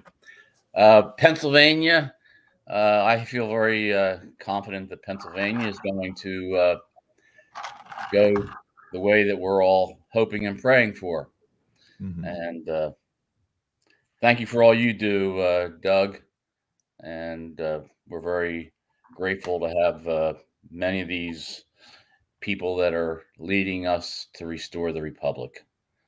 Well, you're a real patriot. You're not only a West Point graduate, so is your son, and he's a serving Army officer. What do you think about the outcome of the election? What do you think this is going to do for us? If in fact Trump wins, what do you expect him to do? Well, I think accountability is going to be a key thing for anybody that serves in public office, which has been lacking. You know, if you're going to earn the consent of the governed, a public official has to take an oath, but more importantly, they have to meaningfully be accountable to those that they've been elected to serve. And that's been very lacking. And I think Trump is going to definitely win the election. It'll be interesting to see what happens post-election and that time period between the election outcome and when the president is legally seated in office, because as you probably recognize, Doug, there's probably still some shenanigans that can be played out by those that don't support. So that's always been. What you want is you want him to come in and impose some accountability, right? That's right. And being a military guy, I think having come out of the service academy like yourself, I'm very, very disappointed, like many in the service academies that are the old grads, where the traditions have been set aside, and we need to get back to the roots of service, public service, and understanding what our mission is. I think wokeism is present not just in the universities, but it's also present in the academies. I think the senior level military leaders are out of touch with their troops. And I think we need to focus on the homeland. There's a lot of things that we should be doing. We're allocating resources outside the country that need to be brought home. We need to take care of Americans first. What's happening in Philadelphia? Do you think people are paying attention to what's happening there? Is there any effort at all to work for election integrity in the city? I think so. You know, as you and I both know, I was born in Germantown and you were, so we're both natives of Philadelphia, but the traditions of nefarious ways and election shenanigans, it's going to take time to root that out.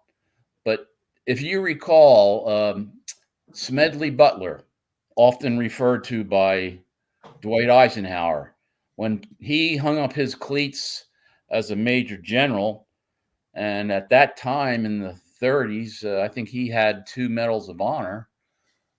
He was brought back to Philadelphia to be the director of Veterans Affairs, and he was basically told by the president, clean things up. And so I think we're going to need to focus not just in Philadelphia County, but also in Allegheny County and Pittsburgh, that the city, they need to be turned around because they can be very productive and become economic engines. And right now we have grown a dependency welfare state in those geographic areas. It's really sad, but we need to realize that it's the private sector that fuels the growth of the economy. And obviously the economic landscape was a big issue in the general election. No, I think you're right. And I think that's what's driving people to the polls. It's what's pushing turnout. Absolutely. Well, Gary, we got a hard break here. We got to get started in a different direction. Thanks so much for coming on. You're a patriot and a great man. Thanks so much. Thank you. So.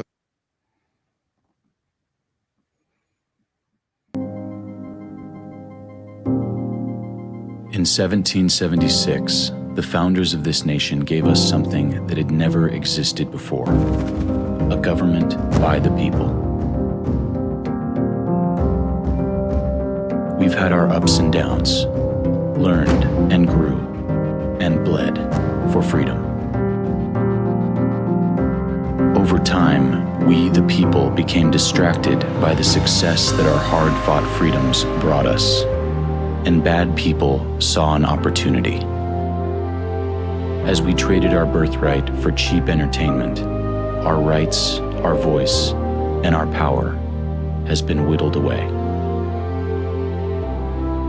Until now.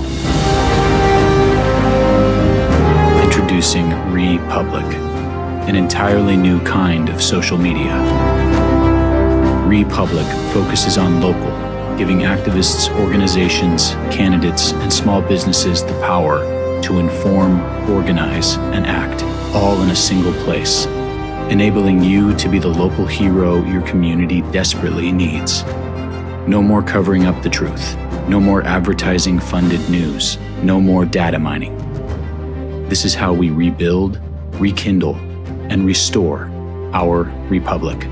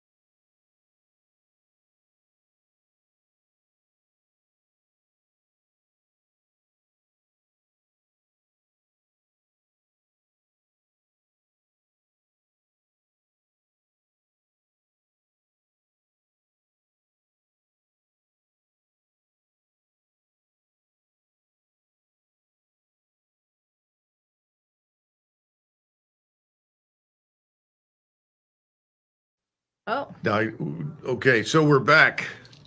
And before we go any further, we have some news to announce. Wisconsin, Michigan, Pennsylvania, and Utah are all expected to join the Trump column. That's according to the New York Times. Yes, I said New York Times. Amazing that they would make such a prediction. Pennsylvania is probably the narrowest of margins, expected to win there by 1.9 points. But this is turning into an historic blowout for the Democrats and a major victory for the president. Now, having said that, we have extraordinary news. This is world-changing news, and Natalie Brunell has come back to share it with us. Natalie, what is happening? Yeah, I'm very excited because the market is reacting to this potential election outcome, and Bitcoin just hit a new all-time high. It broke through. I think the previous all-time high was somewhere around 73,500. It's flirting with 74,000. I keep getting alert after alert.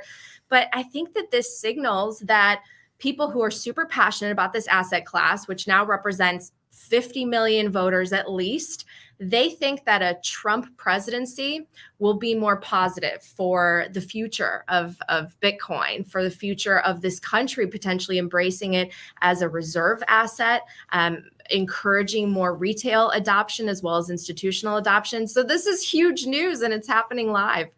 Yeah, well, Donald Trump talked about its use as a strategic reserve. Yep, that's right. So I think that's going to happen. The interesting part is, so did President Putin in previous statements talk about the utility of digital currency as a potential reserve.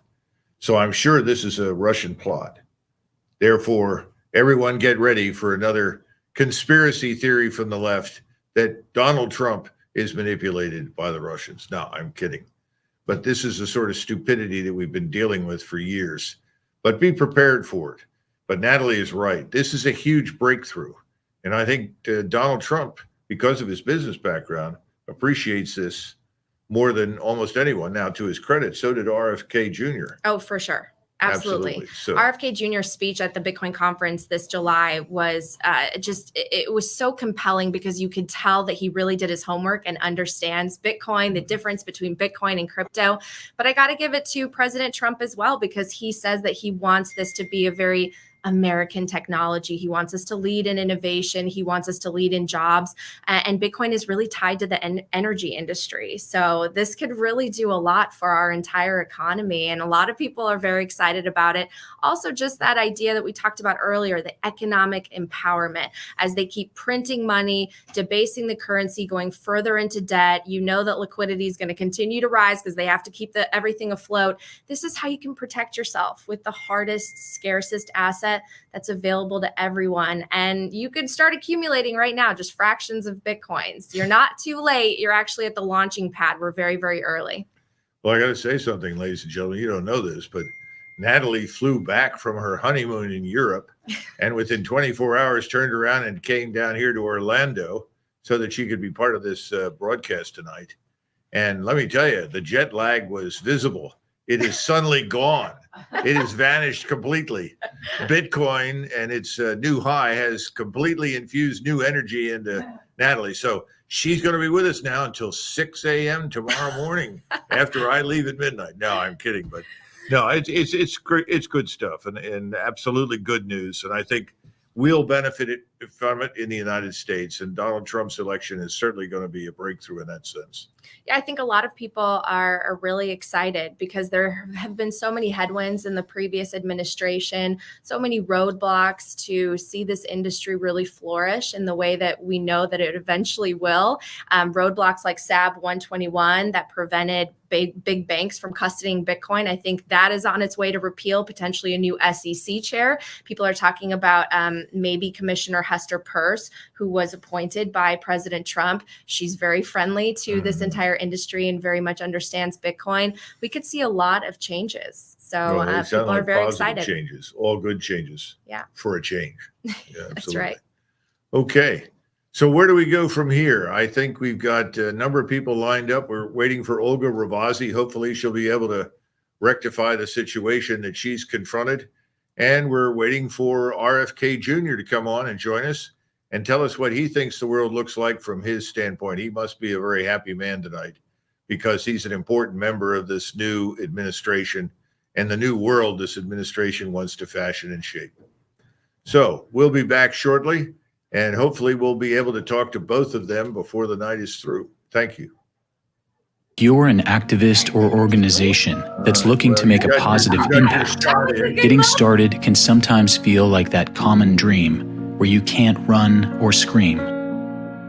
It takes years of networking, pounding the pavement, and building a following before you even begin to be able to make a real difference. And even then, you're continually competing for a splintered audience who are all over the map. Individually, we can feel overwhelmed and defeated at the mountain ahead and the time, cost, and energy that it takes just to help make a positive difference. What if there were a better way? What if we took all the great tools available and refocused them to create the perfect tool for change? Introducing Republic, the ultimate grassroots action platform. With Republic, America-loving activists, organizations, and political candidates can have access to an instant, targeted audience. Republic gives you the tools to inform, organize, and act like never before. Gone are the days of organizing an event only to have a meager few show up in support, wasting precious time, money, and effectiveness. With Republic, you can write an article to inform the public, tag local politicians, create a calendar event to activate attendance, and then create a focused action that is fed to readers on a daily basis. Because Republic is designed to be the one place where everyone goes to make a positive change and get local news and information, the audience will be much broader than the old way of doing things. It's time to take our nation back for the good of the people. This is how we rebuild, rekindle, and restore our republic.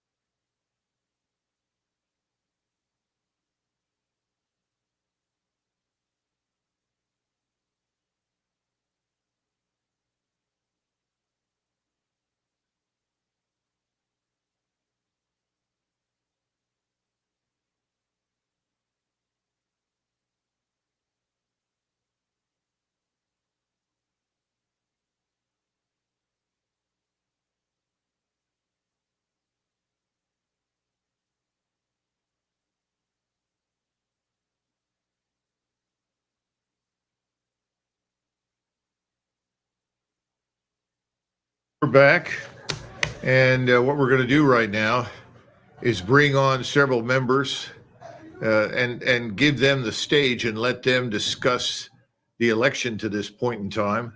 And I'm going to step out for a minute. I've got to go next door and get some analytics on the election, make sure that we're straight and understand what's really happening. So until then, I'm going to let them take over. So you want to bring them up? Go ahead. So, ladies and gentlemen, you have control, at least until we cut you off. When I come back out of this analytical cell, where I'm going to go in there and be instructed in what's really happened in the election. So I'll let you go, and I'll step out. Hi, it looks like we've got a blank wall and Gary and Daria. How you doing, Gary? I'm doing very well, Daria. How are you? Thanks. I'm Daria Schooler. I actually was a solo practice neurosurgeon in South Central Indiana. I live down here in Columbus, and I just have many varied interests. It comes from being a lifelong nerd. So anything you want to talk about, I'm open for. Spiritual warfare, healthcare freedom. I would like to talk about the election. rule of law. Oh, yeah. Yeah, please go ahead. Well,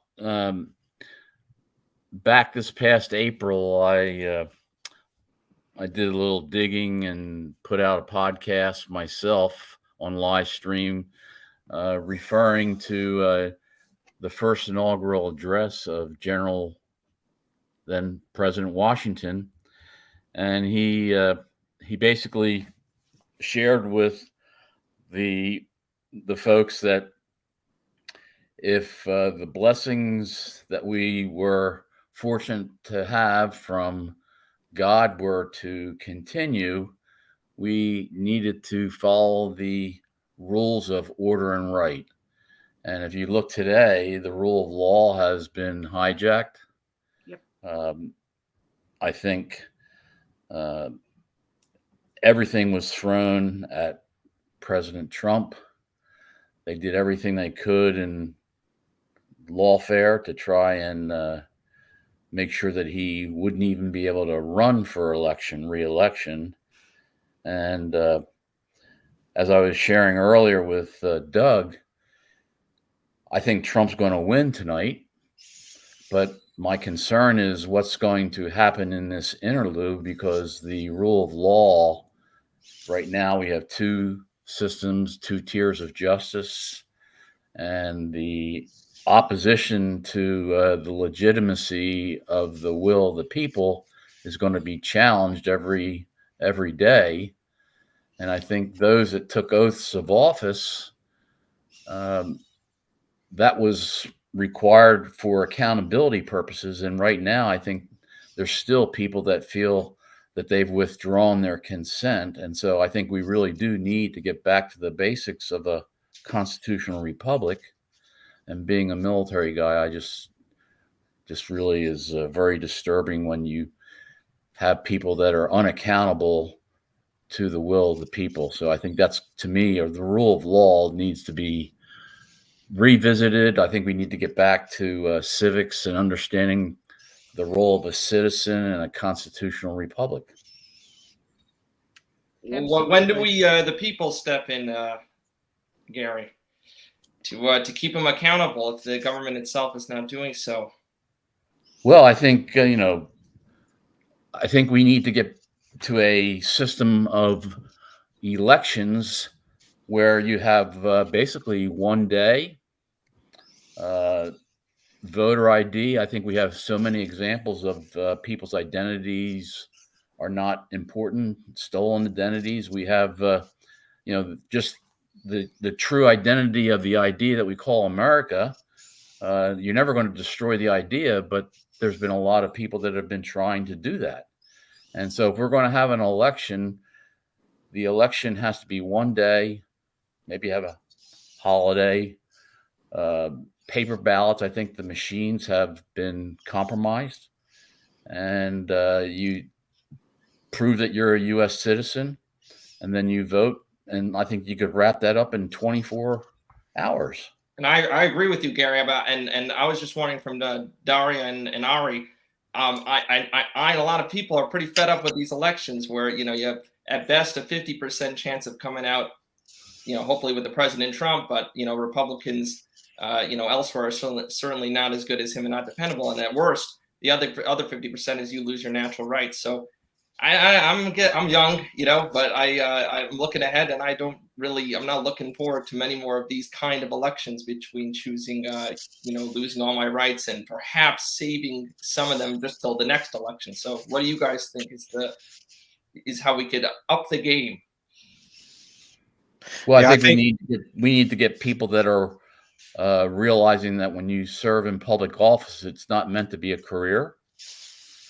I think you do your time, and that way you're not going to gum up the agenda and try to be unrealistic in what you tackle. I think we have to be a better steward of the resources that the people provide for the common good.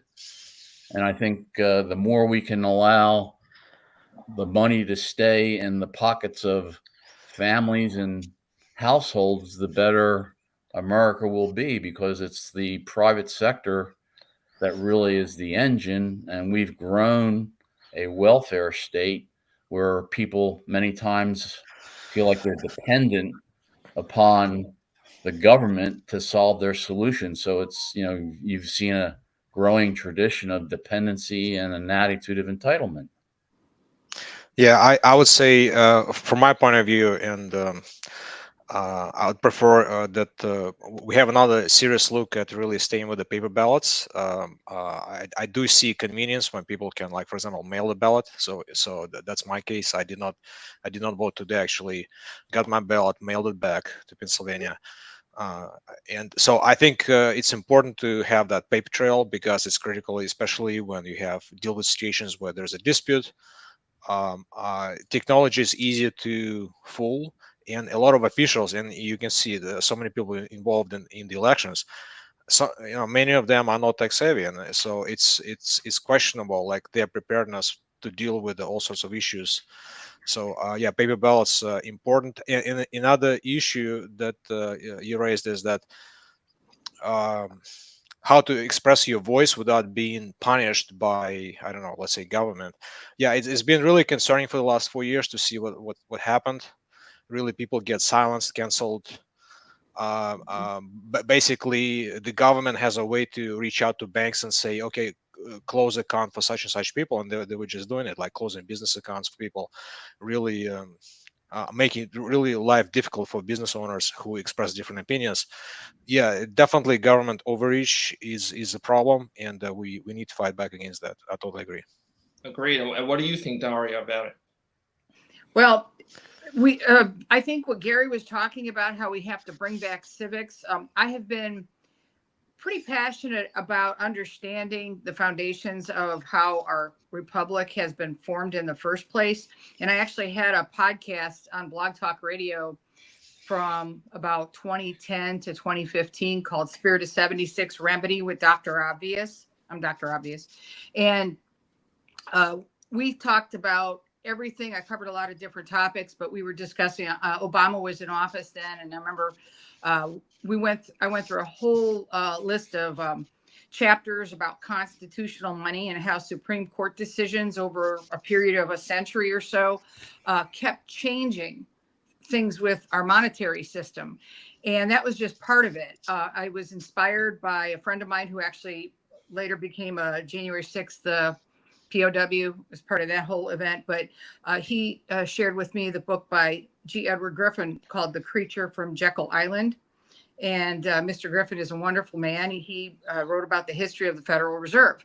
And when you look at the fact that our constitutional republic was such that each individual state had its own sovereignty, and the federal government was to be a sort of certain services were going to be delegated to the government, but the states maintain their individual and independent rights. I think President Trump, the first time he was in office, tried to defer to the state governments, but unfortunately with the situation with COVID and the enforcement of lockdowns, he probably could have done more at that time rather than just defer to the state governors who were tyrannical and not really upholding their own oaths and upholding the oath to the Constitution of the Bill of Rights.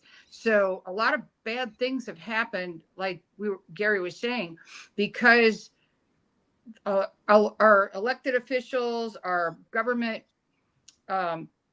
employees, if you will, that are in law enforcement or bureaucracies, mostly agencies, they don't even follow their own job descriptions. And that's a very important thing. If we follow how each office, even dog catcher, you could trace it all the way up to other hierarchical agencies, and people have to answer to somebody. And the problem is, I think that system of restoring order and going through due process has been ignored or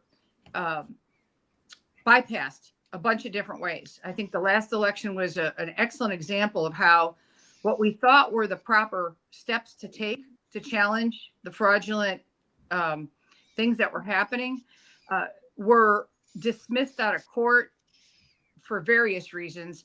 And that seems to have been some kind of order from higher up and I don't know if judges were threatened or what the deal was, but there was so much lockstep going on from state to state that went far beyond what the individual citizens would have wanted. And that to me I had a real bad feeling about it. When I saw what was happening in 2020 with the so-called COVID plague, I thought, oh no, this is bad. From the very beginning, I knew this would be a means by which they would either tamper with the election or somehow undermine Trump's reelection at that time. So yeah, we have to get back to civics. One of the important things to know is that we have the United States of America, the constitutional republic, and then we have the separate territory of the District of Columbia. So it is a private international corporation established in 1871. And it has been somehow became the thing that ate the country, with basically federal agencies stepping in on individual states and states' rights, and therefore having things like the EPA come in and interfere with your ability to build a house on a particular lot when everybody else around you was able to. And it's all because somebody else might have had a grudge, and then they selectively enforce some rules. What I am grateful for, at least, is that there is an organization called the Constitutional Sheriff's Peace Officers Association. It was started by Sheriff Richard Mack, and he has been upholding and getting training, actually sheriffs all over the country on how to protect the citizenry and uphold their own oath. And I think it's very important that people look into that, because he said if we had 30% of all the sheriffs on board with being constitutional sheriffs, as they are in their, again, I'll use the word job descriptions, in their official descriptions and titles and their duties, if they were to re-embrace that, we've got our country back. That's all it would take. Because and 30% of us, same story. Oh yeah, exactly. 30% of us as well. But again, the first thing that happened is, as Gary was saying, civics classes were watered down and dropped. All these things were watered down and dropped and replaced with social agendas and social engineering. And to see all this happening, there's a really good book, if anybody hasn't seen this yet. It's called The Deliberate Dumbing Down of America. And it was written by Charlotte Iserbeet. And if you go to deliberatedumbingdown.com, she passed away, God rest her soul, I think in 2022. But she put all her books up there for free. And Wow. you can see how the education system could have tinkered with the culture. It's the manipulation of the culture. And it shows the lack of civics, because I'll tell you, I just learned for the first time, you guys might know it, I didn't, that before there was a Declaration of Independence, there was a Continental Association 2 years prior, and that document said, we're not going to pay for this tyranny. Right nowadays, like you were talking about, all the bureaucracies, the EPA and all those.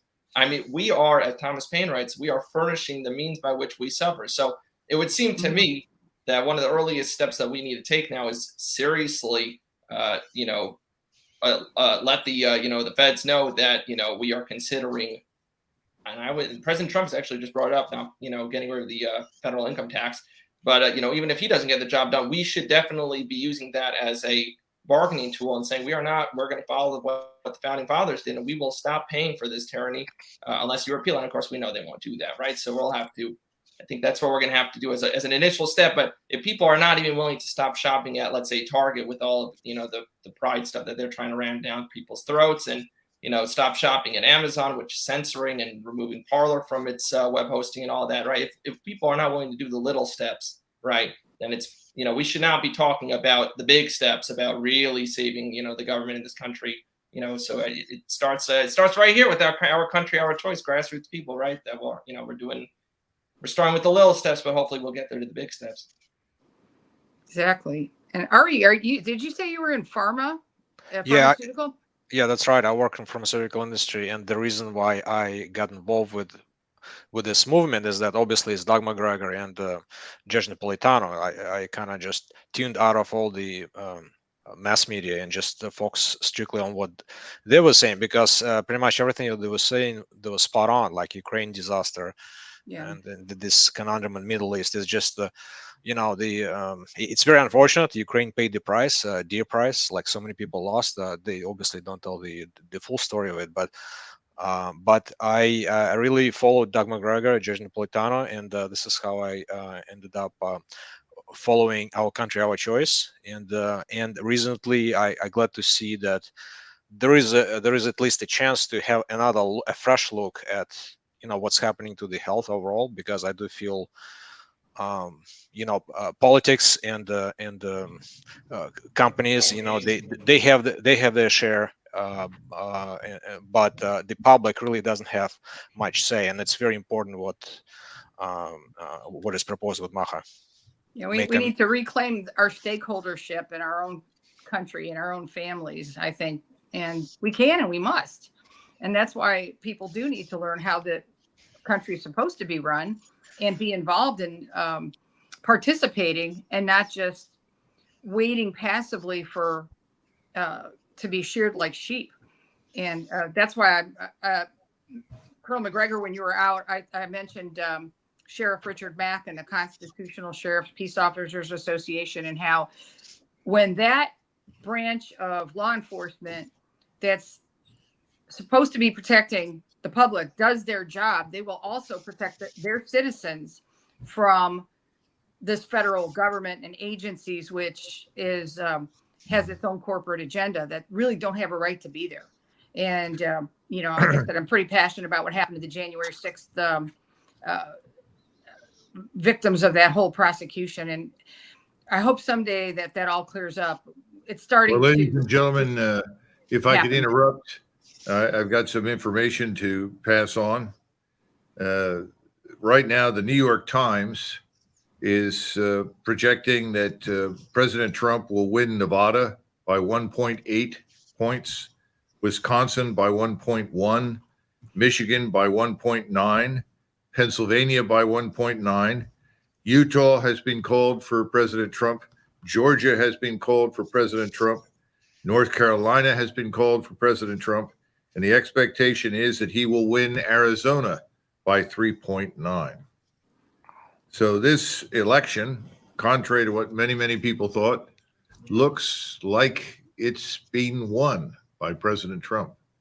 And we obviously can't say with 100% certainty, but we can tell you the betting odds out in Las Vegas put the probability of Trump winning at 90%. And, Las Vegas is pretty good at this sort of thing. So, okay. So I think we're going to have a lot to discuss tomorrow and the days ahead, but I really appreciate what you've done this evening, because you've aired a lot of important points that I think our members are really enjoying listening to. It's better than listening to the drivel from CNN and MSNBC and so forth. That's for damn sure. So who are we waiting for now? Okay, I think we have General Mike Flynn somewhere in the ether. Also, Olga Ravazzi from Serbs for Trump, and we know that RFK Jr. has told us he's coming, but it looks like it'll be another 10 minutes or so. But everybody should certainly be in a good mood who's at Mar-a-Lago tonight. And that's where Olga is, and that's where RFK Jr. is located. So anxious to hear what they have to say. Yes. Trump also just won Iowa. Awesome. So this is a very red map. Yes, it is. It's beautiful. Prayers are being answered, I hope. Yes. Well, we all do. Because we're going to have to close ranks pretty soon. Because this president's going to need a lot of support. And I don't just mean moral support. If he's going to be successful at all. You're right, Doug. It is. It's an office, but the office needs to be supported by many hands and, very strong minds, because it's a tall order. Absolutely. Okay. So where do we stand now? We're going to take a break. We're going to take a break? Yep. And then we should come back with one of the aforementioned three people. Yeah. Mar-a-Lago, they have very bad connection. In Mar-a-Lago, they have bad connections at the moment. Think about that. Wow. They should have done it here in Orlando. What can I say? Yeah. Okay, guys. Thanks a lot. Thank you, Colonel. Okay. Thank you, Carl. Thank you, Doug. Blessing to be with you tonight. Nice meeting all of you. Nice meeting all of you too. Yes, thank you. Likewise. God bless.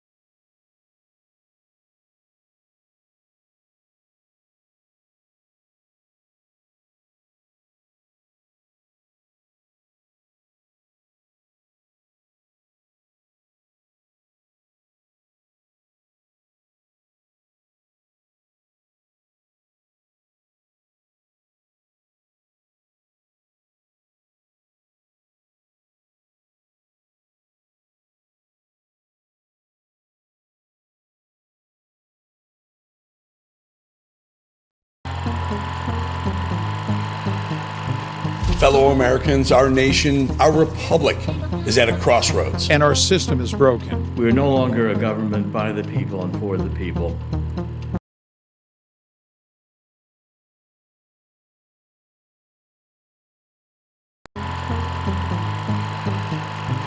Fellow Americans, our nation, our republic is at a crossroads. And our system is broken. We're no longer a government by the people and for the people.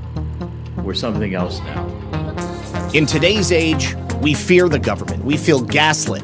We feel controlled. Our free speech is censored. Our faith is attacked. And lies are spread far and wide. This is why Republic was created. To give the people all the tools that have been lost. To inform, organize, and act. But it's all up to you. Not others. You. Only you. It's time to take back our republic, one town at a time. As a nation, we don't always agree on everything, but we do agree on one thing. Our freedom. Freedom. Freedom. Freedom. Freedom. Freedom. Every American who cares about the truth needs to join Republic. This is our moment. This is our stand. This is how we rebuild, rekindle, and restore our republic.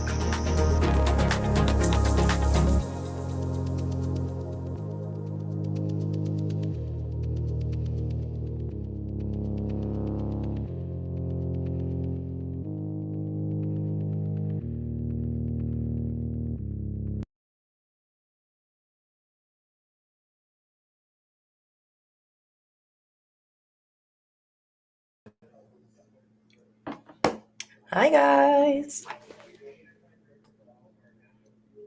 You're on mute. Hello. Hey. See, Katie, we're unmuting the Republic. You're the defender of the Republic. Oh, I love it. I love it. Katie, what is happening where you're at? Katie, we're big fans of your hair, but we've also been huge fans of your activism. I was commenting on that slick little red, white, and blue hairstyle. I was going to do it with Ed, but it didn't match what he was wearing today.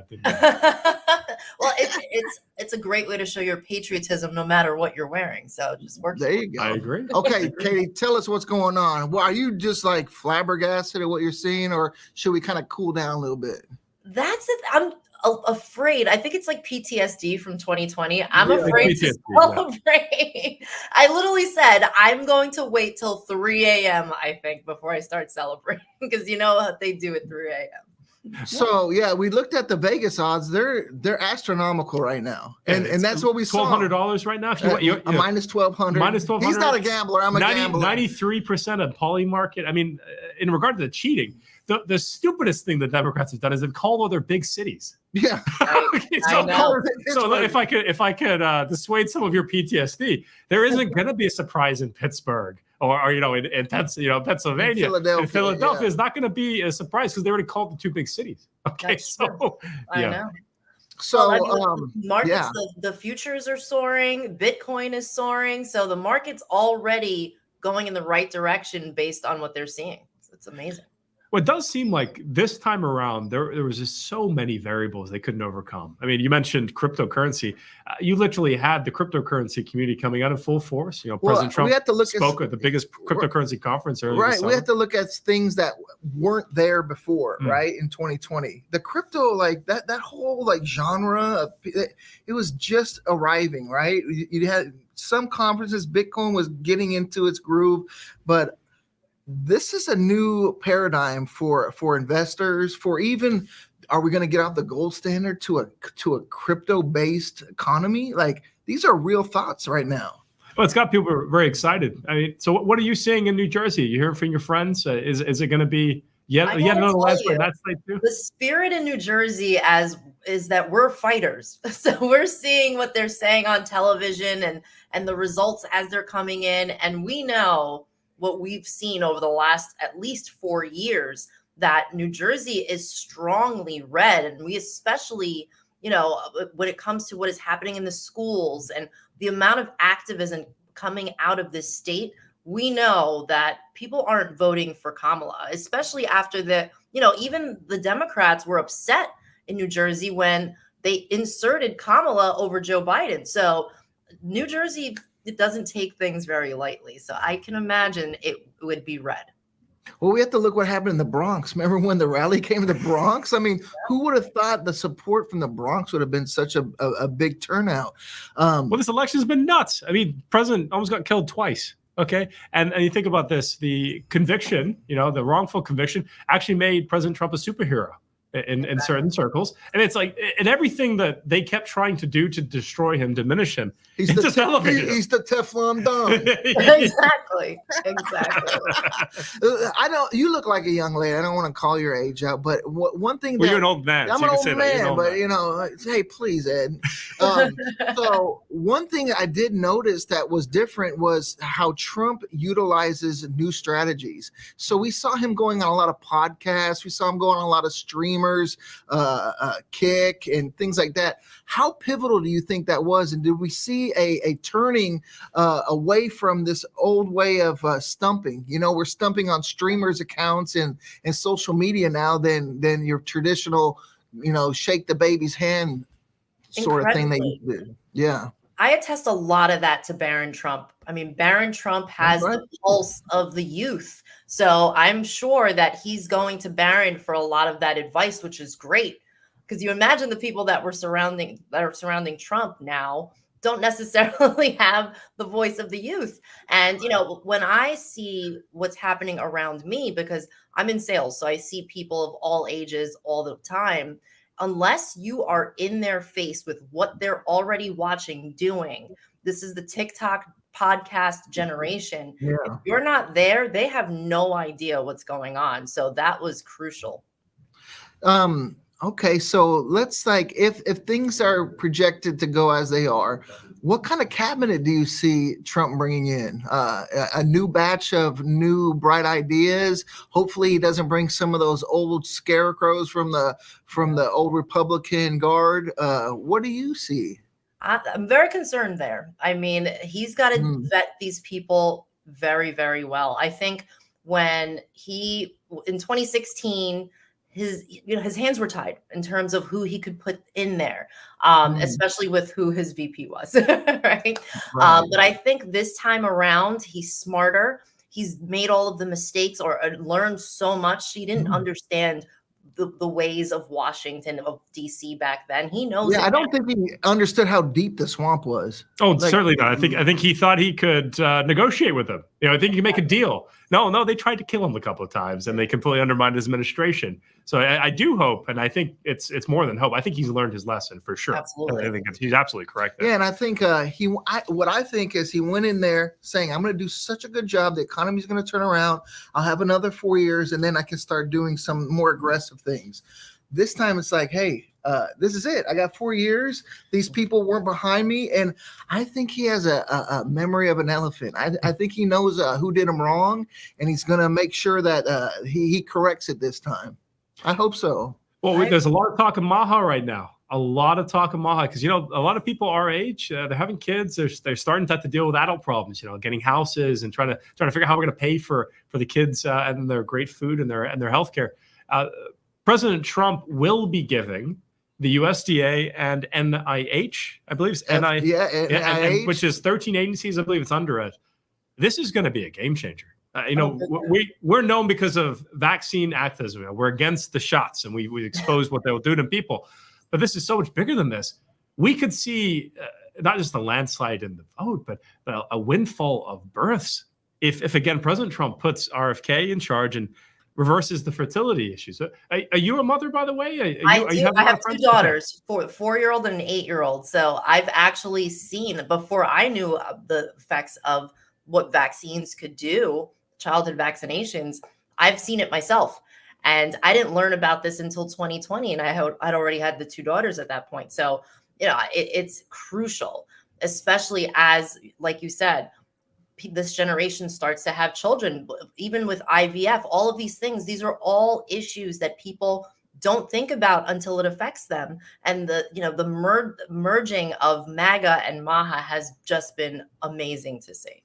Yeah, it's so crucial that we get our country healthy again. Yes. Spiritually healthy, physically healthy, and get to a point where we can trust people that we put into office that aren't going to do something to harm us. And I think that's what COVID did for us. It shined a light on the medical industry and the pharmaceutical industry that we can kind of just gave them carte blanche to like, we trust you, right? And then we saw how evil they were on how they denied care to so many people and forced a vaccine that actually harmed you instead of did anything that it was supposedly safe and effective. So maybe we took one step back to go 2 forward, right? Or 3 forward, or how much ever we're going to go. Hopefully this happens, right? And this election pursues in the way it's going, because there were a lot of kids who voted for the first time who were locked up with masks and saw this like tyrannical pharmaceutical, this just a dystopian way of living. And they were like, these people are pushed it. Yeah. I don't want that, right? And one thing that I've held Trump to, like, warp speed was, he was like not backing away from how awesome it was. And I think with RFK and these people, they've said, hey, you know what? You might have been played a little bit. And hopefully he has enough, humility to say, yeah, maybe I was. What do you think? You think this is a good expectation? Again, get over your, no more PTSD. We might be winning. No, absolutely. No, I'm optimistic, but I think that was his humility, was bringing in RFK. And the fact that we have X now, and I think you saw people wake up in 2020 after COVID, but I think you have a whole new set of people that started to see things for what they really were, because we weren't censored.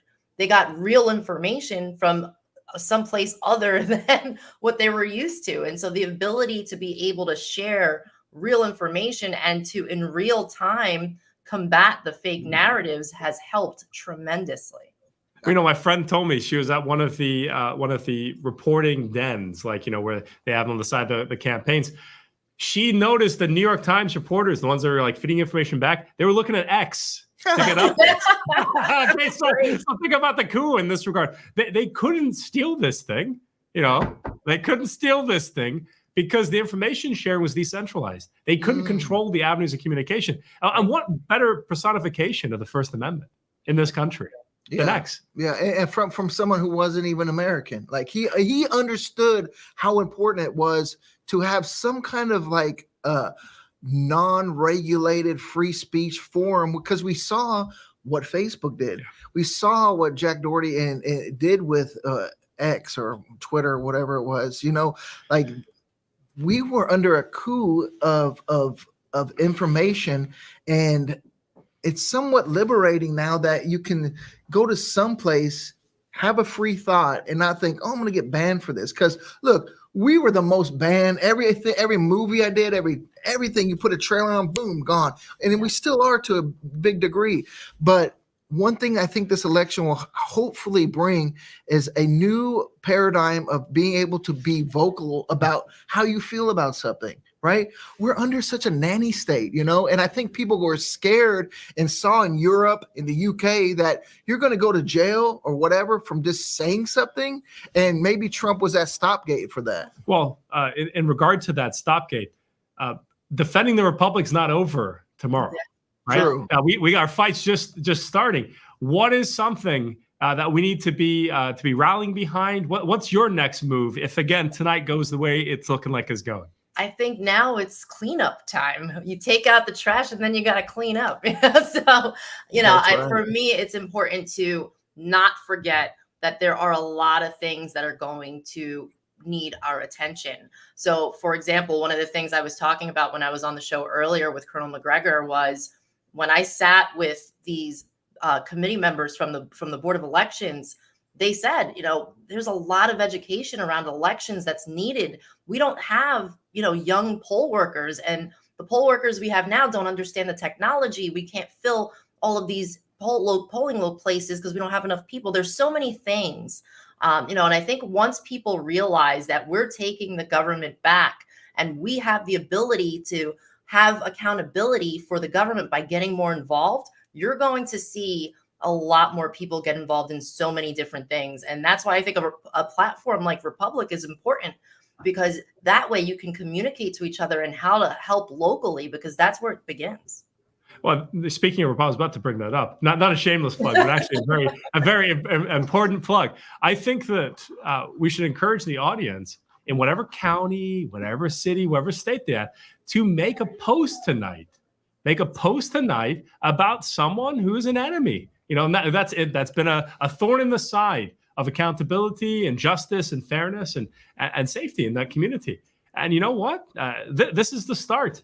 Again, accountability, I think, begins at the local level. It begins with the communities. Because you and I, we don't know the names of every single swamp monster.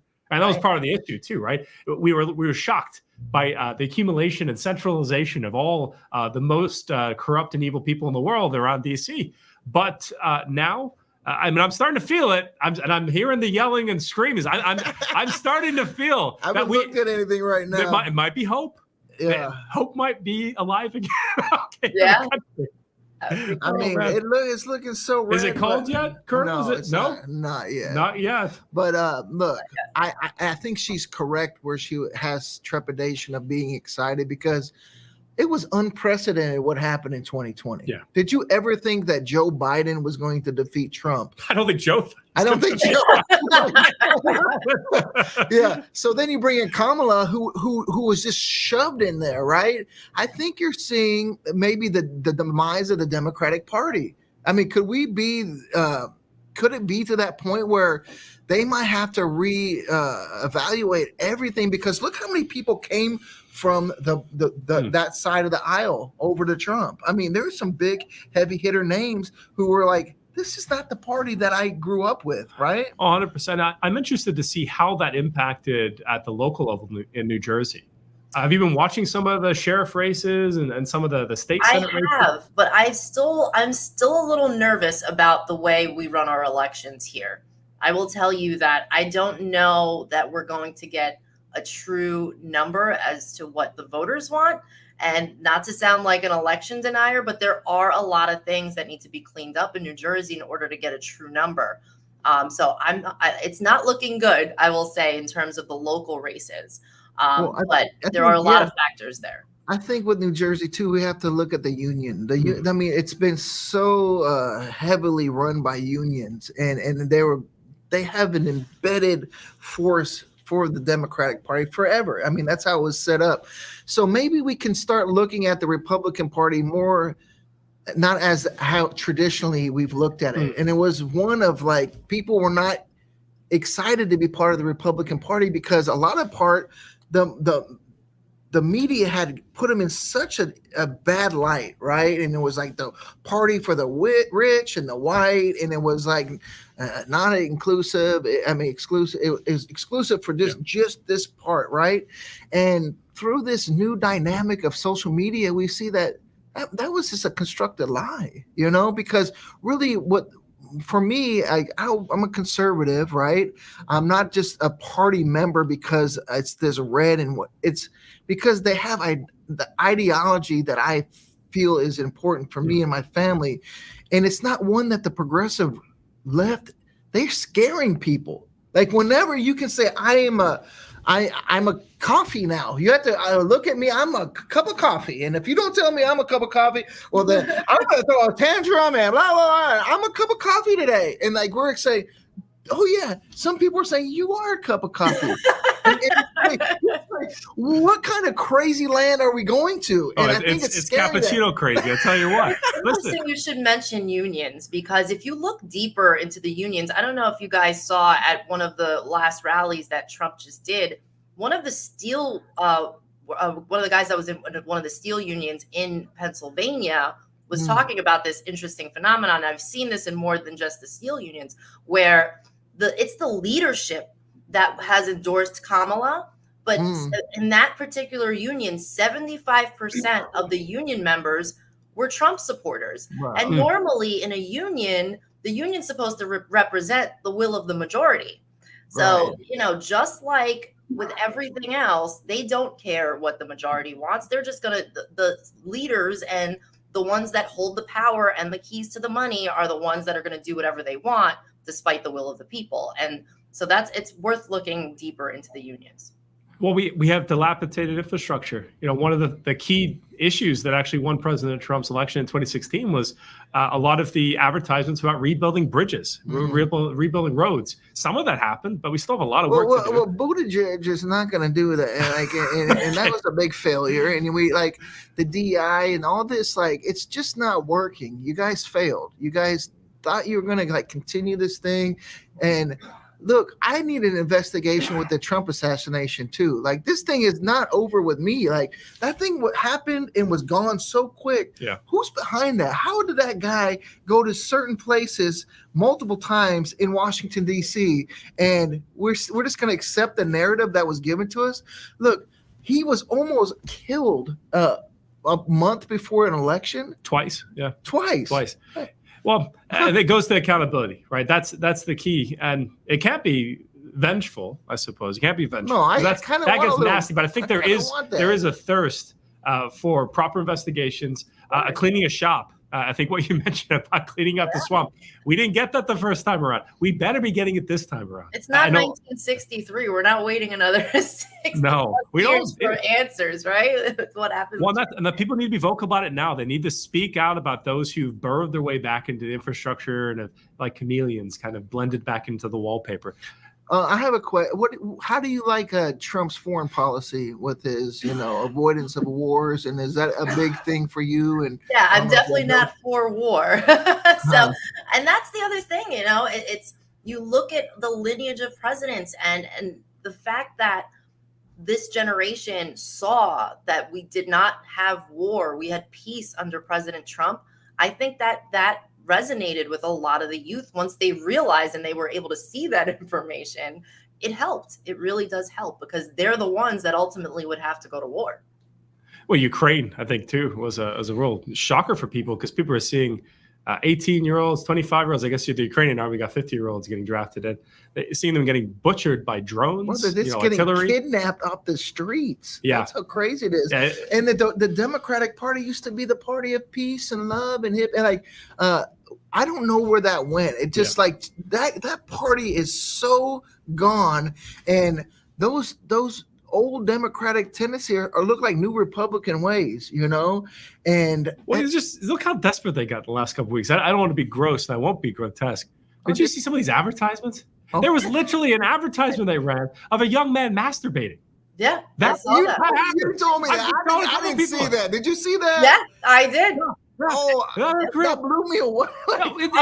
There were a few of them. There was more than one. It's pretty intense. Like, vote Kamala. She's going to keep the porn flowing. Like, oh, yeah, okay, that's a winning message. Okay. Okay, so what do we see if Trump – do we see people go to jail for the COVID, for the vaccine, for the Diddy party, the Epstein? Are we going to see justice? I don't see how we get that right away because the corruption goes so deep into our justice system that there's a lot of cleanup involved before we can see justice. So it's going to take some time, in my opinion. Who's your pick for Attorney General? You started thinking like that since we're winning? Not sure. Like I got to tell you, I don't know. There are so many great people that he can bring into this administration.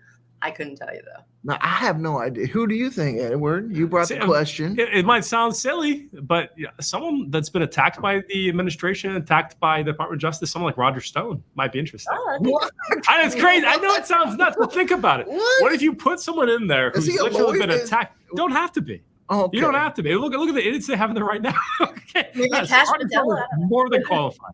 Okay, wouldn't that be kind of crazy? Rudy Giuliani. AG? Yeah. Okay. Yeah, it's a little bit too crazy. What are you drinking over? Well, it was Pinot Noir, but it's late and we're winning.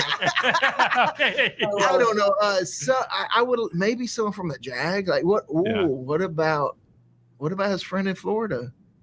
Oh, you talking about Pam Bondi? Or you talking about Ron DeSantis? Ron DeSantis. I mean, Ron's getting termed out.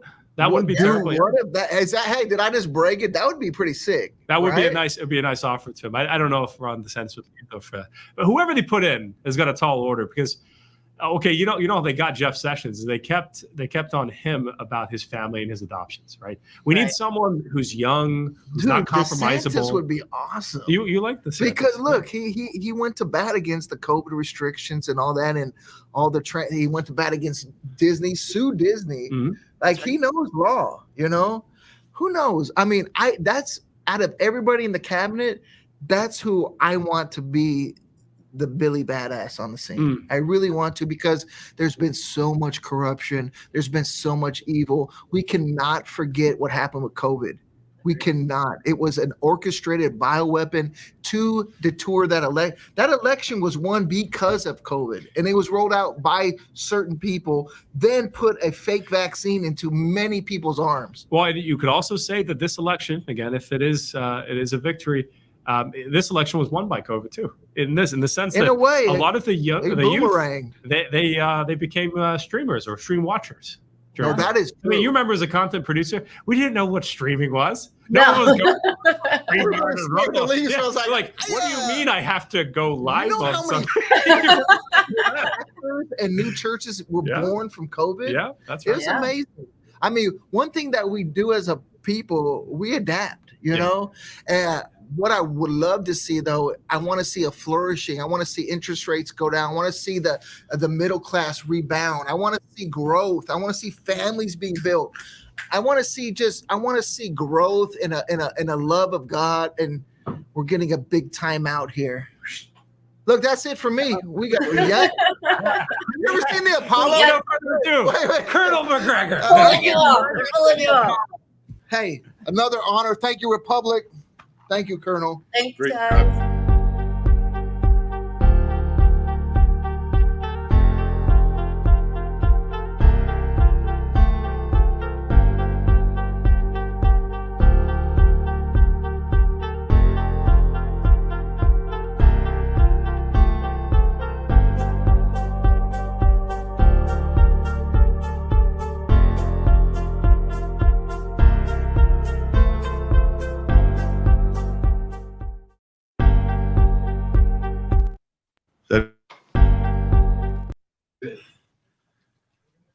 There we go. Hey, sir. Sir, can you hear me? I can hear you. Looks like you've got a victory tonight for making America healthy again. Yeah, it looks that way. I was seeing the same thing, Doug, on the ground over the past couple of weeks. And I never make predictions, but the intensity that I was seeing, I was in 48 states. In the last 5 days, I've been in 8 states. And just the number of Trump signs that you see, like, probably outnumber the Harris signs 8 or 9 to 1. The crowds we were getting. I was with President Trump in Detroit, and we got 2 days ago. We had a crowd of 18,000 people with people waiting outside, and then we flew right to Milwaukee. We had 28,000 people with a long line outside who couldn't get in, and Vice President Harris had at the same time simultaneously at a rally in Detroit across town, and she had a seat of she had a convention center with 30,000 seats in it, and she had fewer than 5,000 people. So, and then in Madison Square Garden last week, we had 18,000 people inside, 75,000 people who couldn't get in, so almost 100,000 people. And so I was seeing this intensity on the ground. It was impossible for me to believe that Trump was not going to win this election. Well, you've given people more than I think almost any other political force in American history has in decades, and that is real hope for a better future. And I think if your father is watching from on high, he is beaming right now with enormous pride in what you have done, because you have made a huge impact on this election. And I know President Trump is grateful for that. The two of you have made an unstoppable team.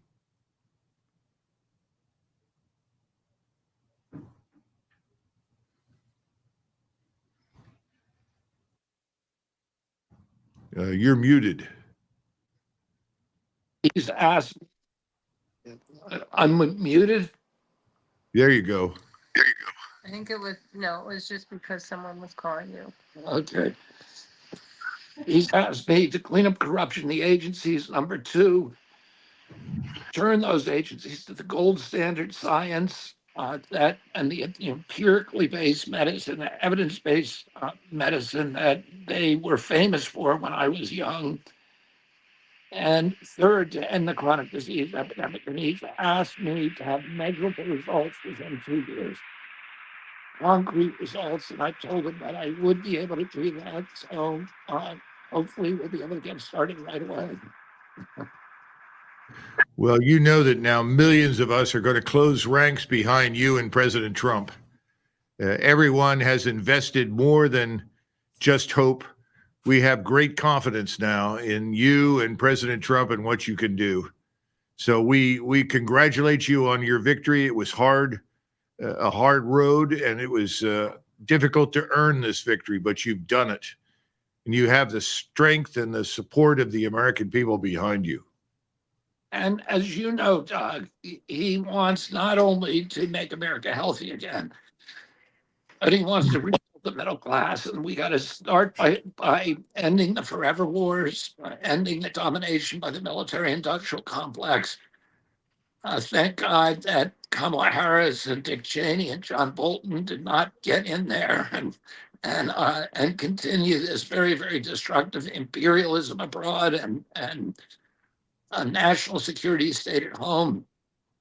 And he wants to end the surveillance and censorship state and the weaponization of our federal agencies against the American democracy and the American people. And, restore the values of this country and really, make America great again.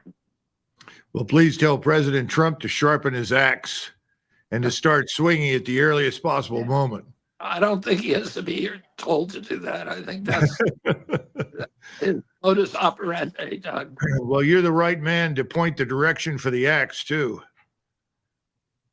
Yeah, I'm very, very happy that I've been praying for 19 years that God would put me in a position where I could reclaim our children and stop the hemorrhage and really create a new generation of American children that does not have all of these, that are not so badly damaged.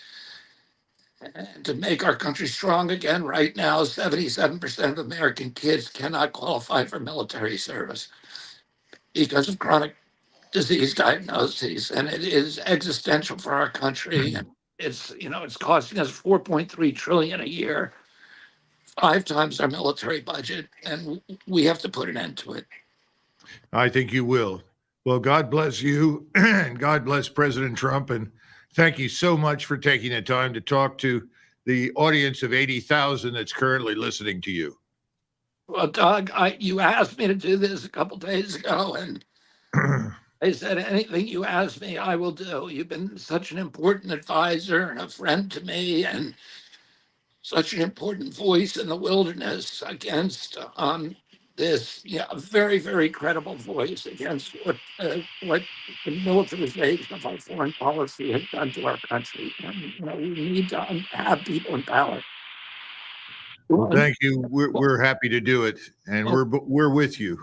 Thank you very much, Doug. Good night and congratulations. Well, I think we have General Flynn. General Flynn is. I see General Flynn, but I don't think he can hear me.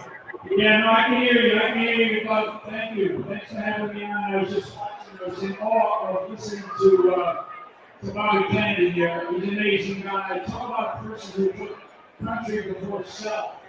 I mean, incredibly selfless. Thank God that he made the decision that he made, because I think that, the independent voters that are out there coming in today, and then tonight, I think the independent voters are going to be the ones that are going to save the day here in many ways in some of these swing states. I think tonight, what we're looking at is a big victory here. I know they're not going to call it, the big corporate media is going to call it, want to run this thing a little bit longer, but I think we're going to end up with about a 290. If we break the 300 electoral vote ceiling, which is very possible. One friend of mine, who's a great analyst, he's been looking at this problem for a while. He's looking at about 312, especially with a couple of states that still haven't done it yet that are where Trump is in the lead. Like Arizona's a very small lead. Pennsylvania's a little bit larger lead. Possibly Wisconsin. So he's got a couple of different pathways to win. And then, of course, some of the other parts of what we're seeing is we're seeing the Senate, and I think the Senate is very neck and neck right now. And you can find Chuck Schumer here in a very, another 24 hours if the Senate comes in the way I believe it should. And then I'm just kind of waiting to hear from the Carrie Lake team out in Arizona. So, I really appreciate Bobby Kennedy so much. And I don't think that the history books aren't written yet, but they will be. And when they're written for this period of time, you have won them because some of the stand and really the strong stand that you have taken on a lot of things that deal with defense, intelligence, and national security, international policy, some of the wars that are involved in. And I think also from Bobby Kennedy's perspective, he's more than just making America healthy again, although he's coined that phrase. What he's really done is he's put country before self. He's probably one of the greatest historic examples that we have had in modern history, if not throughout the history of our country. He's just one of those figures. Despite all the challenges that he had, in his life from the time that he lost his dad up till now, what a demonstration of leadership, what a great example for what it means to really be, be selfless and just to serve the country in a way that's greater than yourself. So anyway, I wanted to offer you that. No question about it. And I think it's time for a new dawn in this country. I think tomorrow morning will be a very bright morning for America. And it's been a while since we felt that way. And I think we have good reason for optimism right now. Yeah, what I'm saying is that there's a lot of prediction models. The polling, I never really believe the polling. I don't pay that much attention to it. I'm kind of in a Rush Limbaugh, arena when it comes to polling. Polling's meant to influence, not necessarily to predict.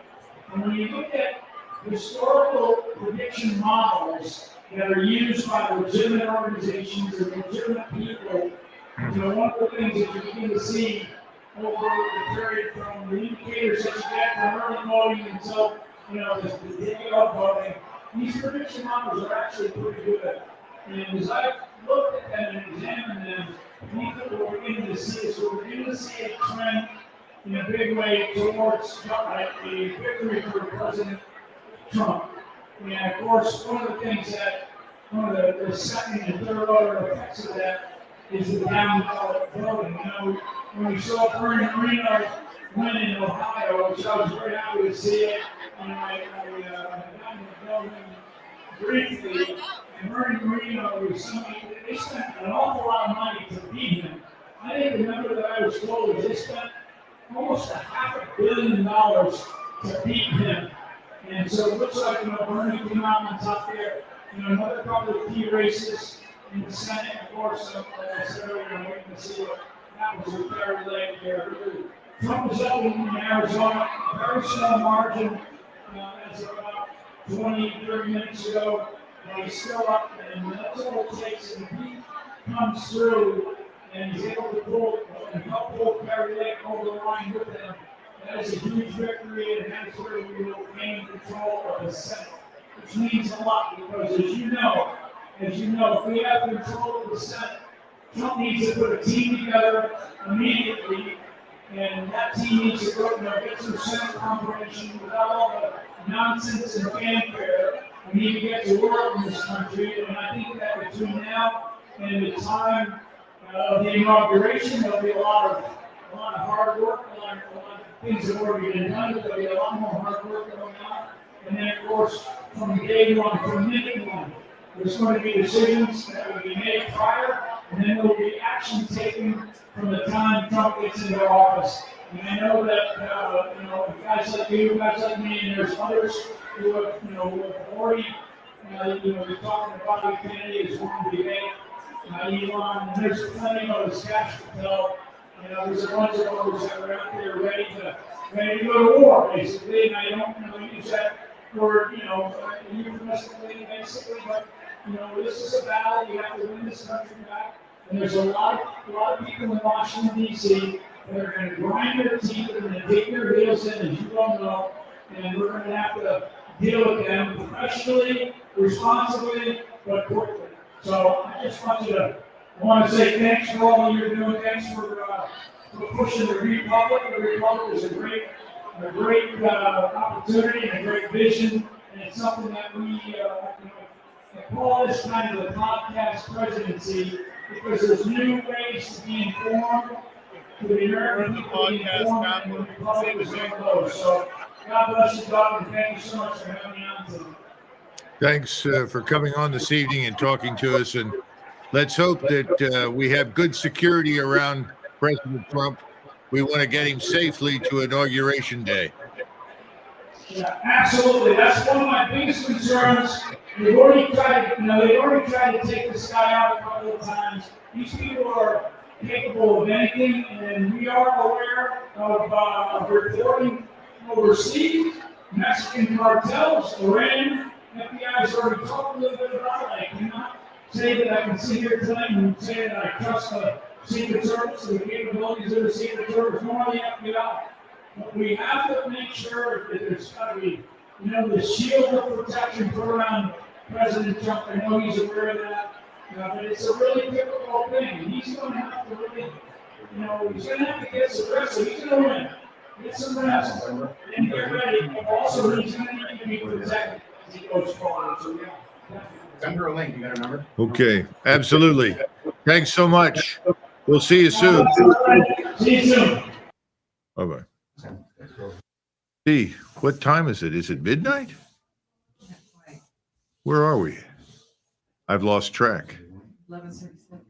11:36. I think that's astonishing. I really never thought that we would have this election almost completely wrapped up by midnight. But this is an historic night. There's no question about it on it. I have the feeling that we don't need to worry tonight that when we actually turn in for the night, that we're going to wake up tomorrow morning to some sort of nightmare. I don't think that's going to happen. I think what we've seen tonight is unassailable. It's an invincible performance. And as I said, what's most important now is to keep this president safe so that he arrives on the 21st of January to take his oath and begin to lead this nation in a new and better direction. And I believe that he'll do that, as I think most of you do as well. So what do we do now? Do we count down some more states? Where do we sit? I'm not positive.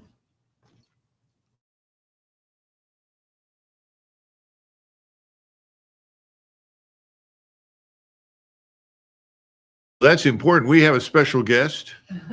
This is a young, beautiful young woman named Fiona. She is astonishing in every sense of the word.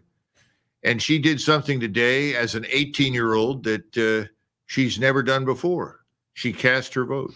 Yep. And it wasn't today. It was a couple days ago, early voting, but it was great. And you voted for? I voted for Donald Trump. Well, yep. There you have it. How could he possibly lose with that kind of support? Exactly. Well, we need to hear more from people like Fiona. And I hope we'll find out that a lot more just like Fiona voted for Donald Trump.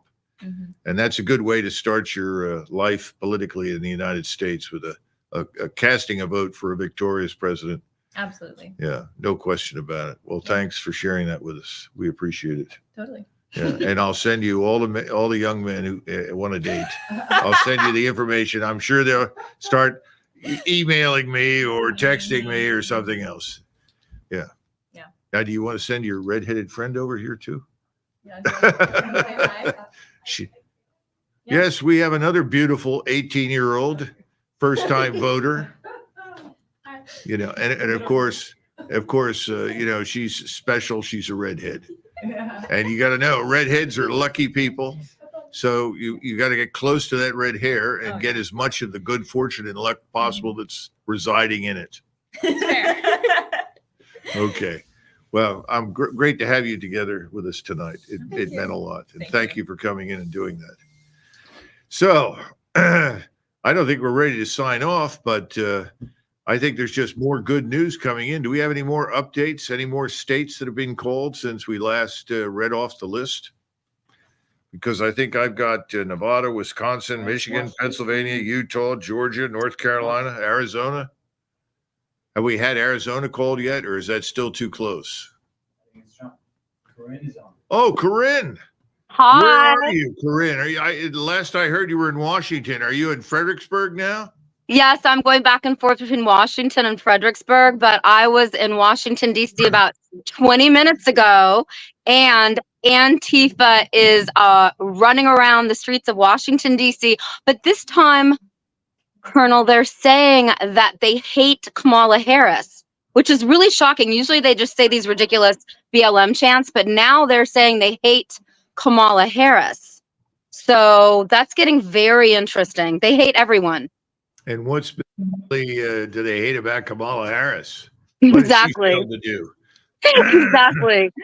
I guess she hasn't given them what they want with respect to Palestine. But listen, in front of the White House, there's a lot of construction going on that's very aggressive. And I'm being told it's very normal construction for the inauguration. But the construction to me looks so aggressive. Have you seen the photos and the videos of it? No, I have not. It's very aggressive. They're building these indoor stages for the next president of the United States of America's inauguration, which I find to be highly bizarre because they've closed down most all of the People's Park, which is Lafayette Park in front of the White House. And you really think they'd be building that for President Trump? Obviously, it looks like President Trump's winning tonight. So I'm really grateful because I'm here with a couple J6ers and a couple people who will end up in federal prison if President Trump doesn't take back the White House. But I just don't think the deep state's going to let President Trump back into Washington, D.C. Well, Corinne, you're one of those people that has gone repeatedly to these vigils held in the evening for the people that are locked up illegally inside prison in Washington and talk to them. This has to be at the top of his to-do list, that once he's president of the United States is to get them out once and for all and end this terrible injustice. We haven't had political prisoners like this since the Civil War. I think we had a few for a few weeks or months during World War I, but nothing on this scale for this length of time. And his arrival has to put an end to this Justice Department, which is about anything but justice. I can count 100 people that I know right now that could get arrested for what they did not do on January 6th if President Trump doesn't get back into the Oval Office. So this is life or death for us. I was just with a 24-year-old girl named Isabella DeLuca, and she's facing years in jail for misdemeanors. She touched a table inside of the Capitol on January 6th because she was an intern there. And they arrested her violently and they've terrorized her life. And she's 24 years old. So this is life and death tonight, this election. We need to get Trump back to Washington, D.C. I just don't see it happening. People in D.C. do not like him. I can't even wear this hat that I'm wearing right now. I can't even wear that hat inside Washington, D.C. I will need a bodyguard or I could get beaten up. Well, these are the kinds of things that have to be reversed. Yes. We have to have justice in this country. Not what we've seen over the last 4 years, the politicization of our justice system, the police, weaponizing the courts, so forth. It's a huge challenge. It's not going to be easy, but it has to start on day one. It's called restoring the rule of law. Yes. We have to get the police back out on the streets, and that includes many policemen who are now sitting in jail for crimes they did not commit. They were made to pay for all sorts of ridiculous allegations that were untrue. They were not fairly tried. These things need to be overturned. Well, listen, what else are you doing besides trying to save the world and the American people from disaster? I know exactly. What am I really doing? I'm really trying to make sure that people are ready for any emergency. I just spent 10 days in North Carolina interviewing mothers who lost their houses in Hurricane Helene flooding.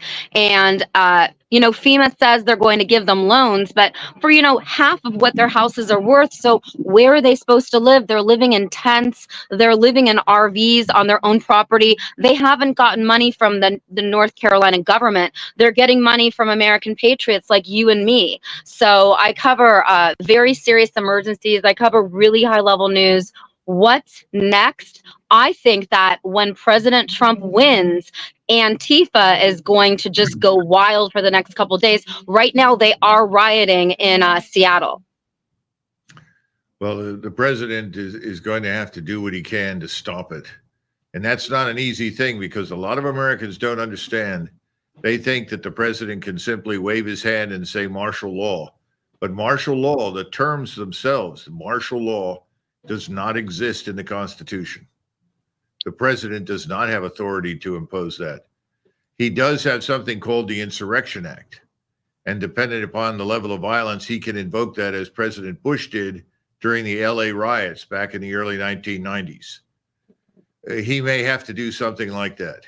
But in order for that to work, we've got to get control of the National Guard and the United States Army, because those are principal instruments that will have to be used in these endeavors. And we need to get started on that because we have a very different army right now from the one that I served in.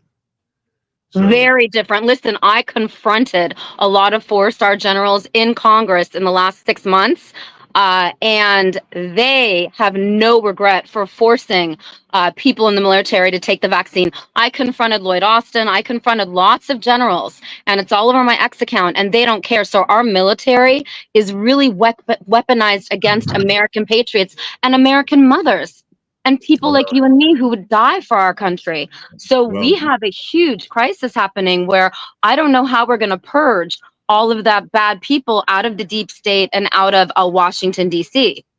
Did you hear about the statue that's in front of did you hear about the statue that's in front of the U.S. Capitol? yes. It's a fake piece of poo that has a 24/7 bodyguard. It makes fun of January 6th political prisoners. D.C. is not ready for Washington. D.C. is not ready for Donald Trump to come back to Washington, D.C. So we have a lot of work to do. Washington, D.C. is in for shock therapy. Yes. Because he's yes. coming back. Okay, yes. well, Corinne, thank you for plugging in and bringing us up to date and unfortunately telling us the truth about the true state of affairs in Washington. Yes, and I will always keep you updated. Now. You stay safe. And we'll yes, see you God soon. bless you. God bless you. Thank you, Divine Providence. Thank you. All right. Bye-bye. Bye-bye. Well, that was good to hear from Corinne. We had talked to her earlier in the evening. We still have a couple of other people that we haven't been able to contact. So we're going to try and do that in these next few minutes before midnight. I know that we were trying to reach Olga. Who else were we trying to reach? It was Angelica McCardle. Is that it? But we haven't been able to reach her either, huh? So we're going to do some closing comments Okay. together with the guys. Okay. And also Katie. Katie. Okay, good. Yeah. Well, then. So we have the three of you here, and we have her, and then we just had 10 minutes left. Okay. So we have some closing.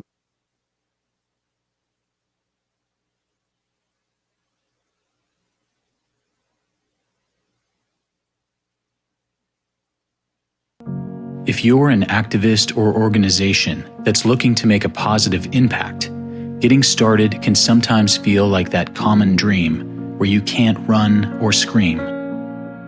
It takes years of networking, pounding the pavement, and building a following before you even begin to be able to make a real difference. And even then, you're continually competing for a splintered audience who are all over the map. Individually, we can feel overwhelmed and defeated at the mountain ahead and the time, cost, and energy that it takes just to help make a positive difference. What if there were a better way? What if we took all the great tools available and refocused them to create the perfect tool for change. Introducing Republic, the ultimate grassroots action platform. With Republic, America-loving activists, organizations, and political candidates can have access to an instant, targeted audience. Republic gives you the tools to inform, organize, and act like never before. Gone are the days of organizing an event only to have a meager few show up in support, wasting precious time, money, and effectiveness. With Republic, you can write an article to inform the public, tag local politicians, create a calendar event to activate attendance, and then create a focused action that is fed to readers on a daily basis. Because Republic is designed to be the one place where everyone goes to make a positive change and get local news and information, the audience will be much broader than the old way of doing things. It's time to take our nation back for the good of the people. This is how we rebuild, rekindle, and restore our republic.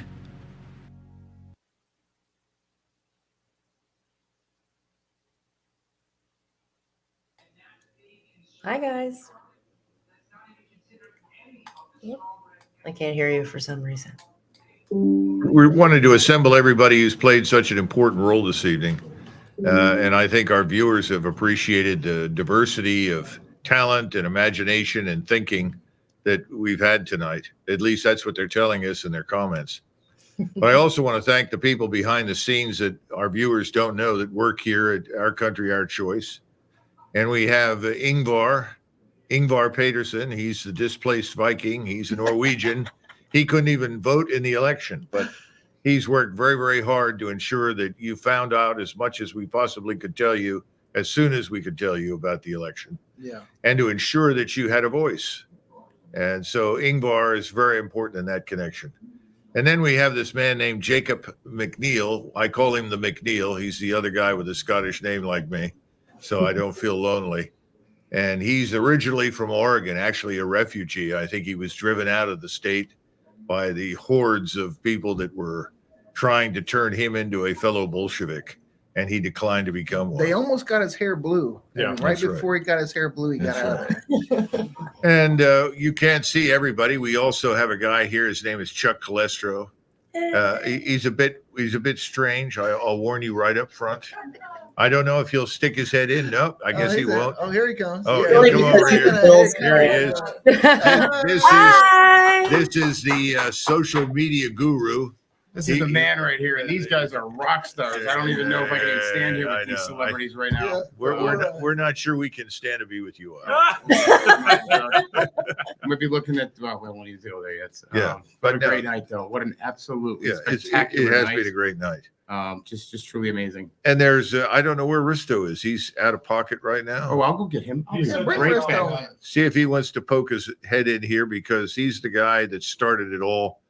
Our Country, Our Choice is really his vision. Mhm. And he, with a lot of very smart people like Ingvar, have been behind the creation of also the Republic platform. So I'm an OC guy, but I can't take credit for anything on the Republic side. And he deserves credit for this all-embracing vision. He really does. Special vision, special Now, movement. if he does come, just understand that he's originally from Finland. Yeah, we He's need a some naturalized kind of subtitles. American. Yeah, there might be a few subtitles going on. So he's a here, good but that's skier. Okay, right? He's a good skier. Very good skier. Yeah, he's a great skier. He's a great everything, but his English, well, you never know what you're going to hear. We don't even call it English. We call it Finglish.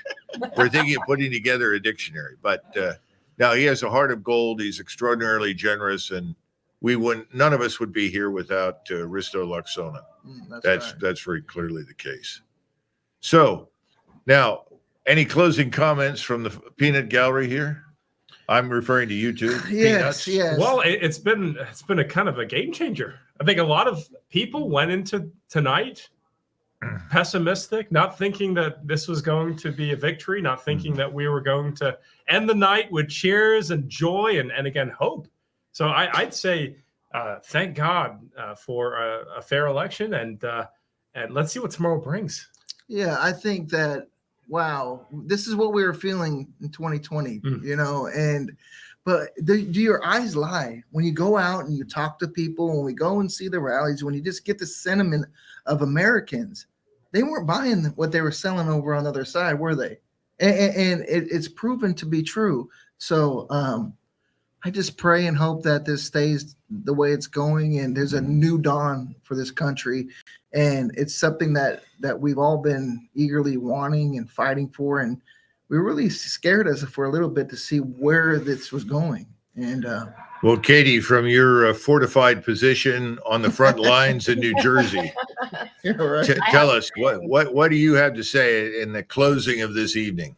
Yeah, I am so proud of this nation right now and all of the people who've been involved in sacrificing day in and day out to ensure that we head into the right direction, and all the things we needed to get there got done.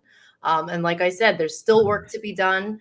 And I know together we're going to be able to do that. And I've been so honored to be a part of this panel with you guys on election night. What a historic night. And I'm just excited about the future. Well, thanks, Katie. And I think you are a representative of everything that we want American citizens to be and to do. What you've done is very courageous. Yeah. Having grown up in Philadelphia and knowing New Jersey, it was courageous, believe me. Now, one last thing is we do have to close ranks now and support the new president and his team. But when the dust settles in the future, electoral integrity has to be a top priority. We need new legislation. They are still counting on the West Coast. The West Coast. So yeah, they're counting on the West Coast, but we have experience on the West Coast, and unfortunately, we have no expectation that California is going to flip red. Well, I mean, the snow would have to be abundant in hell first. Yes, that's a foregone conclusion. Well, I think the election integrity question and topic is very important, Carl, because look, if we've won this election and we've somehow outvoted the cheating, we can't then just be okay with the machines. No, we cannot. Right? We can't let this election be some kind of rubber stamp on the reliability of the machines. You know what I was encouraged by when Colonel was talking to Bobby Kennedy? That was inspiring, you know? And I believed every word. He wasn't talking like a politician. He has a mandate. And this is something he said he prayed about. And I think that this is something that is so refreshing, that there is a mandate higher than just the people, that he has a duty believed from God that he's going to make a change for our future generation and for my kids. Well, he said 2 years, he's got 1 year, because what President Trump said is he needs to be able to show measurable changes in the country. And you know how President Trump is. He's going to have to be able to show it after a year, that we've been able to reduce childhood obesity, we've been able to increase fertility, increase the health, the welfare of the people. Well, we know from experience that presidents usually can achieve 1 to 3 things while they're in office, really seriously change 1 to 3 things. And I think for him, it's very clear: secure the borders, restore the rule of law. That's critical. And reverse this immigration catastrophe. Those things are absolutely at the top of his list. And I hope that he will come to office understanding the criticality of finding an end to these overseas conflicts. Amen. We have so many more important priorities here inside the United States today. And as he pointed out on numerous occasions, these people in Europe and around the world have had ample opportunity to build their own military and defensive capabilities. They've got to do it.